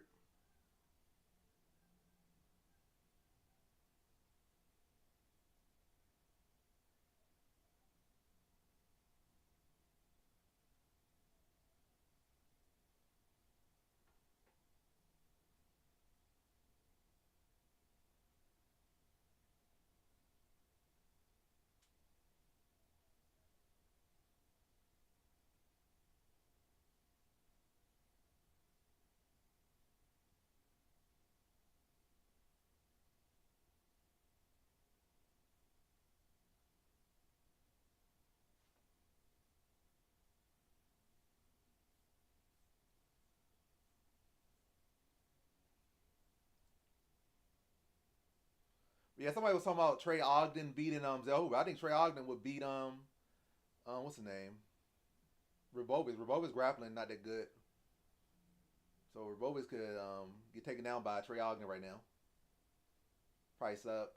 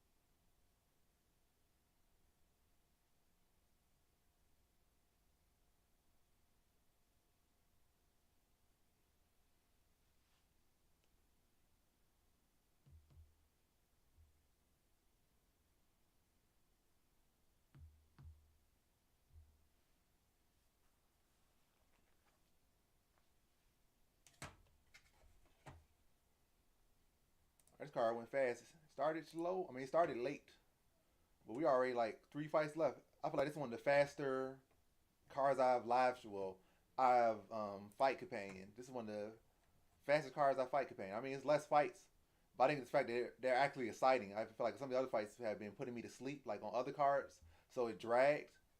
But these fights are actually exciting, so I'm like wide awake. I could watch like 6 more fights, but we only got 3 left.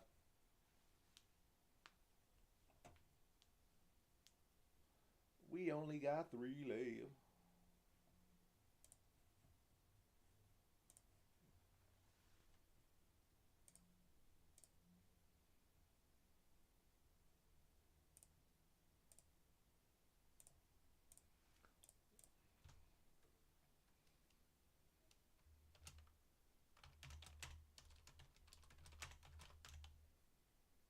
Yeah, that's crazy.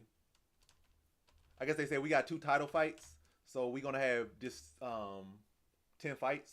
But still, y'all should have had 12. Yeah, the Chiwi fight was trash, but every other fight was good. So you ain't missed nothing.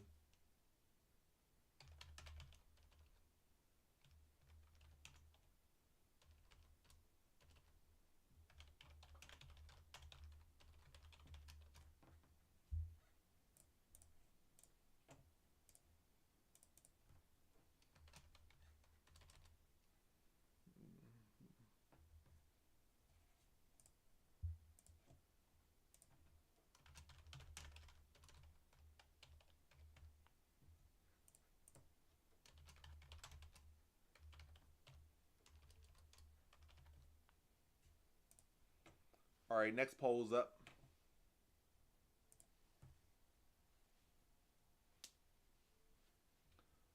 We got Lopez or we got Ortega next. How are we feeling? We got Ortega or Lopez next?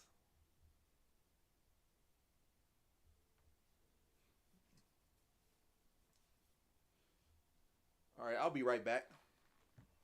I'll be right back, guys.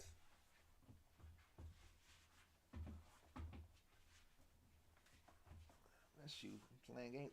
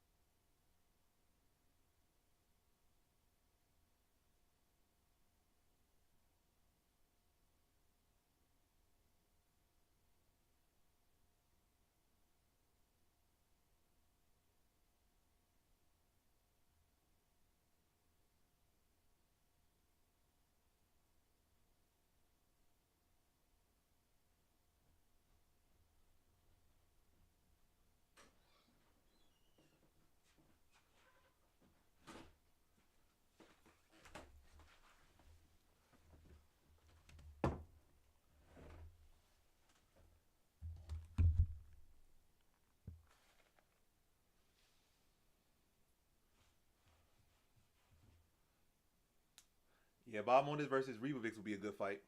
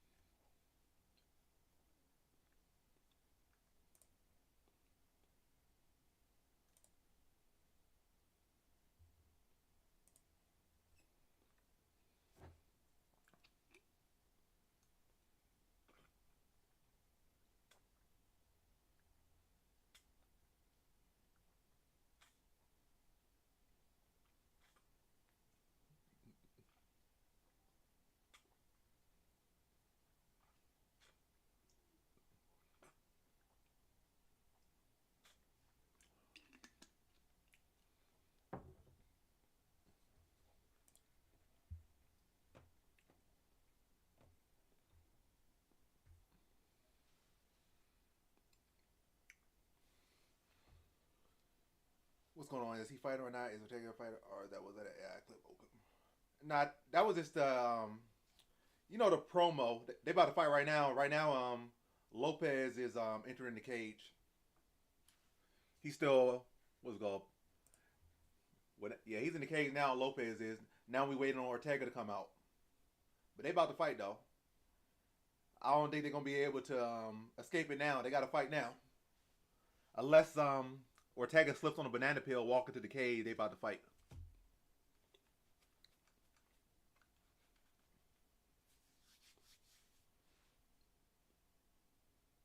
This weather is weird. It went from hot and muggy in here, or a little bit lukewarm, to cold. I guess the sun went down fully, or something.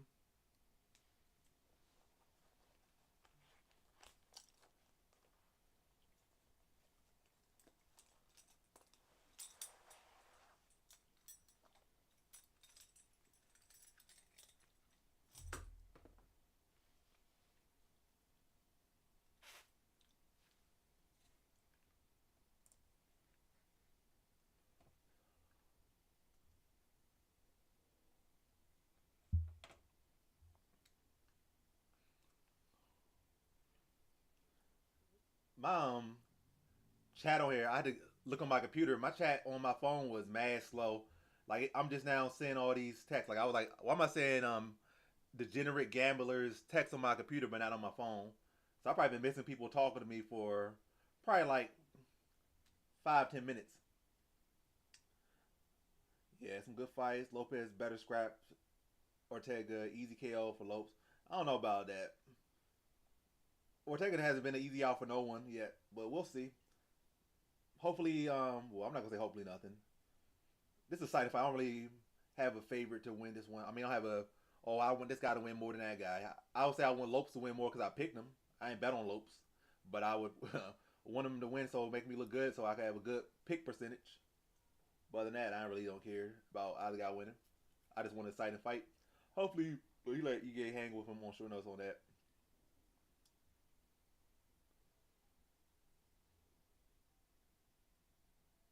Man, this fool right here don't weight how much? This fool probably weigh like 2 pounds maximum. Probably really a pound. Probably half a pound. Maybe probably not even half a pound. It's just rice, mostly rice. It was some meat there for a little bit, but more rice than anything. So that ain't no 500 kgs. In the green background, expecting some kind of cool. Y'all gonna get CGI in 2026. This green screen gonna get put to use eventually.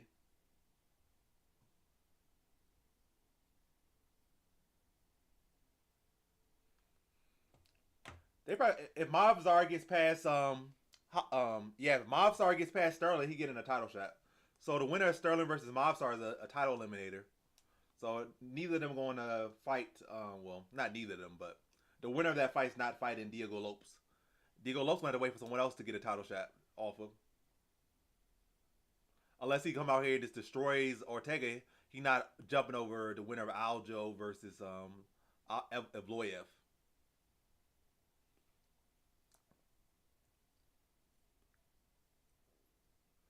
But I know what might happen. The winner of this fight might get Volkanovski. That might happen next. The winner of this fight will probably get Volkanovski. That makes sense. Yeah, in theory, and if he does beat Sterling, he's getting a title shot. But winner of this fight is probably getting Volkanovski.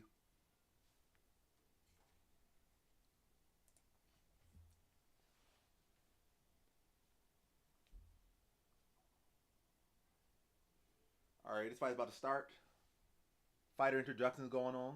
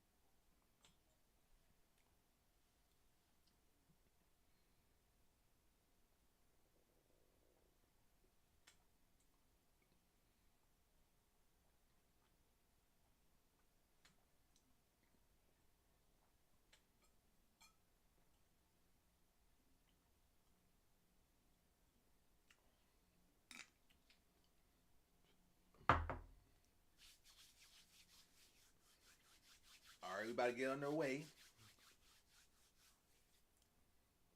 Alright, fight's like 5 seconds from starting. Man, these outfits have been killing it, man. These some good outfits right here. We need to see more of this from ring girls. I don't need all that booty shorts. I need some fashion, like some legit fashion like we seeing right here. That's what I need. Some cultural, some fashion.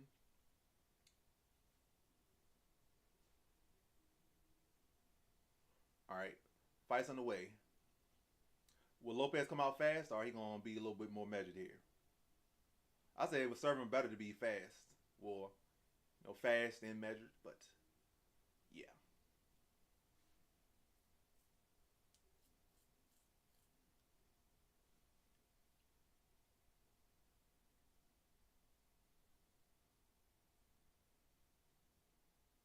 Oh, Ortega like about to get stopped already. You right, he about to get ran through. Already rocked. Yo, Ortega getting a dog.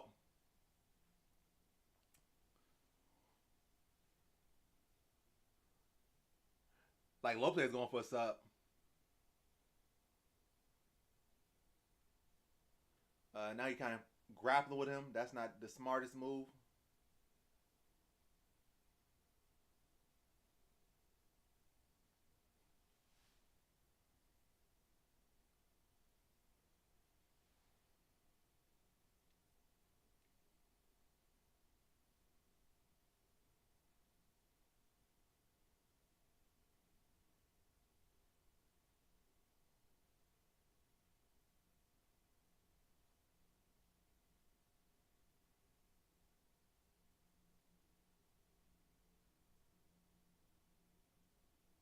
He should just let Ortega stand up and continue to crack him. He giving Ortega some time to recover by trying to,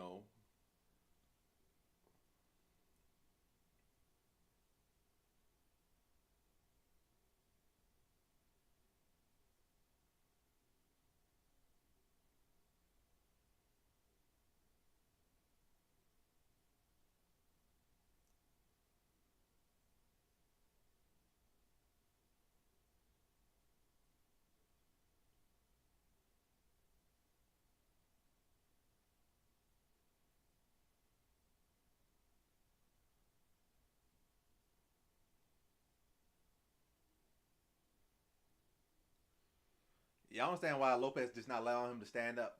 This right here is all giving Ortega a chance to recover. You spend this extra energy trying to swing him around and punch him in the mouth when you can just let him stand up and just touch him with some short shots. He's already hurt. But yeah, I'm not his coach. But I would say that would be the advice. Let him stand up and just touch him. Keep touching him. Dang, dang, dang, dang, bang. Yep. So he finally let him stand up.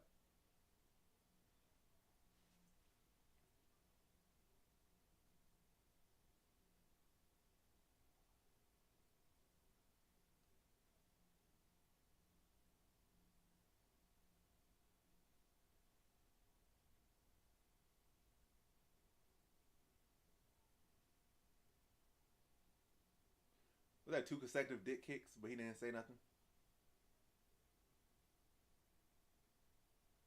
Oh, good uppercut from Ortega.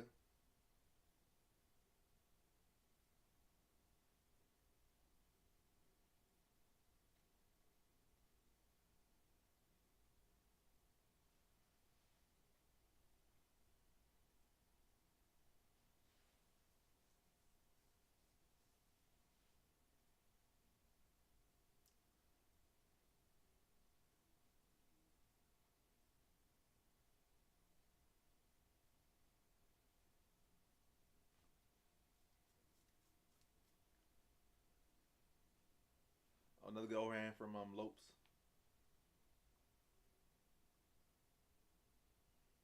Ever since I heard like a couple announcers call him Lopes, I've been saying Lopes. When at first I was saying Lopez, I think it's Lopez. I don't know where they got Lopes from, but yeah.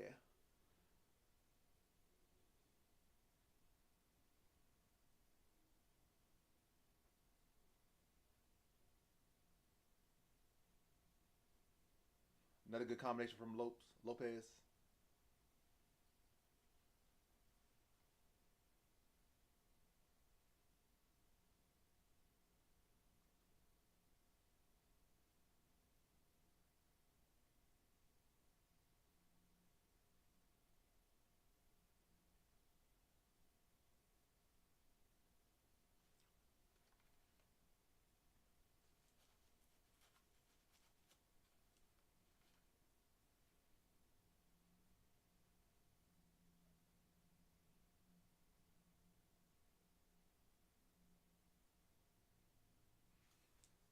So clear first round to Lopes. Could have been a 10-8, but I think Ortega did enough to drop it down to just a 10-9. But they're pretty much the obvious. We knew Ortega has a slow start. We know Lopes has a big start. Now Lopes just needs to win one more round and be able to maintain through the third. That's kind of what I predicted. Like good, strong first, decent second, and just maintaining through the third.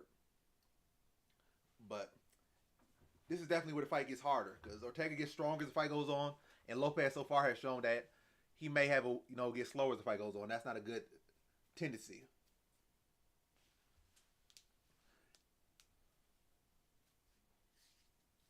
That's crazy. Because the stream, like what you're saying for me is actually slow by my standards. Because like when I'm looking at my stream on my phone, it's relaying like what 5-10 seconds slower. So if you're already slower than mine, that means you're additional 10 seconds slower than mine on top of that. Because what you're saying for me on the stream is like 10 seconds slow. But you probably can hit the live button on your stream that you're watching, like your actual UFC fight, and you probably just didn't hit the live button because it'll probably get you back up to date.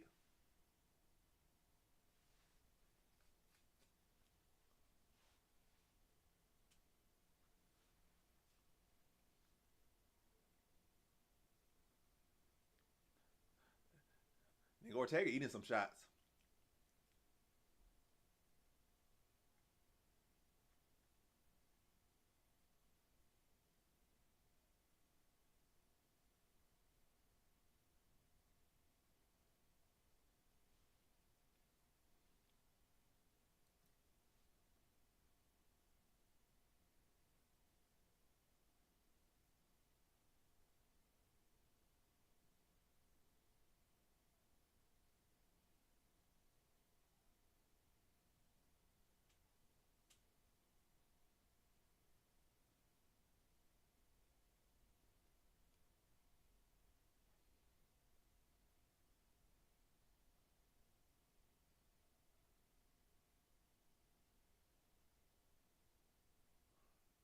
Ortega's wrestling still trash.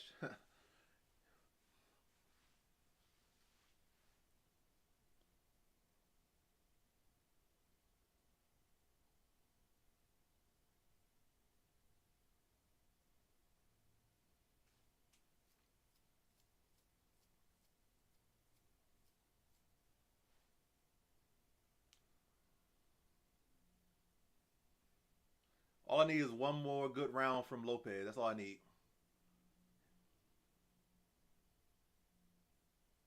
I mean, stoppage will make it easy. You don't have to worry about no judges. But at the very least, I just need one more good round and he wins this fight. One more good round and not getting stopped.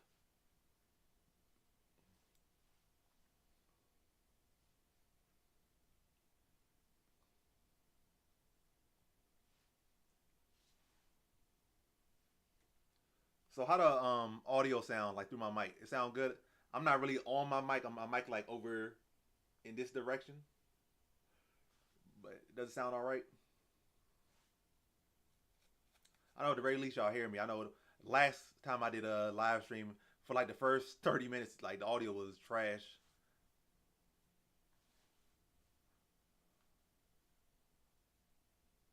Oh, good head kick from Lopes.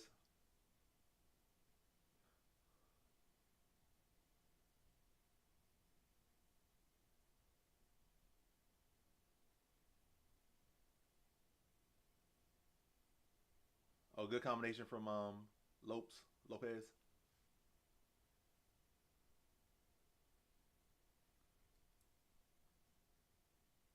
Oh, good leg kick. He just kicked Ortega off his feet.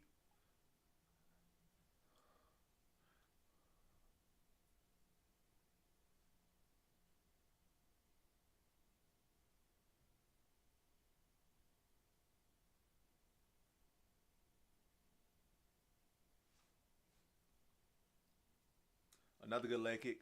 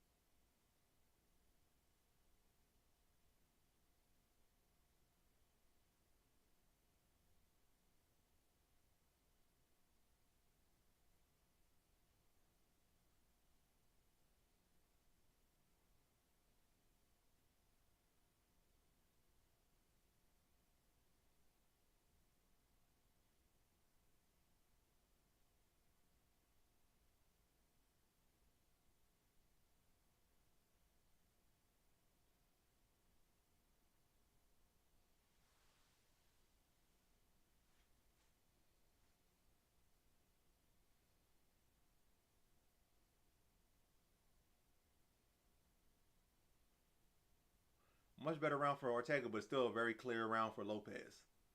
Ortega's still going to need a stoppage to win. Very clear round for Lopes. Better round for Ortega. He was getting his head beat around the cage, but he still lost that round pretty clear.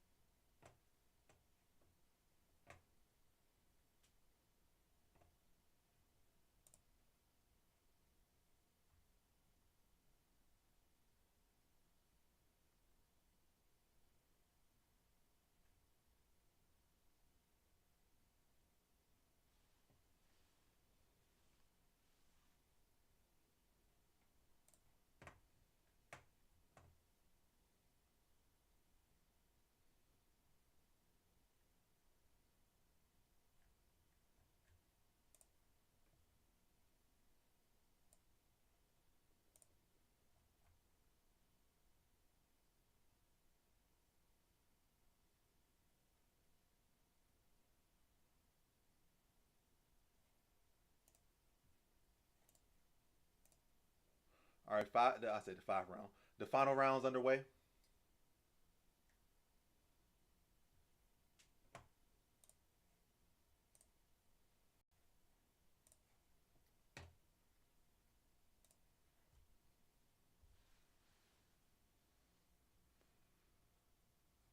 Ortega got some bad kneecaps.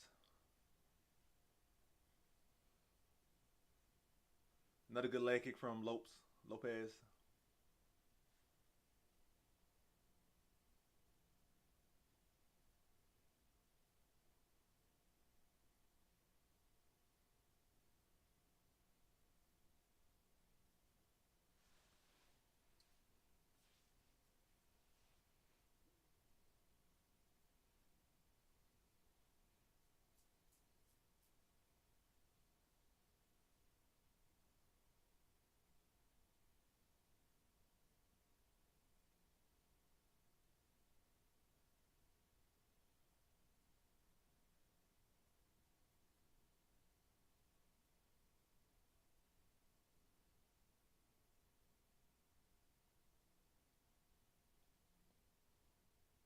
Now they trading.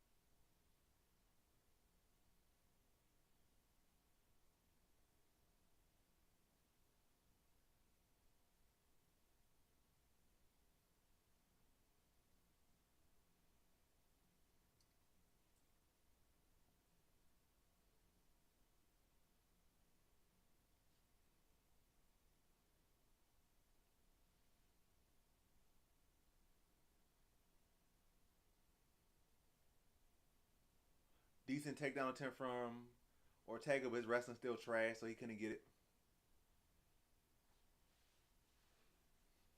That's about the best attempt at a takedown you're gonna get from Ortega, and he still couldn't get it.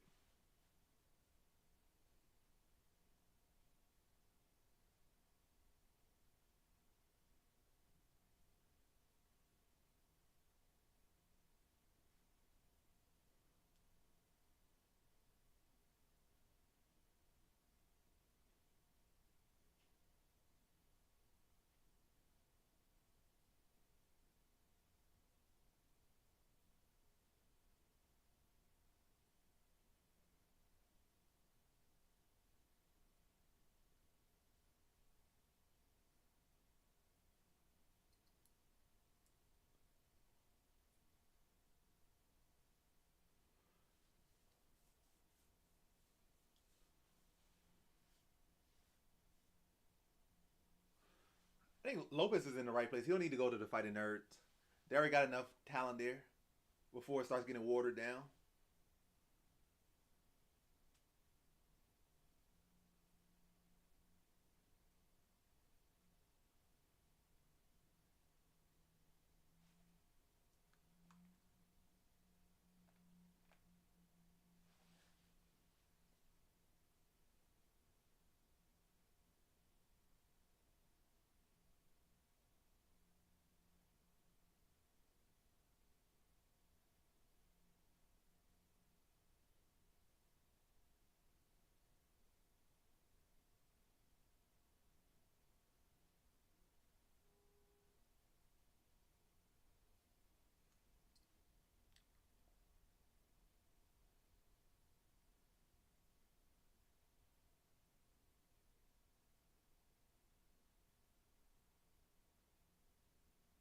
Oh, he just rocked Ortega again.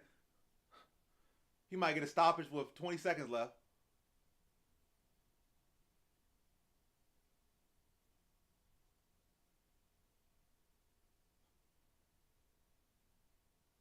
Nah, not enough time left.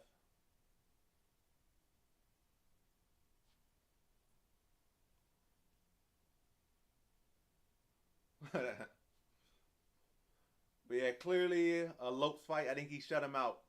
You really could say the first and third were 10-8 rounds, but either way, all 3 rounds go to Lopes.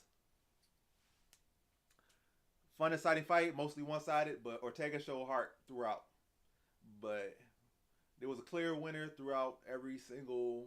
I mean, you knew who was winning every single second of that fight. It was like never did Ortega look like he was winning any rounds, except Deshaun that he had dog in him. But that dog didn't have much bite in this fight.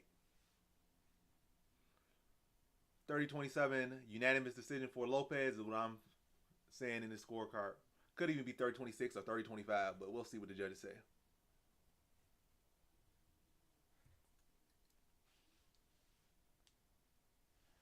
Who would you rather grapple with, Dern or Tracy Cortez? I say Tracy Cortez. I'd rather grapple with Tracy Cortez than Dern.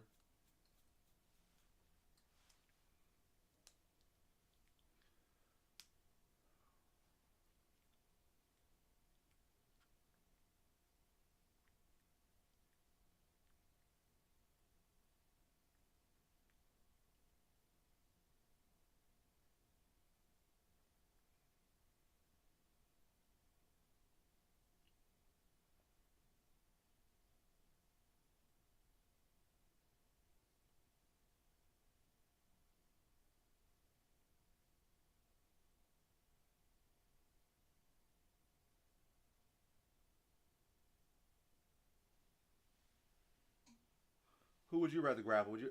Matter of fact, I'm gonna make that a poll question. That's a good question. So it's such a good question. I'm gonna make it a poll.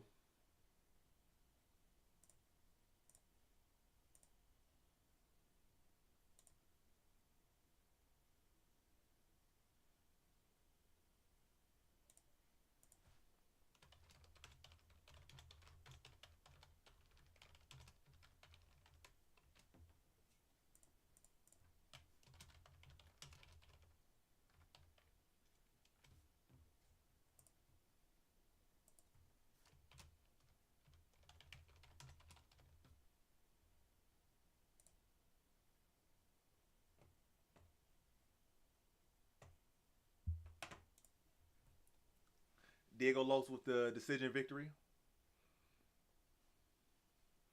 Yeah, I want to see Lopes versus Volkanovski. That'd be a good fight.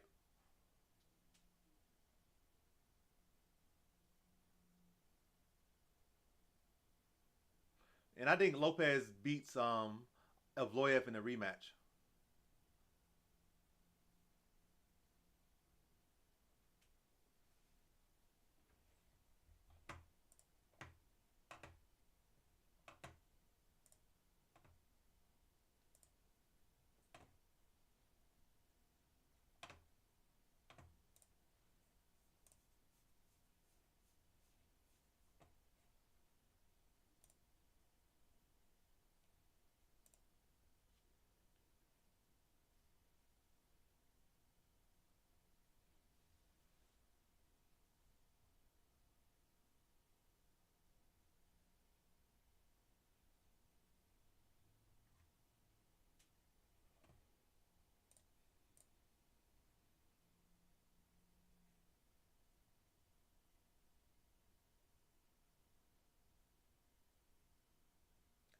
Who would y'all rather grapple, Tracy Cortez or Mackenzie Dern? There's a poll going on in this live stream. So who would y'all rather grapple, Tracy Cortez or Mackenzie Dern?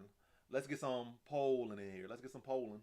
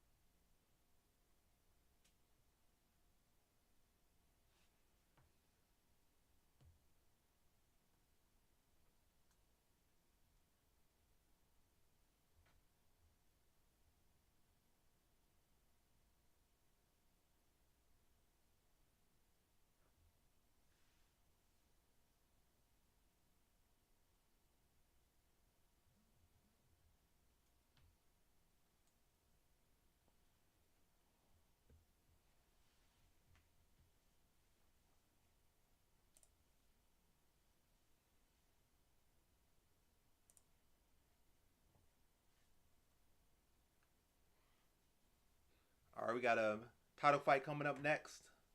We got Alexa Grasso going against Valentina Shevchenko for the third time. The reigning champion the reigning champion Alexa Grasso versus the GOAT of this weight class, Valentina Shevchenko, in the trilogy, and likely the very last fight.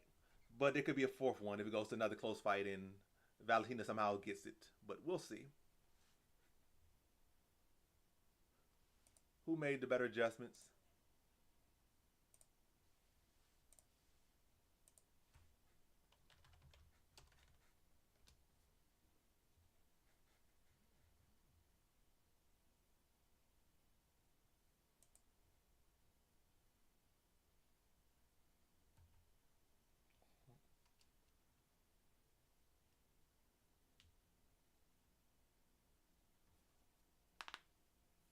No problem. I ain't mad at you for watching Canelo. I'm just glad you in the live stream.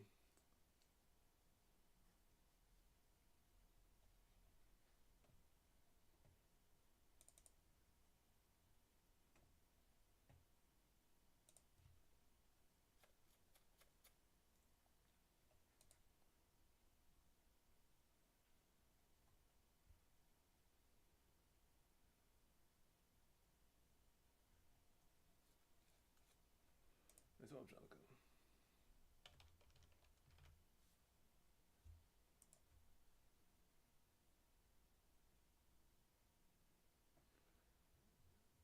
At the beginning of, I don't think I even seen that. Was that a movie or a music video? Desperado?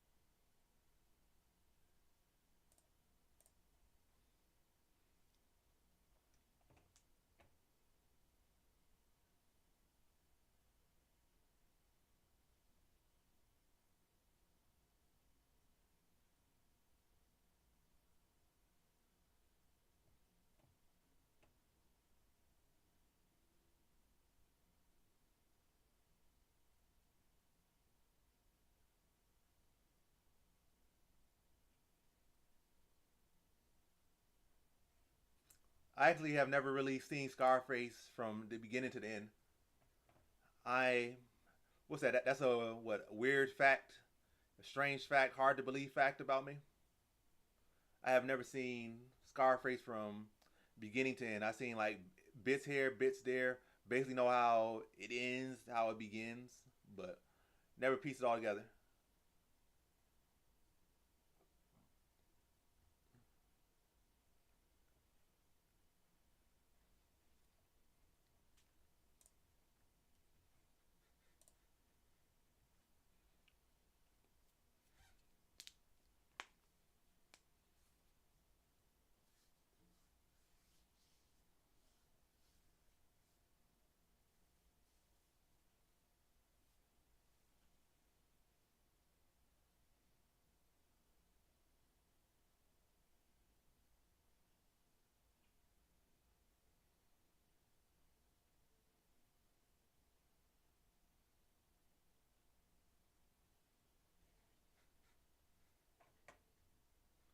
You can't get your view back.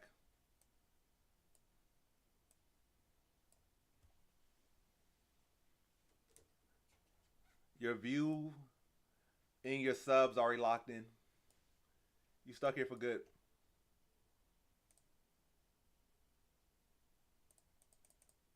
Hit you with those 100s because you locked in here. You locked in here for good.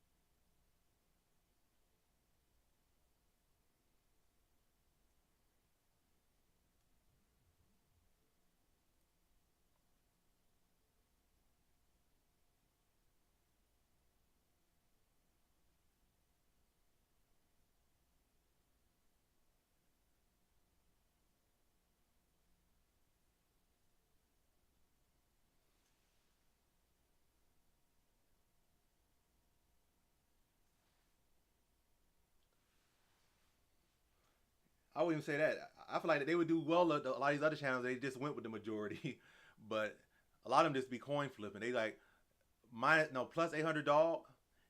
I'm gonna go with it. If it hits, I'm a genius. If it's not, well, I went for it. That's the majority of the channel. They just go for any dog like without much sense behind it. They be trying to make the most crazy reason to back some of these crazy dogs, and they just flip a coin on it. And matter of fact, they'll pick a dog without any logic, without any research. That's like a huge dog. Throw like 20 different props on that one dog. Then when they do win, they act like they a genius. But the 900 times they do lose out of what 901 times, they'll be like they'll sweep it under the rug.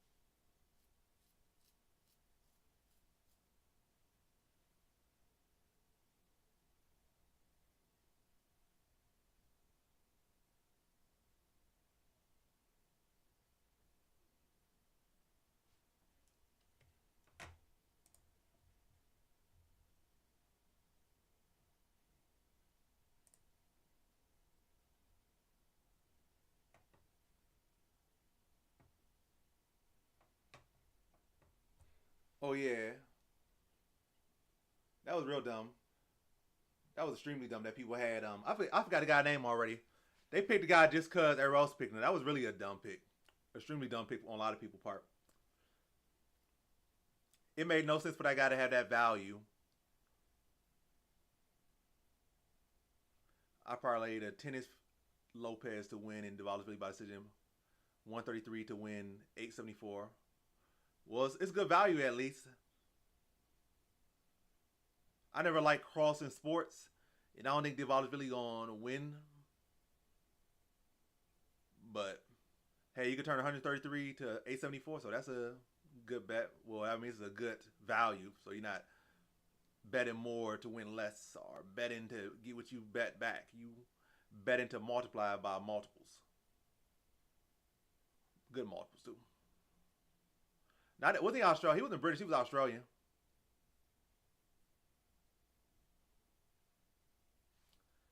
You might as well pick O'Malley by knockout if you're going to hedge it. Hedge it with O'Malley by knockout.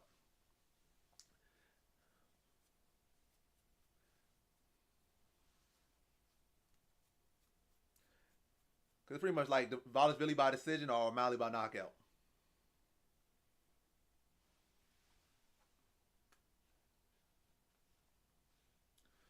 I don't see the Grasso fight going the distance. I think Shevchenko gonna make another mistake and get finished.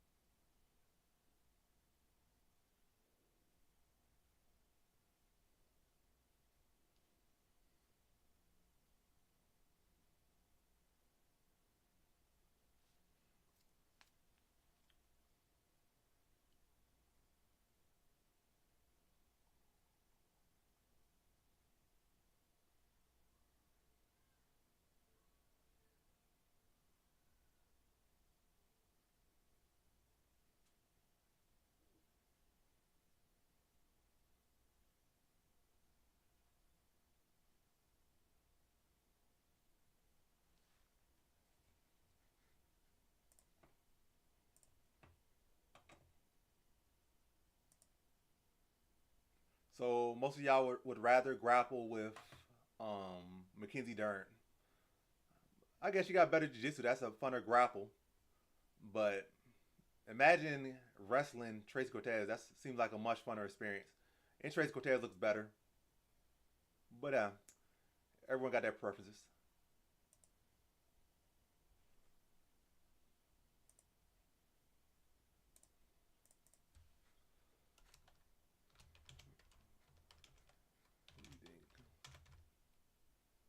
I lose the other one. Happily.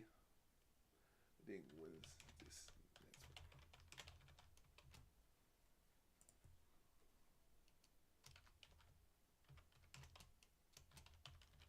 Next to Grasso. Let's see.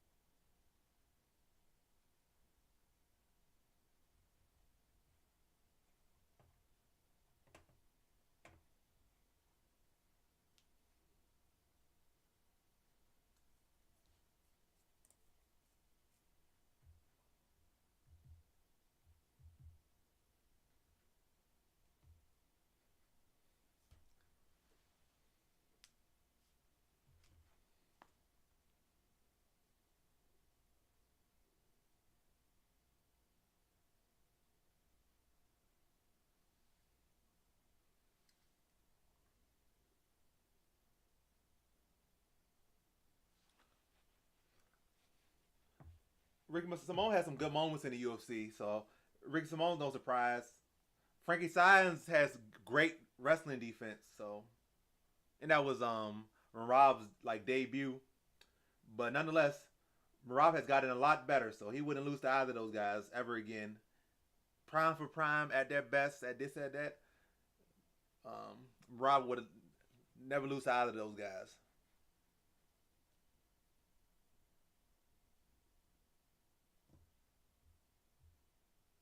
Gee wee wee.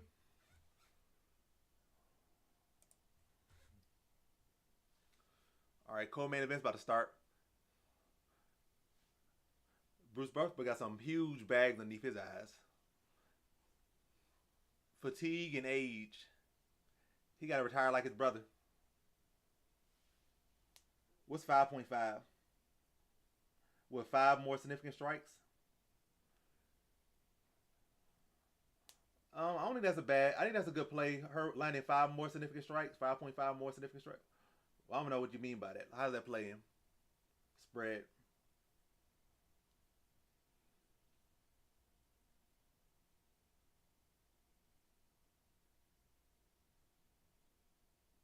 Yeah. Also, not significant strike. What is spread? Like, I really don't know.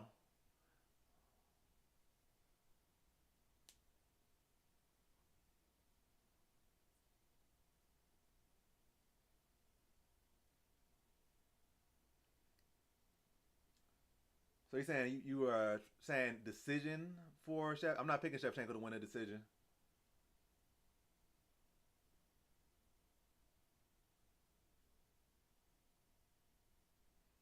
So it's like 29 28 or nah, I'm not even picking it. I'm not picking this fight to go the distance, and I'm not picking Shevchenko, so I wouldn't say that. I can see if you were playing like what was that prize picks, and you were like, oh, Shevchenko to land 5 more significant strikes or something, or land them more significant strikes, or to land a certain amount. I could say Shevchenko has been outlanding her in every fight, so I would say that. But I wouldn't pick Shevchenko decision. Well, I'm not picking Shevchenko decision, so I'm not. That wouldn't be nothing I would play it.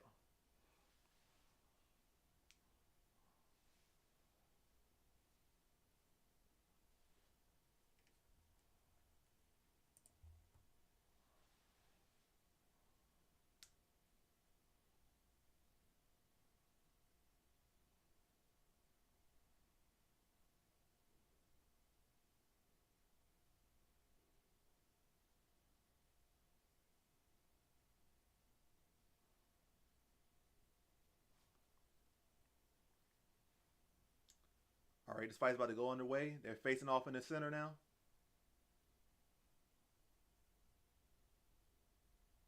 Respect shown, glove touched. Now the fight about to get underway.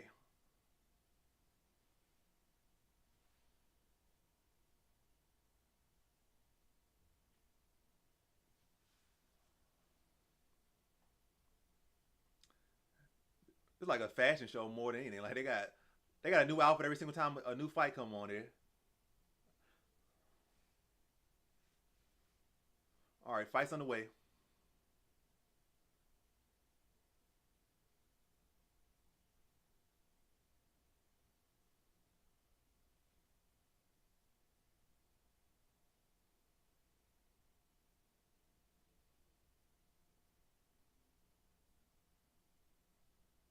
Oh, Shevchenko with a big punch already.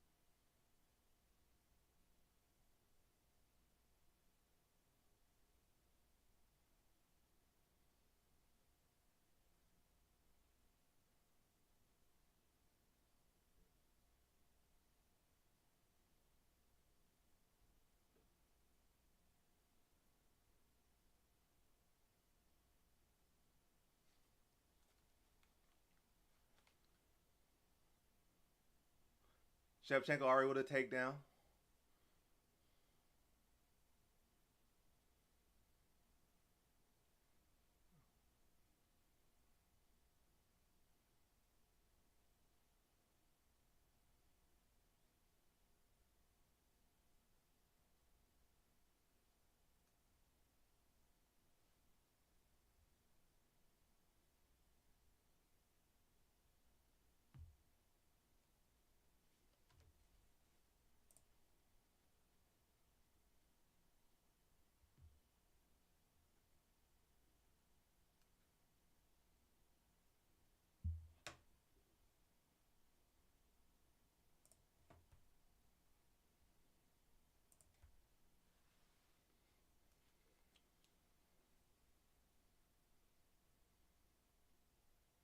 I don't know why the comments lagging on my phone. Cause when I look at desktop, they a little bit more advanced, but I don't know. Maybe it'll fix.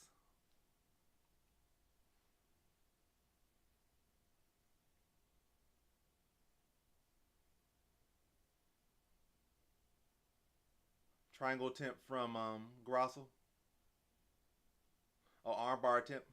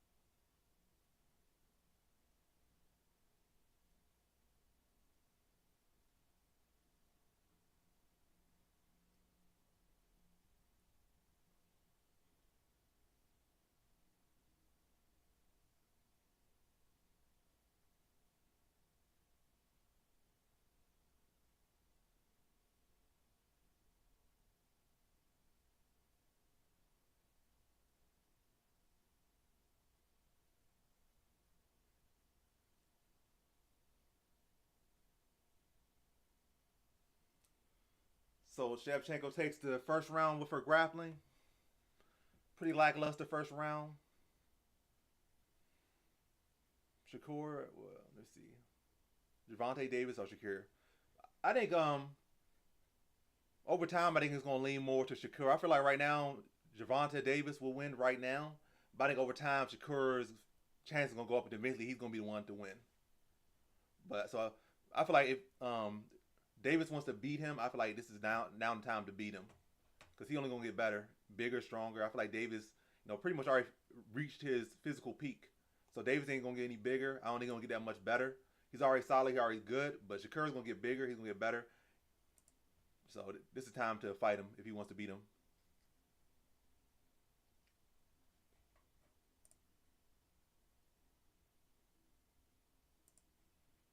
Are we going into the second round? Shevchenko already got a round in the bag. Grasso got to do some adjustments. You can't keep having every fight look like this where you down and then you need to make some miraculous rally. You need Shevchenko to make a mistake to win. Not a good look. But round two starting now.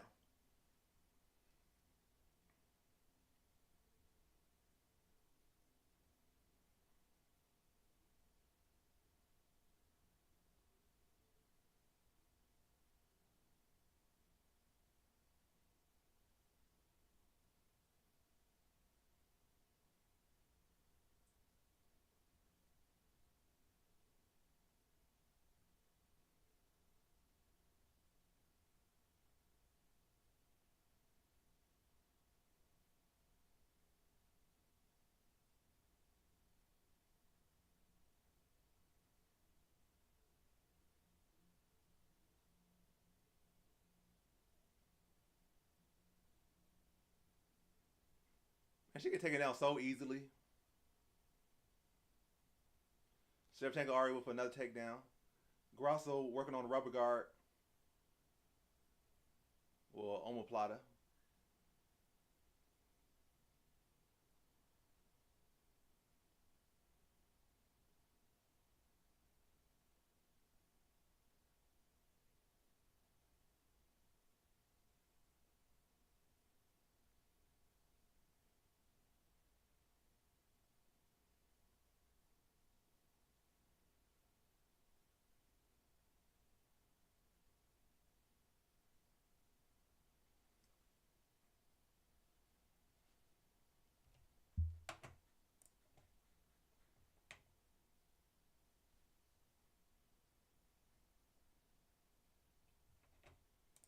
Yeah. And on top of that, not just speed, Shakur got length, he got size, he got fundamentals, and he got the best defense in all of boxing currently. So,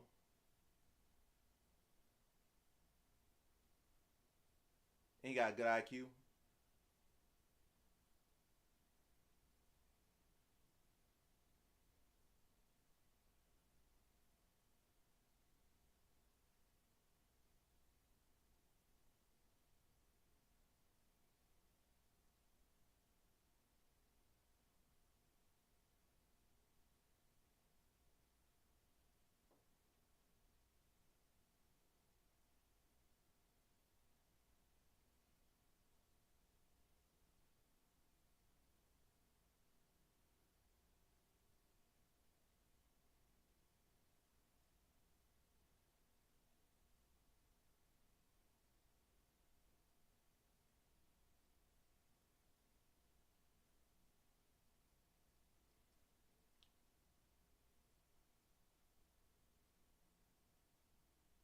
All right, go, come on, tag the submission. Get the submission, Grasso. Well, never mind. Defend it.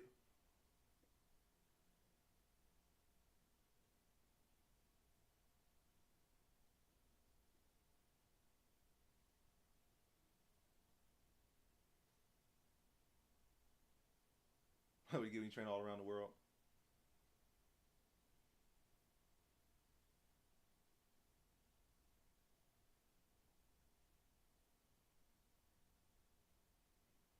Come on, stand up. All right, we good. Now attack, Grasso.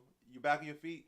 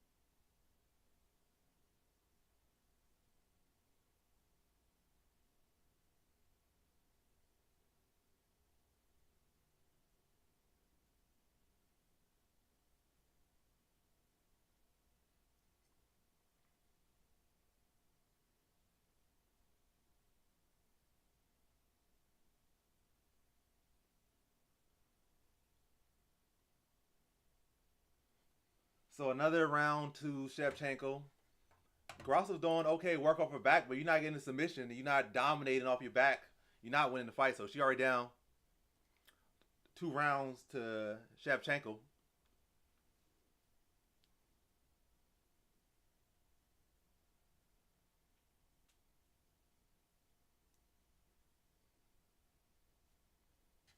Yeah, one belt per division would be good. I feel like it should be 3 maximum per division, but one be ideal.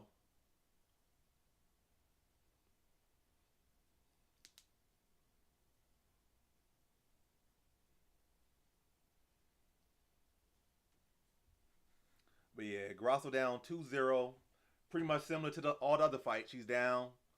She needs something to happen. She can't afford to lose another round if she's going to go to a decision because she already down 2-0. Maybe they just gift her a decision. I mean, they gift her a round, but I would say she clearly lost 2 rounds and they're going into the third. Giving them takedowns way too easily. Not making Shevchenko work for them at all.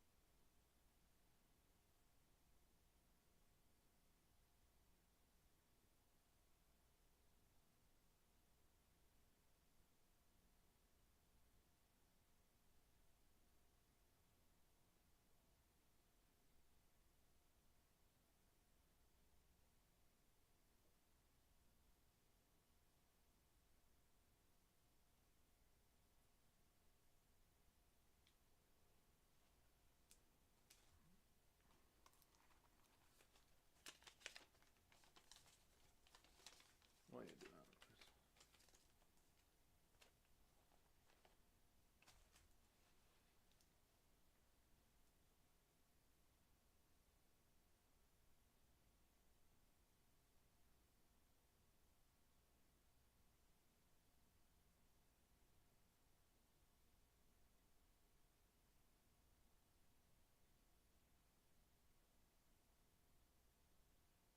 Man, her takedown defense is so trash.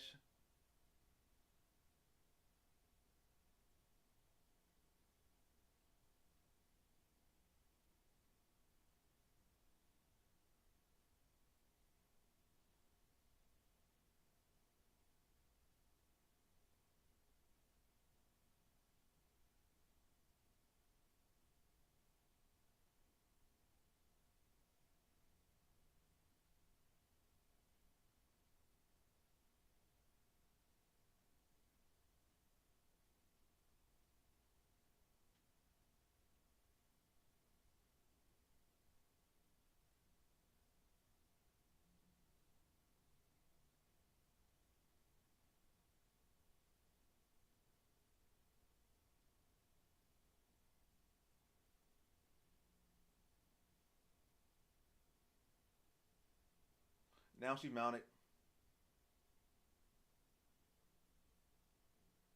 but she's able to get the butterflies in.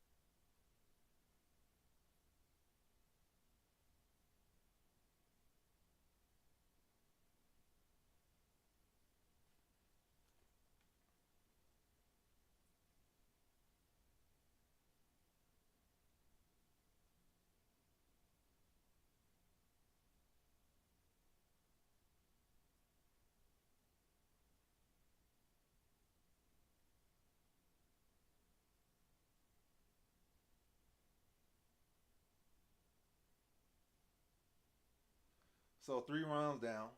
Grasso can't defend a takedown to save her life. How your takedown defense that terrible? That terrible.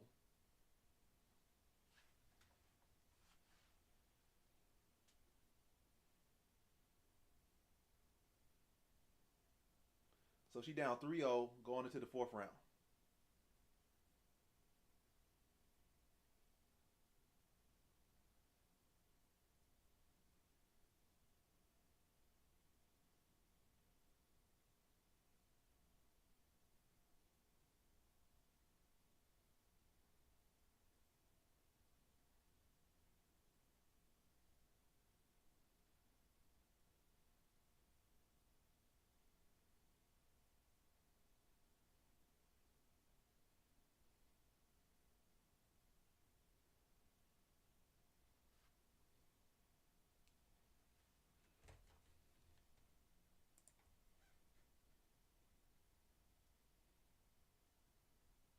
I'm not even sure. It's probably not even that far. It's probably like um, 10 minutes from it, probably 5 minutes.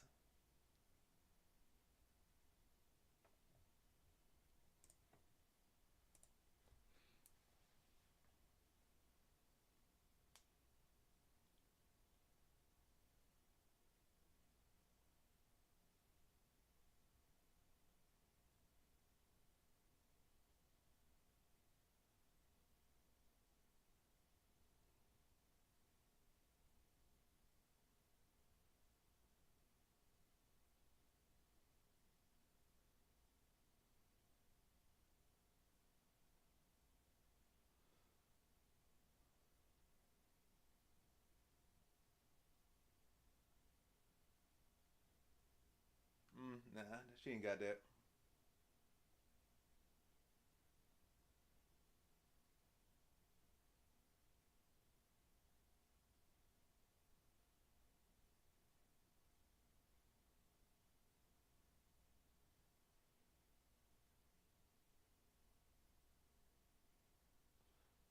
You gotta lean into the choke. Lean into it.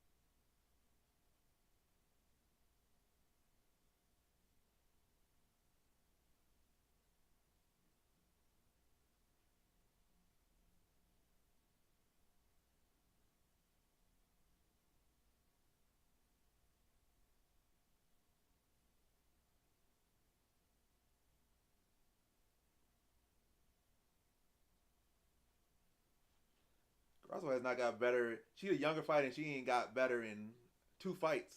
That's crazy. You the one supposed to get better. Your takedown offense still trash. Matter of fact, it's worse than it was the second fight. You still relying on Hail Mary submission. Like,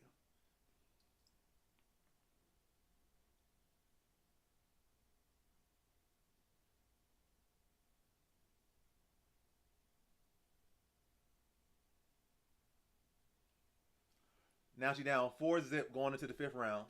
She need another Hail Mary mistake from Shevchenko. Yeah, she need another Hail Mary. She need another mistake from Shevchenko, and she needs another Hail Mary sub. If she loses this fight, they don't need no another rematch.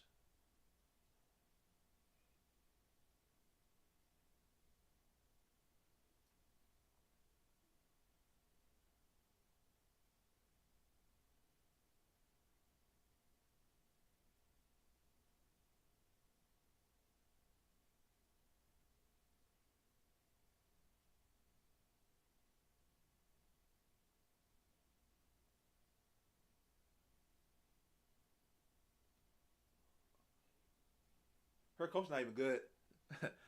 You got to get up. How am I gonna get up? You got to use your hands. You got to come forward. What type of combination should I do? Should I work behind my jab? Should I do this? Should I cut her off to the right? Should I cut her off to the left? No, this guy come forward. Use your hands. So first off, she need to get a new coach because she ain't improved in 2 fights now.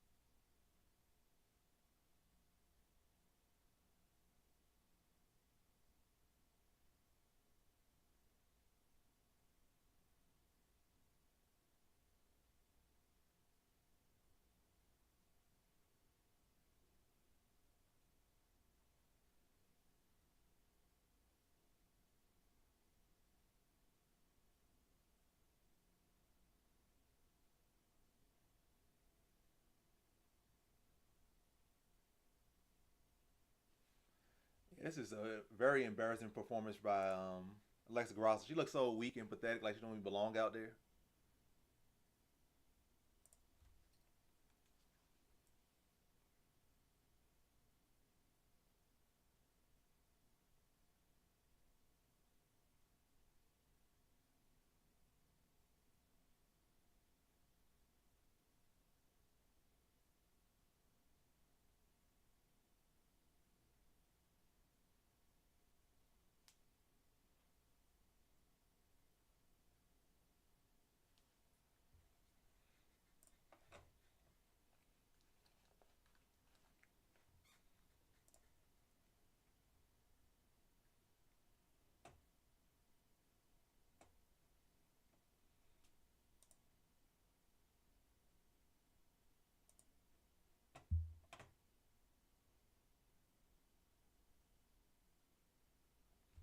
She ain't doing nothing. She out there doing anything but training, especially not wrestling. She's skipping her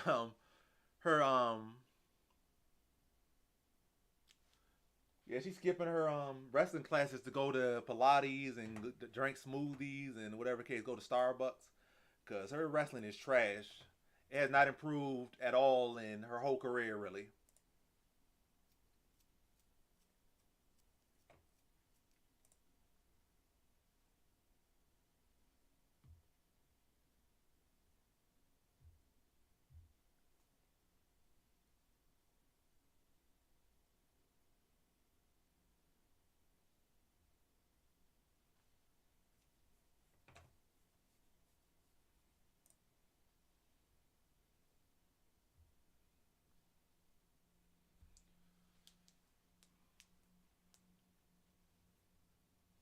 She would have did a better job of just trying to go for the takedowns herself. Her boxing looked trash. Her wrestling defense looked trash. She looked okay when she went for a takedown. That was really the best thing she did, go for a takedown. If she was the one initiating takedowns, defending takedowns, going to the body, then going for takedowns, she would have had a much better path. But she let Valentina work her the whole fight. And there goes her career as a champion. Never gonna see another belt again.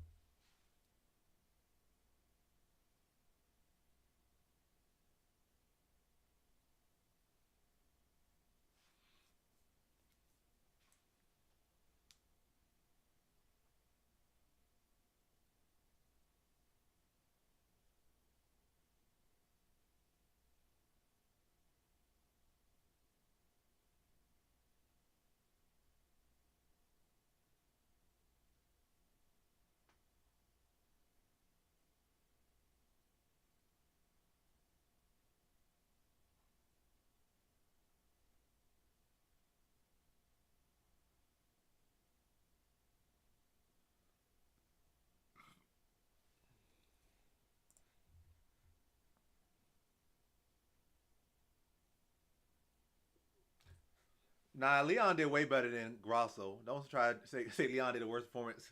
Leon actually won a legit round over. Yeah, Leon actually won a legit round over Bilal. I think it was like the third round.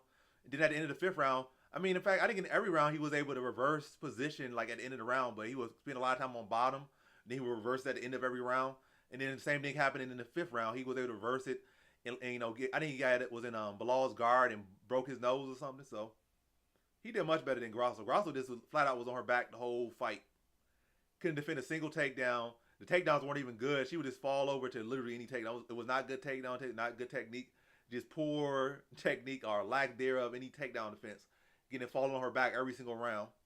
So Leon did better than her.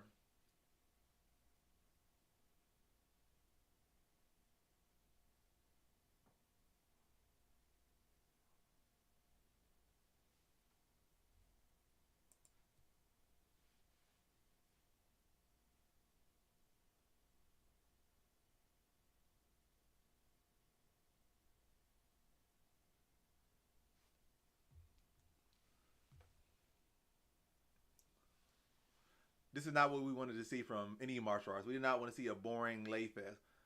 It's not your fault that she allowed that boring lay fest, but we definitely did not want to see that, and we don't want to see this matchup again. Leave it at 1-1-1. There's no need for this matchup to ever be made again. There's no need for a fourth match. 1-1-1 is good enough.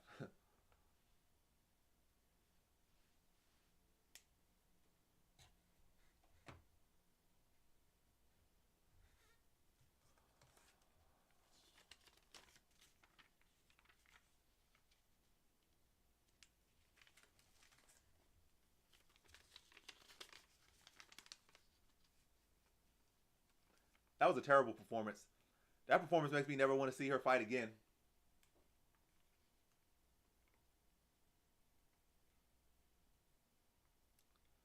Well, he just called Terrence Crawford Kendrick Lamar. Look who we got with us, Kendrick Lamar. And the whole time it's Terrence Crawford.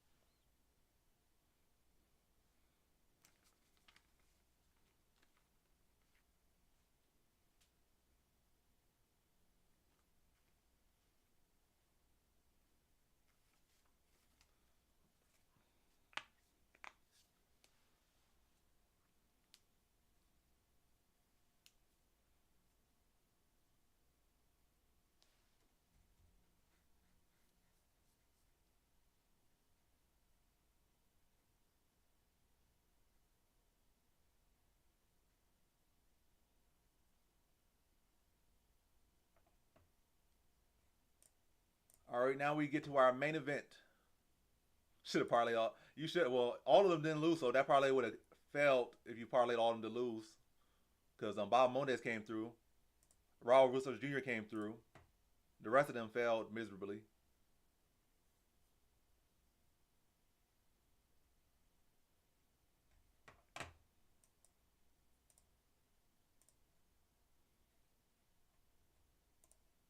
All right, final poll of the night. Who wins the main event? Let's see. Who wins the main event?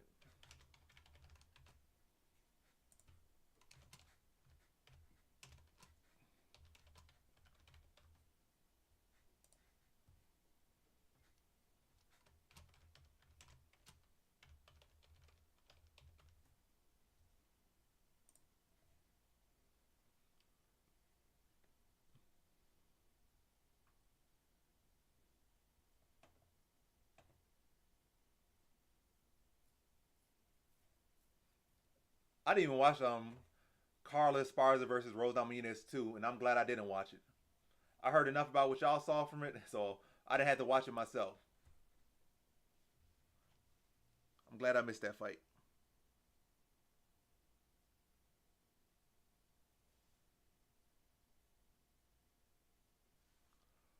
Uh, you say I sound low?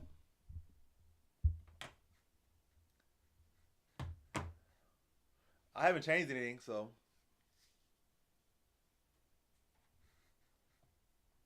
But let me turn my mic off so I can see if I.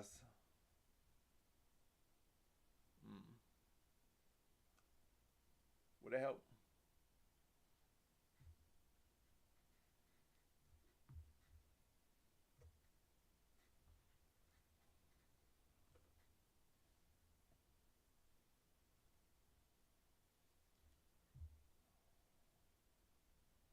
Hello, hello. Hello.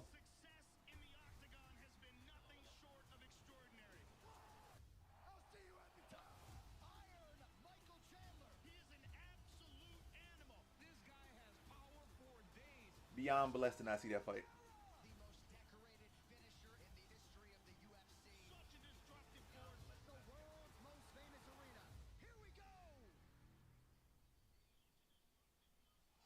So the So there you have it, folks. The wait, consensus greatest of all time. UFC heavyweight champion John let me see. Jones will be back in defense of that title against Stipe Miocic coming up in mid-November from Madison Square Garden. You see Johnny Bones. Yeah, my audio sound okay. It don't sound as good as it could sound, but it sound alright. Here tonight at Sphere in Las Vegas.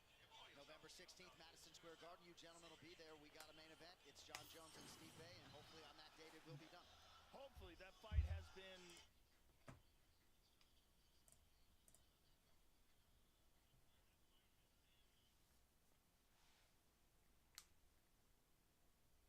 I forgot Natalia Silva's in his weight class. Yeah, Natalia Silva. Yeah, I think she beats Valentina and she beats Grasso.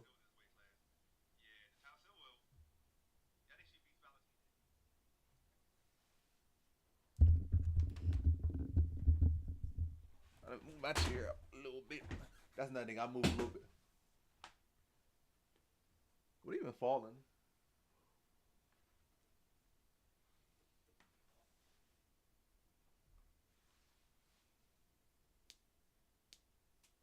He actually fought them.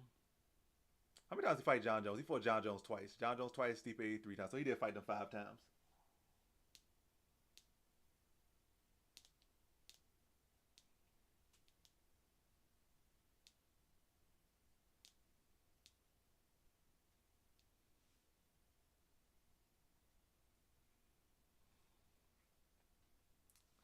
So final fight tonight, I just lost money line with Grasso, just straight up, just non-performing, and now my final money line of the night is on O'Malley. I got O'Malley at -120, and yeah, that's my final play of the night, O'Malley.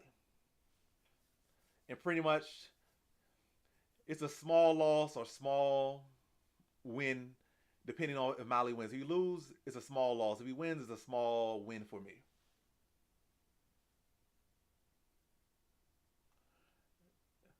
You need to see Dubin would get dogged. Nobody wants to hear her fight no real fights. She got lucky she got paired with a soccer mom.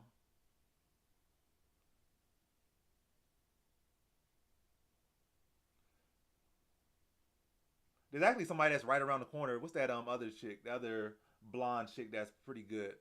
Blonde European chick. That's who's gonna fight for the belt next.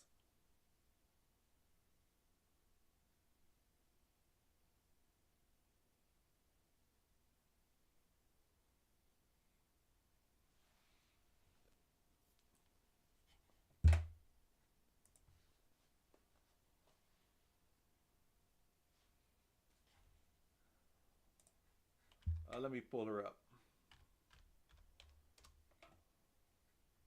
What's that? Let's see.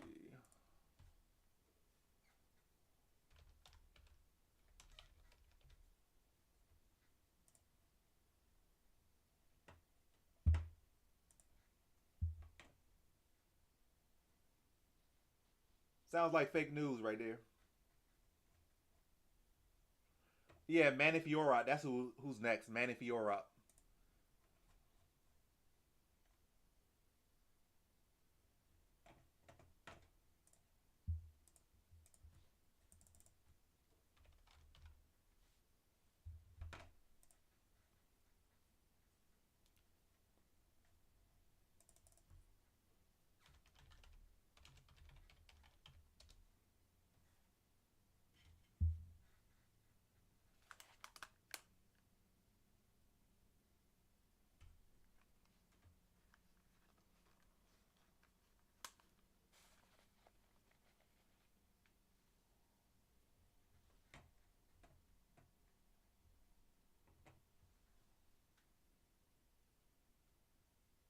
The honorary Mexican.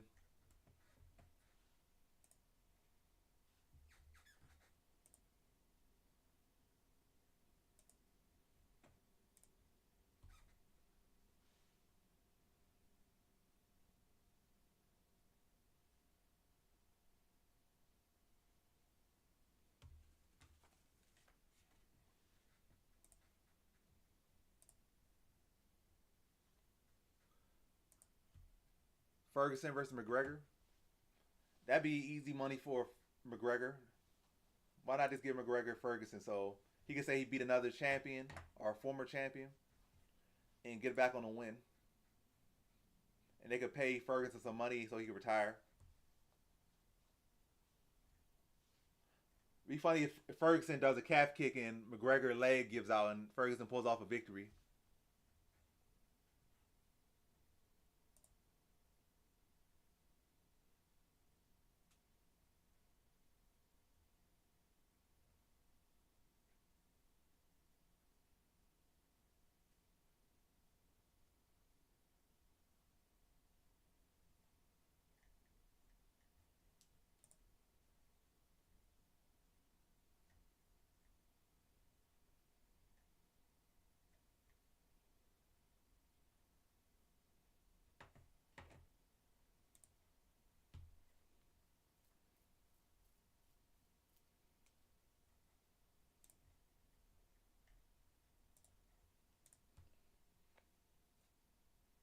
The people's champ.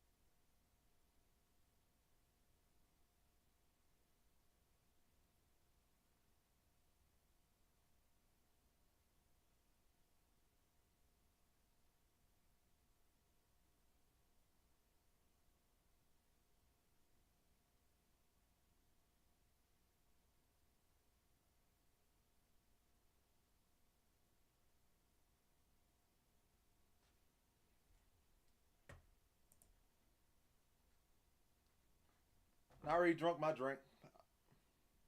You said I need a drink. An alcoholic drink or just some water?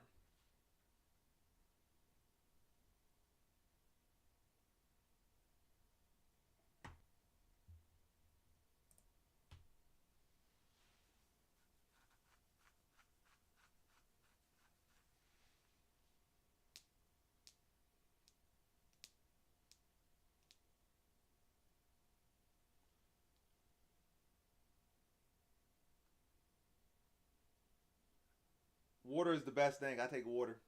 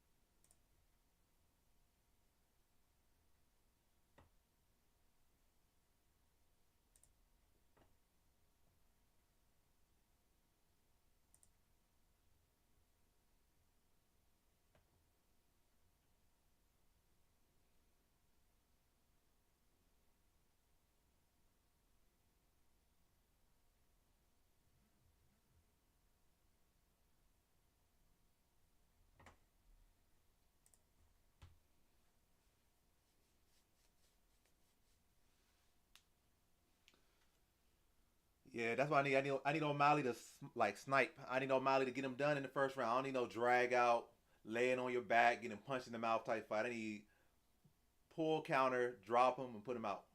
Or feint, get him to react big, level change, and run right into a knee.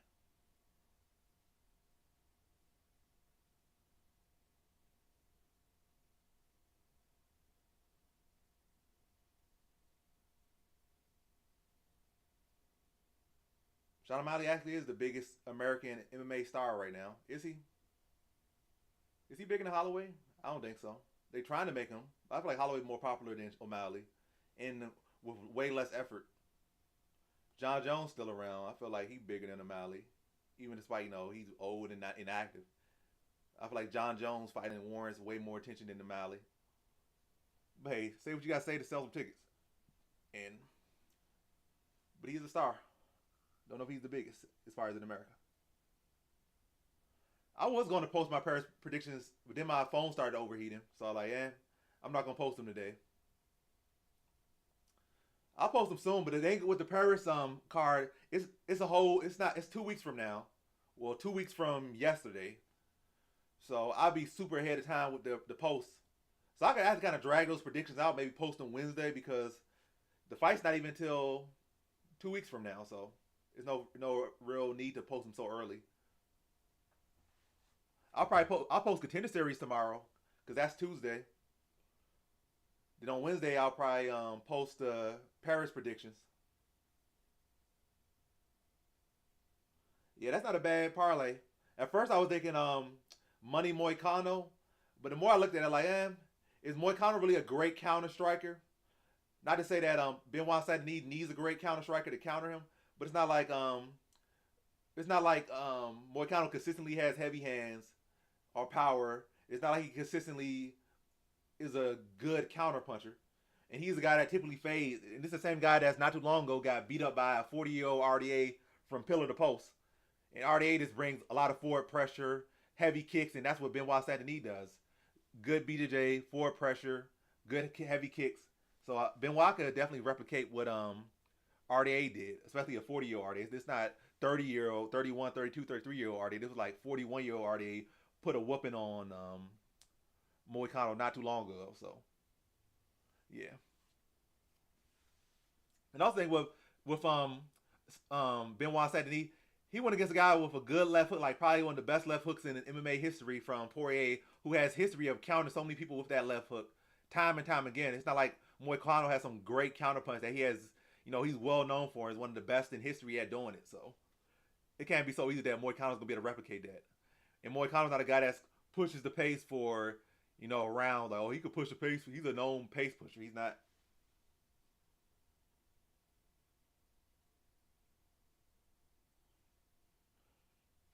And Moicano his gas tank not phenomenal. It's not great. It's okay. It's a good gas tank. But what kind of takes away from that gas tank is that he got a weak mind.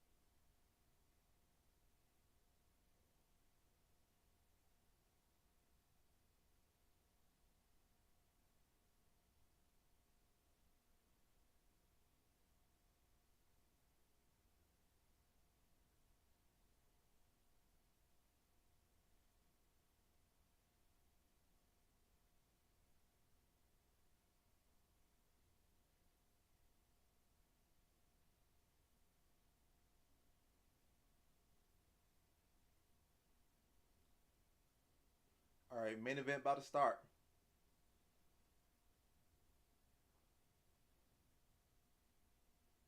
We just like 2 minutes away.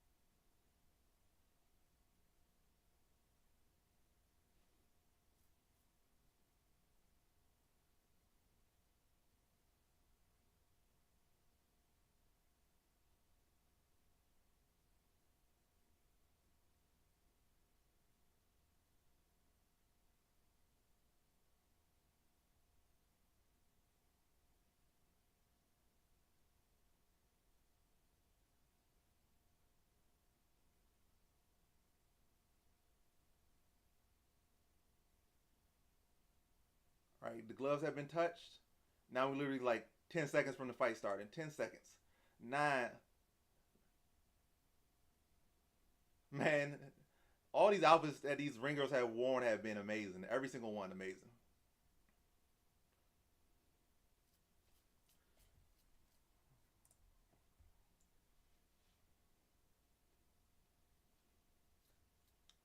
All right, fight's on the way. They touch gloves. O'Malley pressing forward.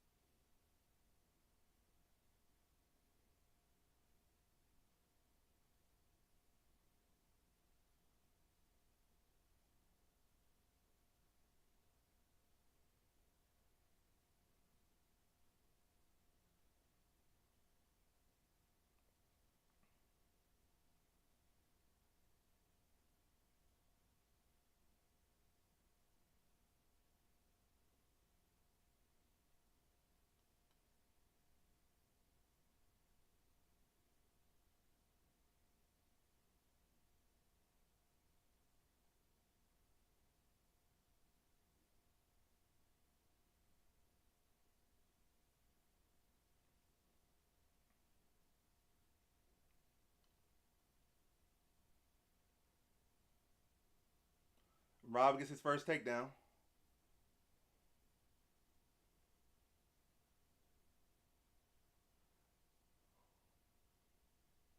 O'Malley's able to get back to his feet, but I said Mighty Mouse. But Rob's still on the body lock.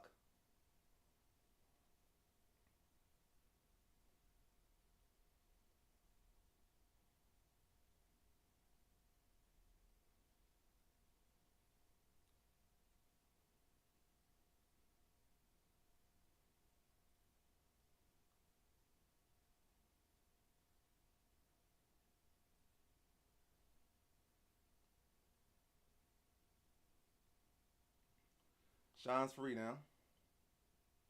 So good signs for both. Rob gets a takedown. O'Malley gets up.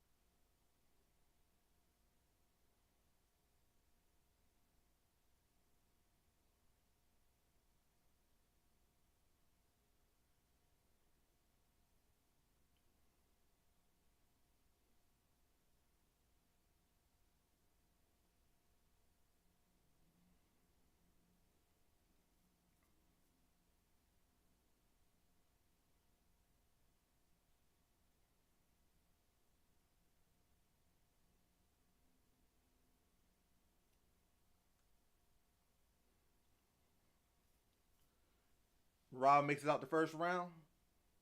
I still say it's O'Malley round, but Merab had good work. Matter of fact, it could go out the way. I would say O'Malley.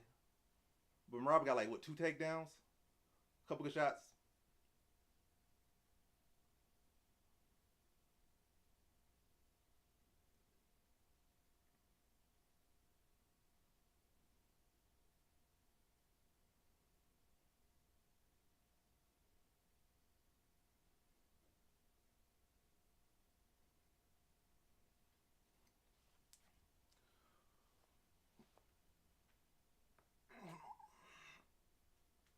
Ooh, that's a nice stretch. Ooh.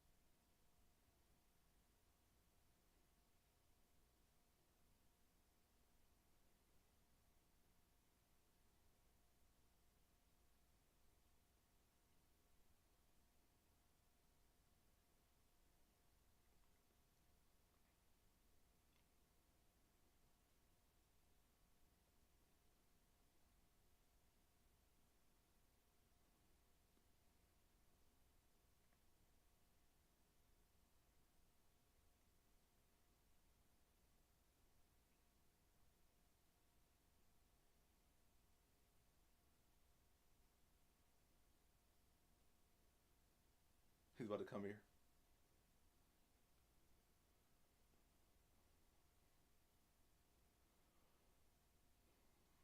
I say O'Malley.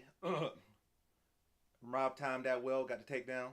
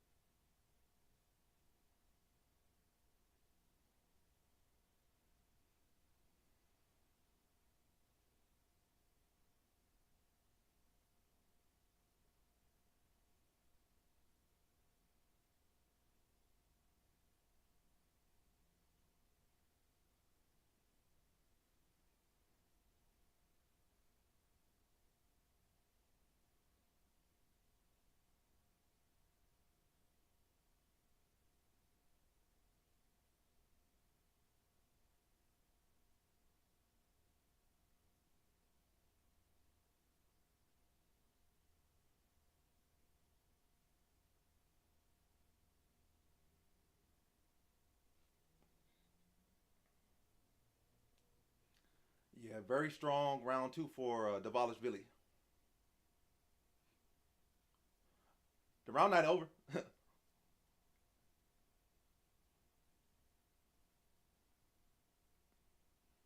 This is a very high tension fight.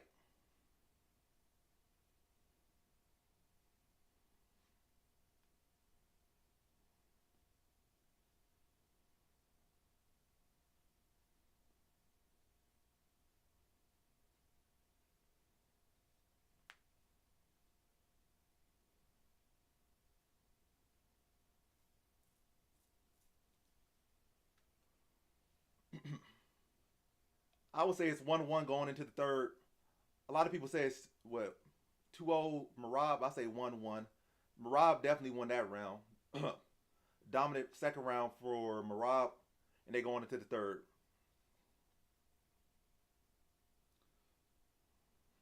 I think for really real, for real. Nah, he not done. The fight's still very much open.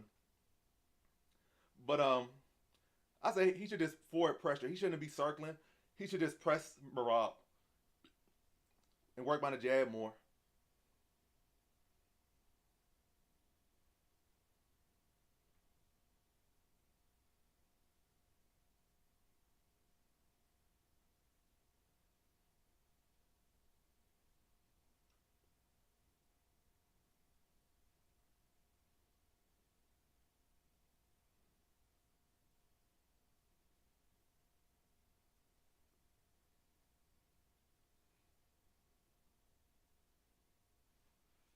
he has a pretty good chance. Like I said, it's only 1-1 in my opinion. It's not like he's been getting whooped for 2 rounds straight. It's likely 1-1, so it's still a fight that's up for grabs. And it's not like he's coming here to win a decision. He's coming here for the knockout.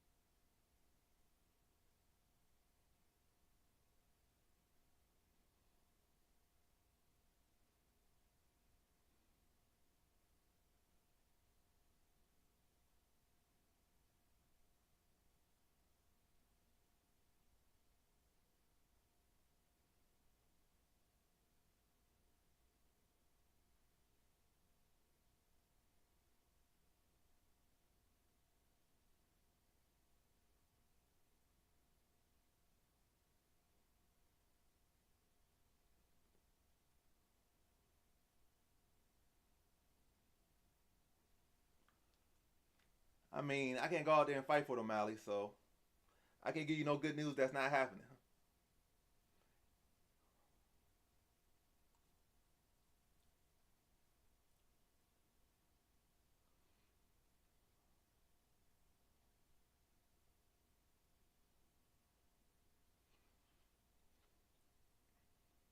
I need some more body work. I need some more uppercuts.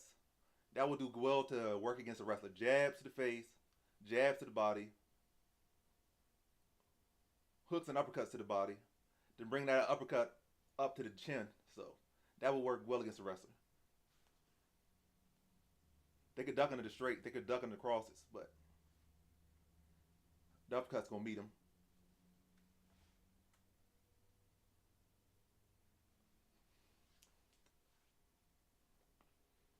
At least Sean O'Malley still has his hair dye. That's some good news. His hair is still dyed. He hasn't lost his hair dye. It's still the same exact composition as it was when he first started his fight.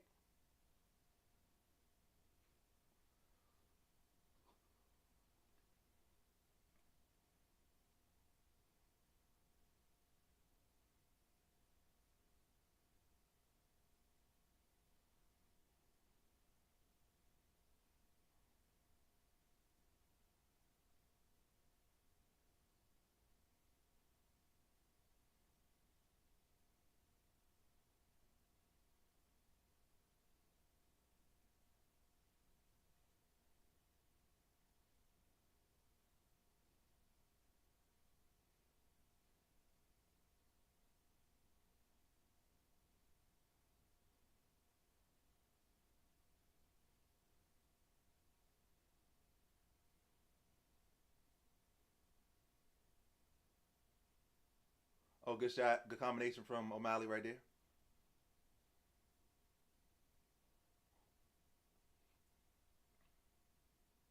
Keep going to Dvalishvili's body.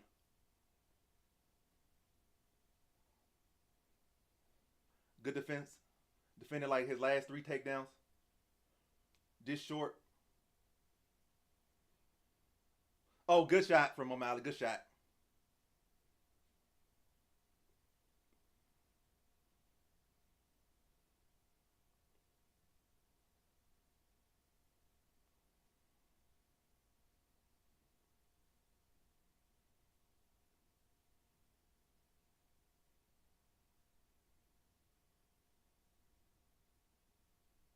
Oh, good shot from O'Malley.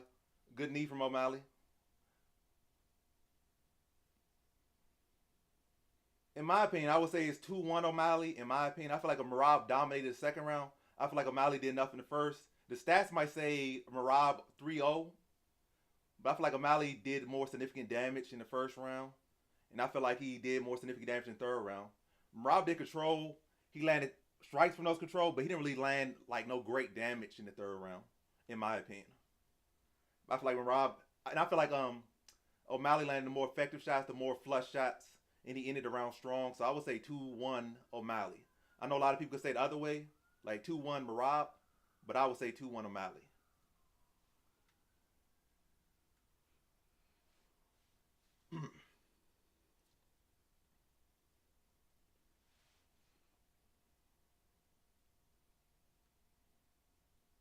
And also, he defended like 3 consecutive takedowns from Marab to end that round. 3 consecutive. I'm saying 3 consecutive shots, 3 consecutive takedowns. He don't need no KO. It's 2-1 O'Malley on my scorecard. If anything, it's 2-1 either way. So it's still 2 more rounds left. He could win the final 2 rounds and win a decision, but he's definitely looking for a knockout.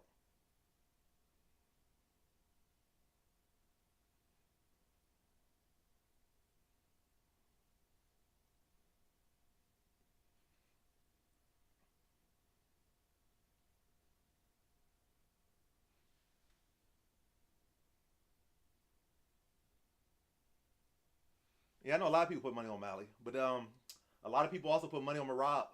That's why the odds are still so close. And I know people putting live money on Marab right now. They're like, "Oh, Marab's gonna win."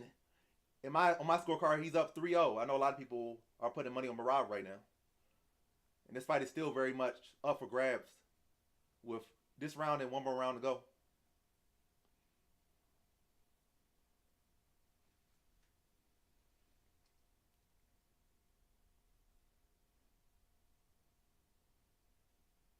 Oh, good shot from O'Malley.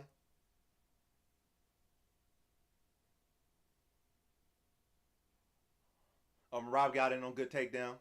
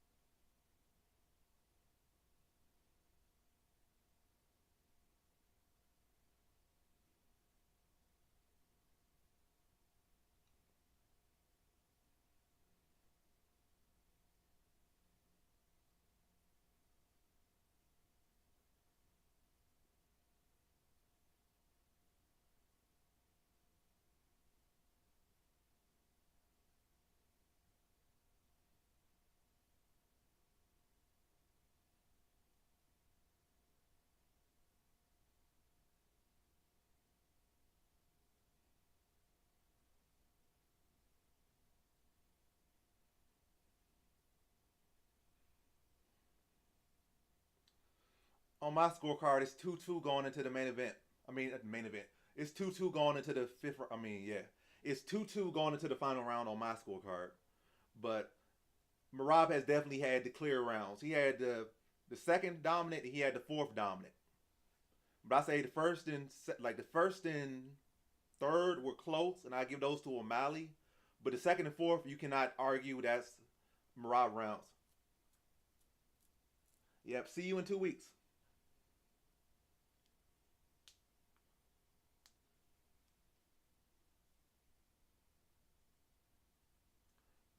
Did I pick Merab to be champion this year? I only got to pick Merab to be champion.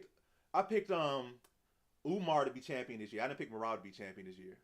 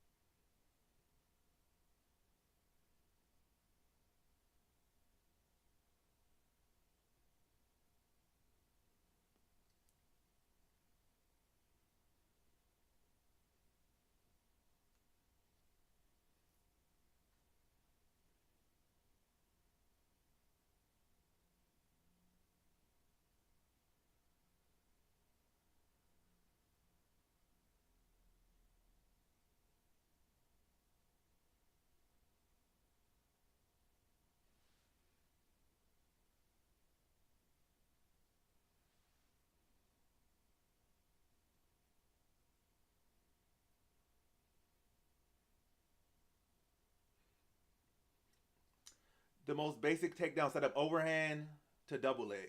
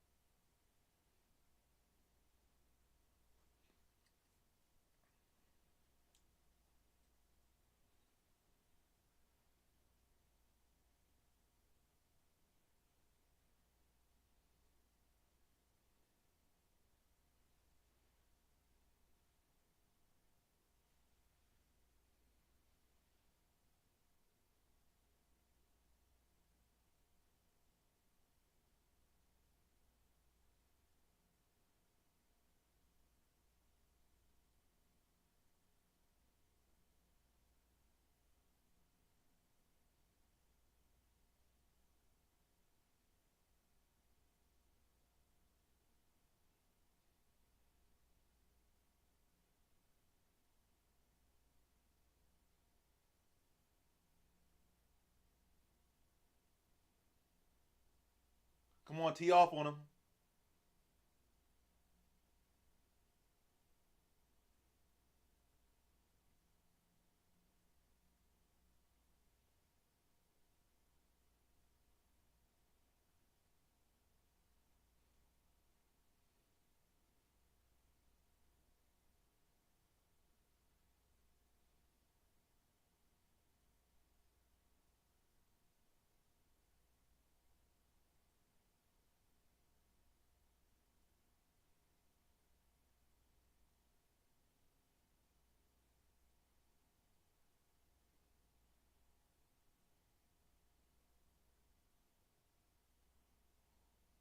Knock this man out.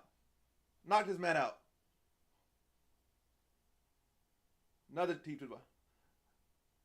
Dig the hooks to the body.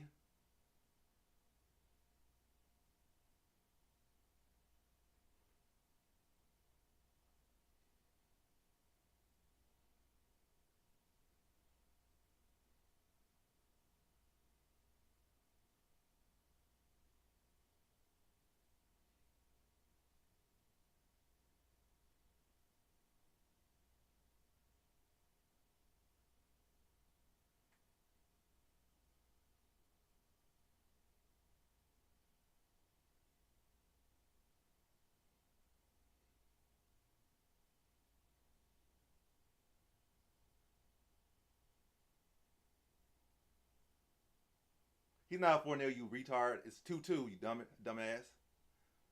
O'Malley, give O'Malley this belt. Rob ain't do shit. Knock Rob bitch ass out.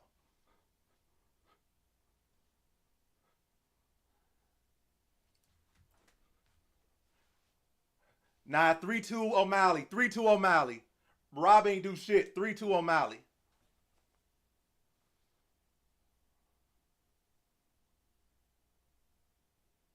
Three-two O'Malley. 3-2 O'Malley. 3-2 O'Malley. Let's get that 3-2 O'Malley. 3-2 O'Malley. First, third, fifth. 3-2 O'Malley. Let's give him that. 3-2 O'Malley.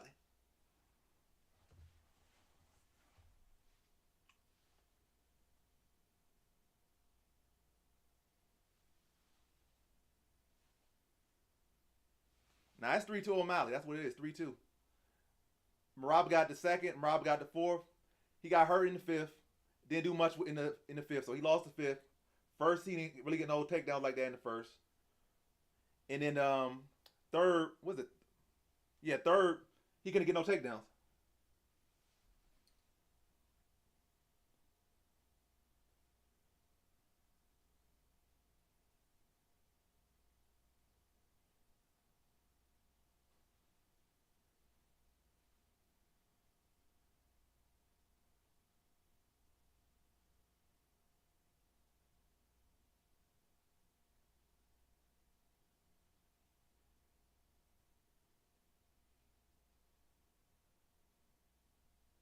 Let's see what the judges say. It's not over yet. It's not over till the chicken sing. Let's see what the chicken say. Or it's not over till the fat lady sing. It's not over till the chicken sing. It's not over till the fat lady sing.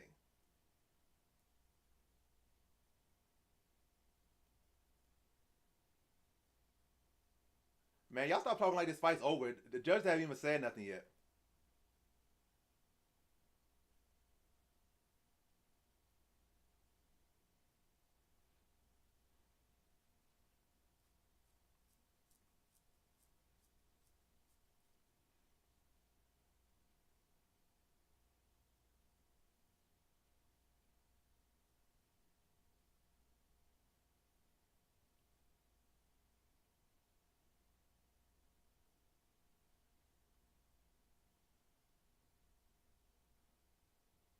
Well, Merab got the win.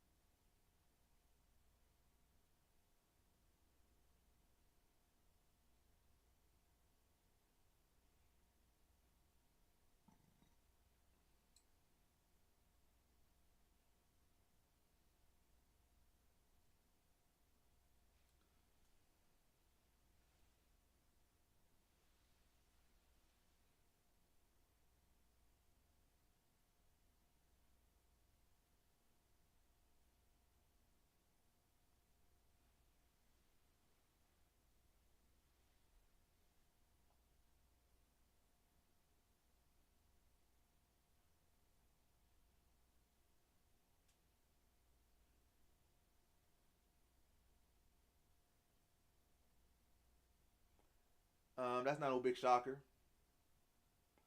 And what I'm gonna say next, Rob gonna beat him. Not Rob. I mean, Umar gonna beat him. I'm gonna say that next. So be surprised about that.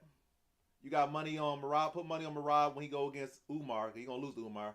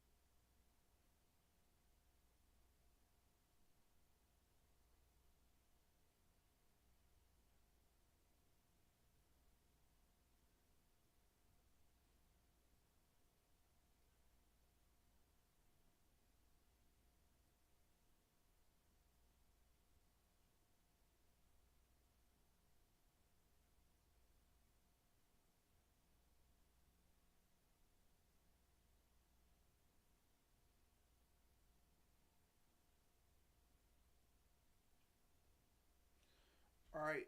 Now just for the what I guess the where I went wrong section or something. Even though I really didn't go wrong, or I was like, oh my gosh, you should have picked this guy. You should have picked that guy. It really ain't none of that with this card.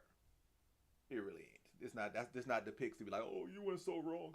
How could you have picked Sean O'Malley to do this?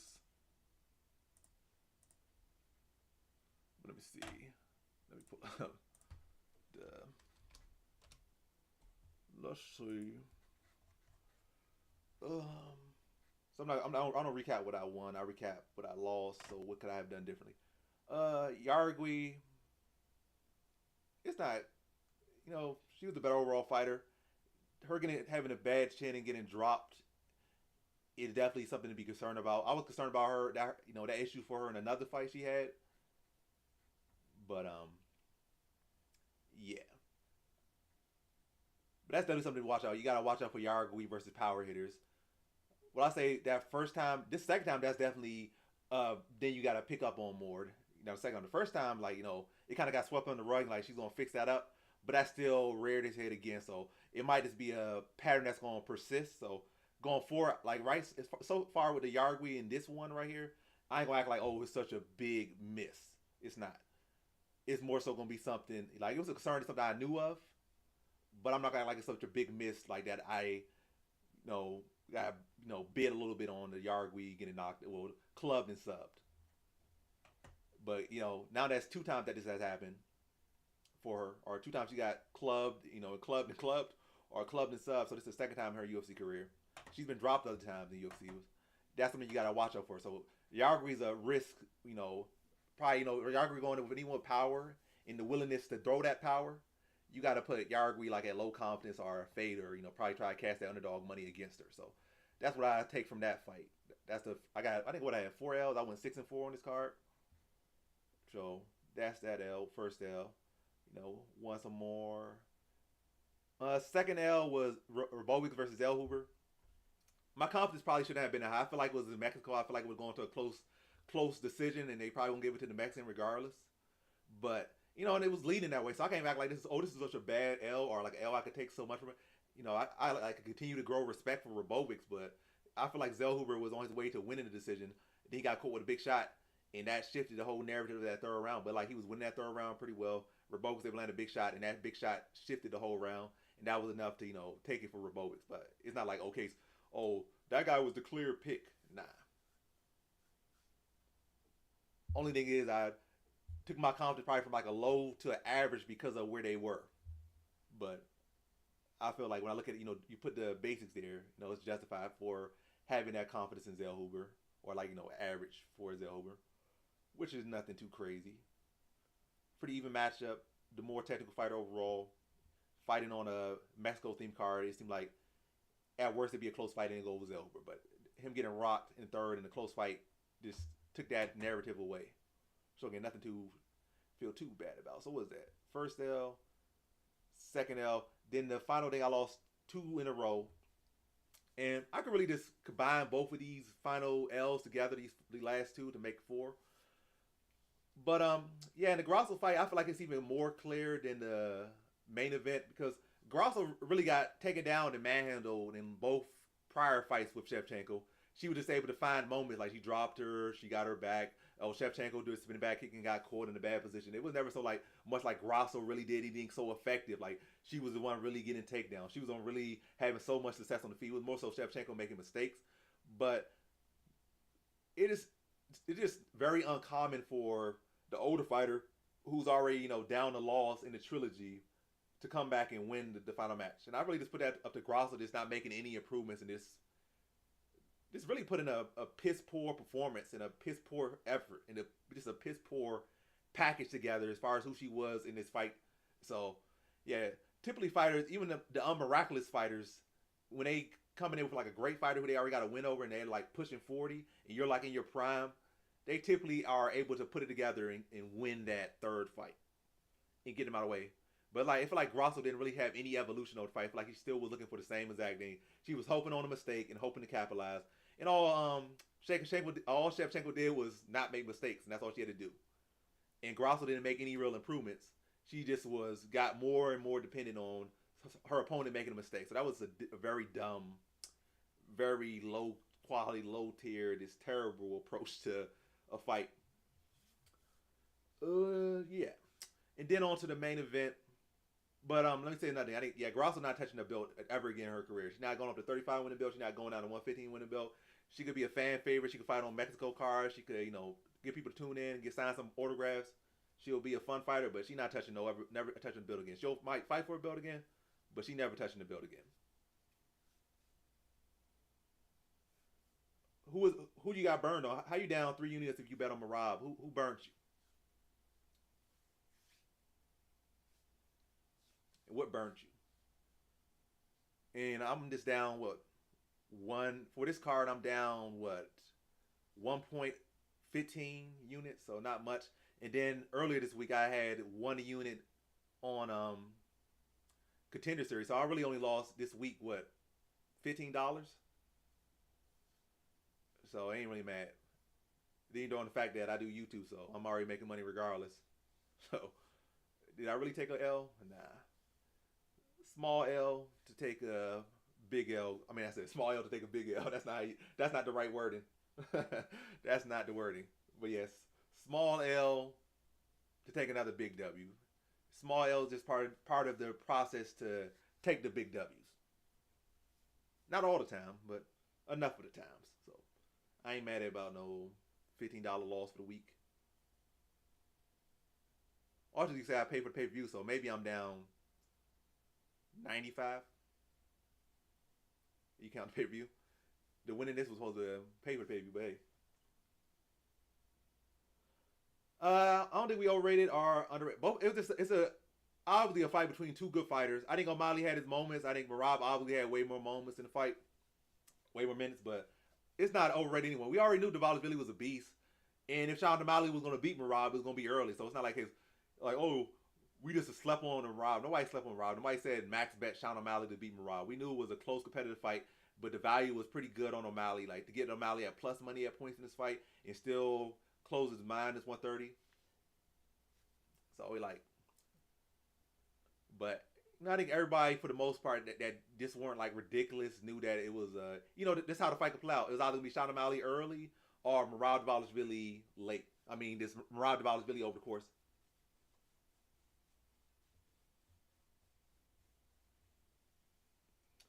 And I wouldn't even say that O'Malley's game plan was bad, to go for the KO. What I would say was bad about O'Malley is I feel like his approach. Whenever you're going in with a wrestler, especially now, it's not good to just circle around. I feel like his approach to doing it. It's different ways to do. Like switching the stance to staying mobile, calf kicking and chewing up the leg of the wrestler. And then as far as when you're going with the boxing, working with body shots, uppercuts to the body, because then you get the underhooks. But he was looking for like 1-2s, and that's going to leave you open for the level chains, double legs, the singles. He started to defend well later on, but I feel like his shot selection could have been better. The approach, like to knock Dvalishvili out, that's the right thing to do. But the shot selection could have been better.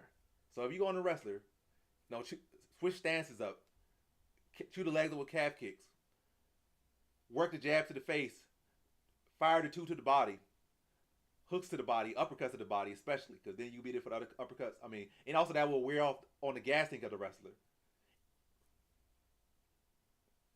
And push him on the back foot. I feel like a lot of times Dvalishvili to be on the front foot. It's all in all not necessarily the best game plan, but it is what it is. I think Sean O'Malley could bounce back, but it's likely going to be Umar gets the next title fight. He beats Merab. Sean O'Malley probably fights Cejudo, knocks Cejudo out, and then fights Umar, and then probably loses to Umar. That's probably the next path. He don't want to fight Umar, but he's going to have to. He might get a Sean O'Malley rematch because Sean O'Malley's supposed to be a star, but they probably not even going to let that happen. And yeah, that's pretty much my. Hey, I went 6-4 for the card. 4 L's. Yeah, it was looking like a pretty decent card, but hey, it fell off completely at the end. I'm still not mad at the card at all. I'm not mad at the results.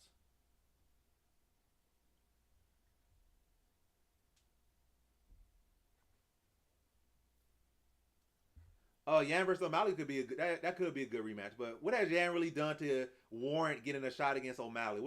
Tell me right here. I know a lot of people got like our Yan fans and Yan diehards, and I know the first fight was like a split decision, very close. A lot of people feel like Yan win. But outside of having a close fight in the past and barely beating he won like 3-fight losing streak, 4-fight losing streak, and then he barely beat Song Yadong. Does that warrant fighting a former champion? Like right off losing his belt? I don't think so. I think Sean O'Malley can take an easier stylistic fight, or he could fight, Cejudo or somebody. But then again, Cejudo's coming off two losses as well. So what's the difference?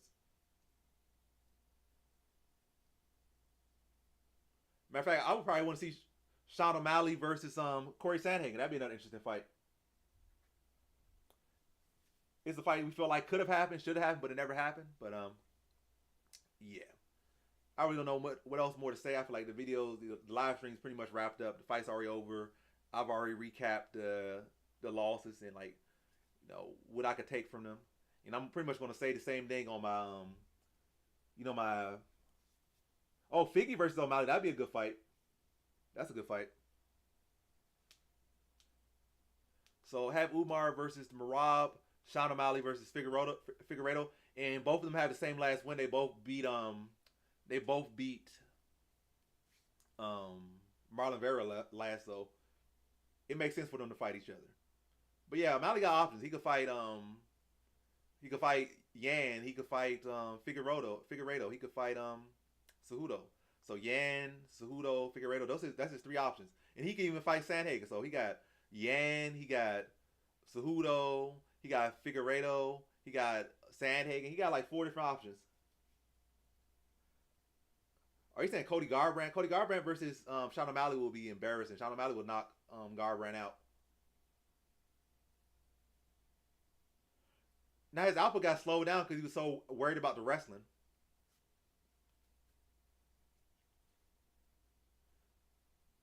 But he really should. He should, instead of trying to like circle so much, when Merab, pretty much initially offered to just bounce around the cage and circle, he should just try to stalk Merab, throw some feints out there, work the body a bit, instead of like wasting so much energy switching all the stances and trying to throw this kick and throw that kick and spinning this, spinning that. Just stick to the bread and butter, work the body, and had those underhooks there. But yeah. But yeah, this is the end of the live stream. It's not much else I can say. I already like I said, I guess for the 4th time, I already recapped the fights.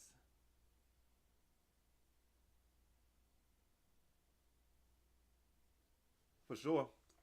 And I'm like, and I probably should just have live streams and streams in general where we just talk about fights, not even predicting, just talking about fights, talking about the history and future fights and stuff like that. Because I could definitely talk about that all day long, like past fights, future fights, Mount Rushmores, like literally anything MMA related or combat sports related. Well, I'm not gonna say combat.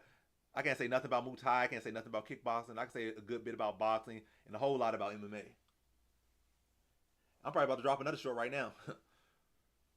I'm not gonna drop the picks for Paris, but I'll drop some picks for. Well, I'm not gonna drop picks for Paris. I'm not gonna drop picks for Contender Series, but I'll drop that other short. But yeah, thanks for watching, guys. Thanks for joining the live stream. I hope we all had a good time. I know a lot of people got burned on Grasso, and a lot of people got burnt on O'Malley. But we either didn't take too much losses, like I didn't take much losses at all this week with $15 loss. And I hope, even despite some of that, I hope y'all still cashed, and I hope a lot of y'all still ended up positive. But for me, I ended a small negative for the week, $15. Like, that's really nothing.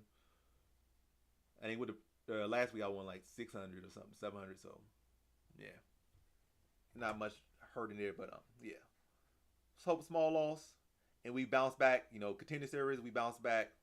Paris and win. I know. Well, some of y'all won some money, so some of y'all had different picks, so y'all won regardless. Some guy say he won 63,000. So if it's true, very good night for him. But yeah. Regardless of who y'all picked, or if y'all picked my picks or picked against me, I hope that for the most part everybody had a good night. Whether y'all was a small loss, small win, big win, hope you didn't get too bad of a night and you had at least enjoyed the fights and enjoy the what's it called? What is that called? What's that arena called? The Spear. Y'all enjoyed the Spear experience. I enjoyed the Spear.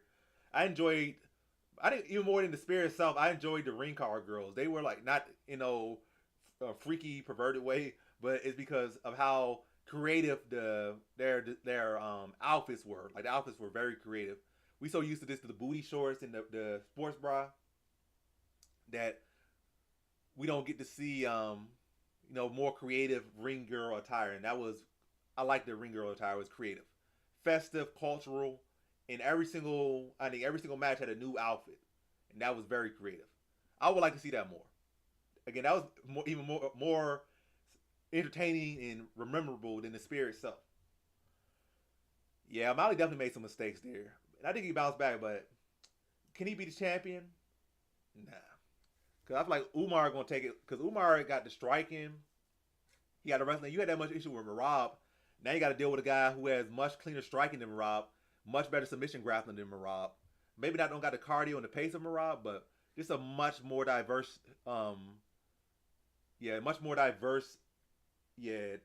more diverse fighter. And he's young. Merab is like 35, so this was the fight O'Malley was supposed to win. Umar is like 29, 28, so he's like the same age as O'Malley, and he presents the same threats, if and more than Merab presented. So it's a very hard tell if he's gonna be able to ever get that belt back. He probably not. But yeah, that's the live stream. How do I even end this live stream? I think that's what I do. This is what I do. Let's see. I gotta go to the video. Let me actually get in the right position to end the live stream.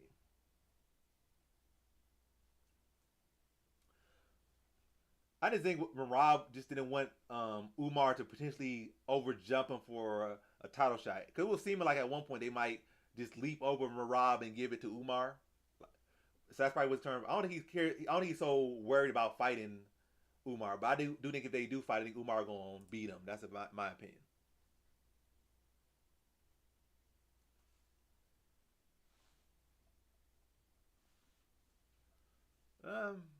I could kind of see what he's saying, that maybe Umar don't deserve a title shot. He's still young.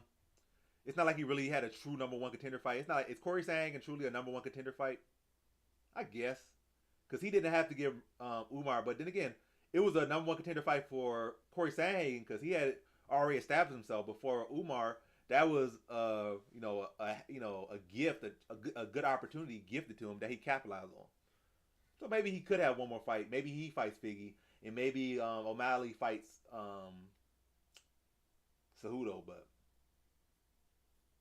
now O'Malley should fight Figueiredo, because Figueiredo, why fight Cejudo who's on a 2-fight losing streak when you could fight Figueiredo who's on like a 2-fight winning streak at welterweight? I mean at bantamweight.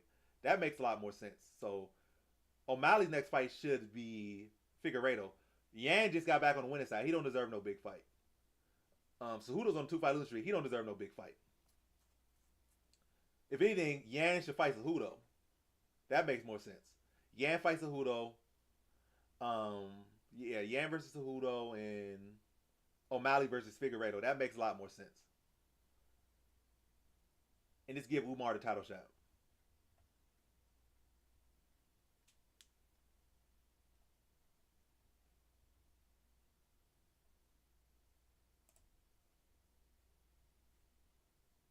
How do I end this thing? I'll just do it like this. I just do it the old-fashioned way.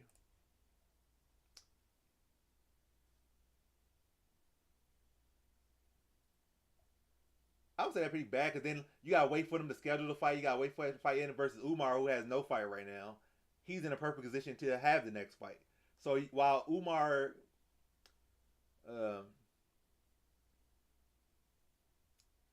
let Merab get like 2 months off. Umar be preparing for the fight, and then they fight next. So it should be, after Umar. That makes more sense. But yeah, I finally found a way to exit this stream or end this stream.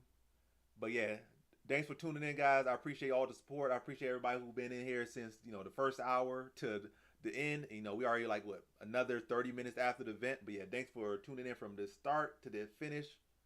I appreciate all the donations. I appreciate all the support, and it's been a good time. But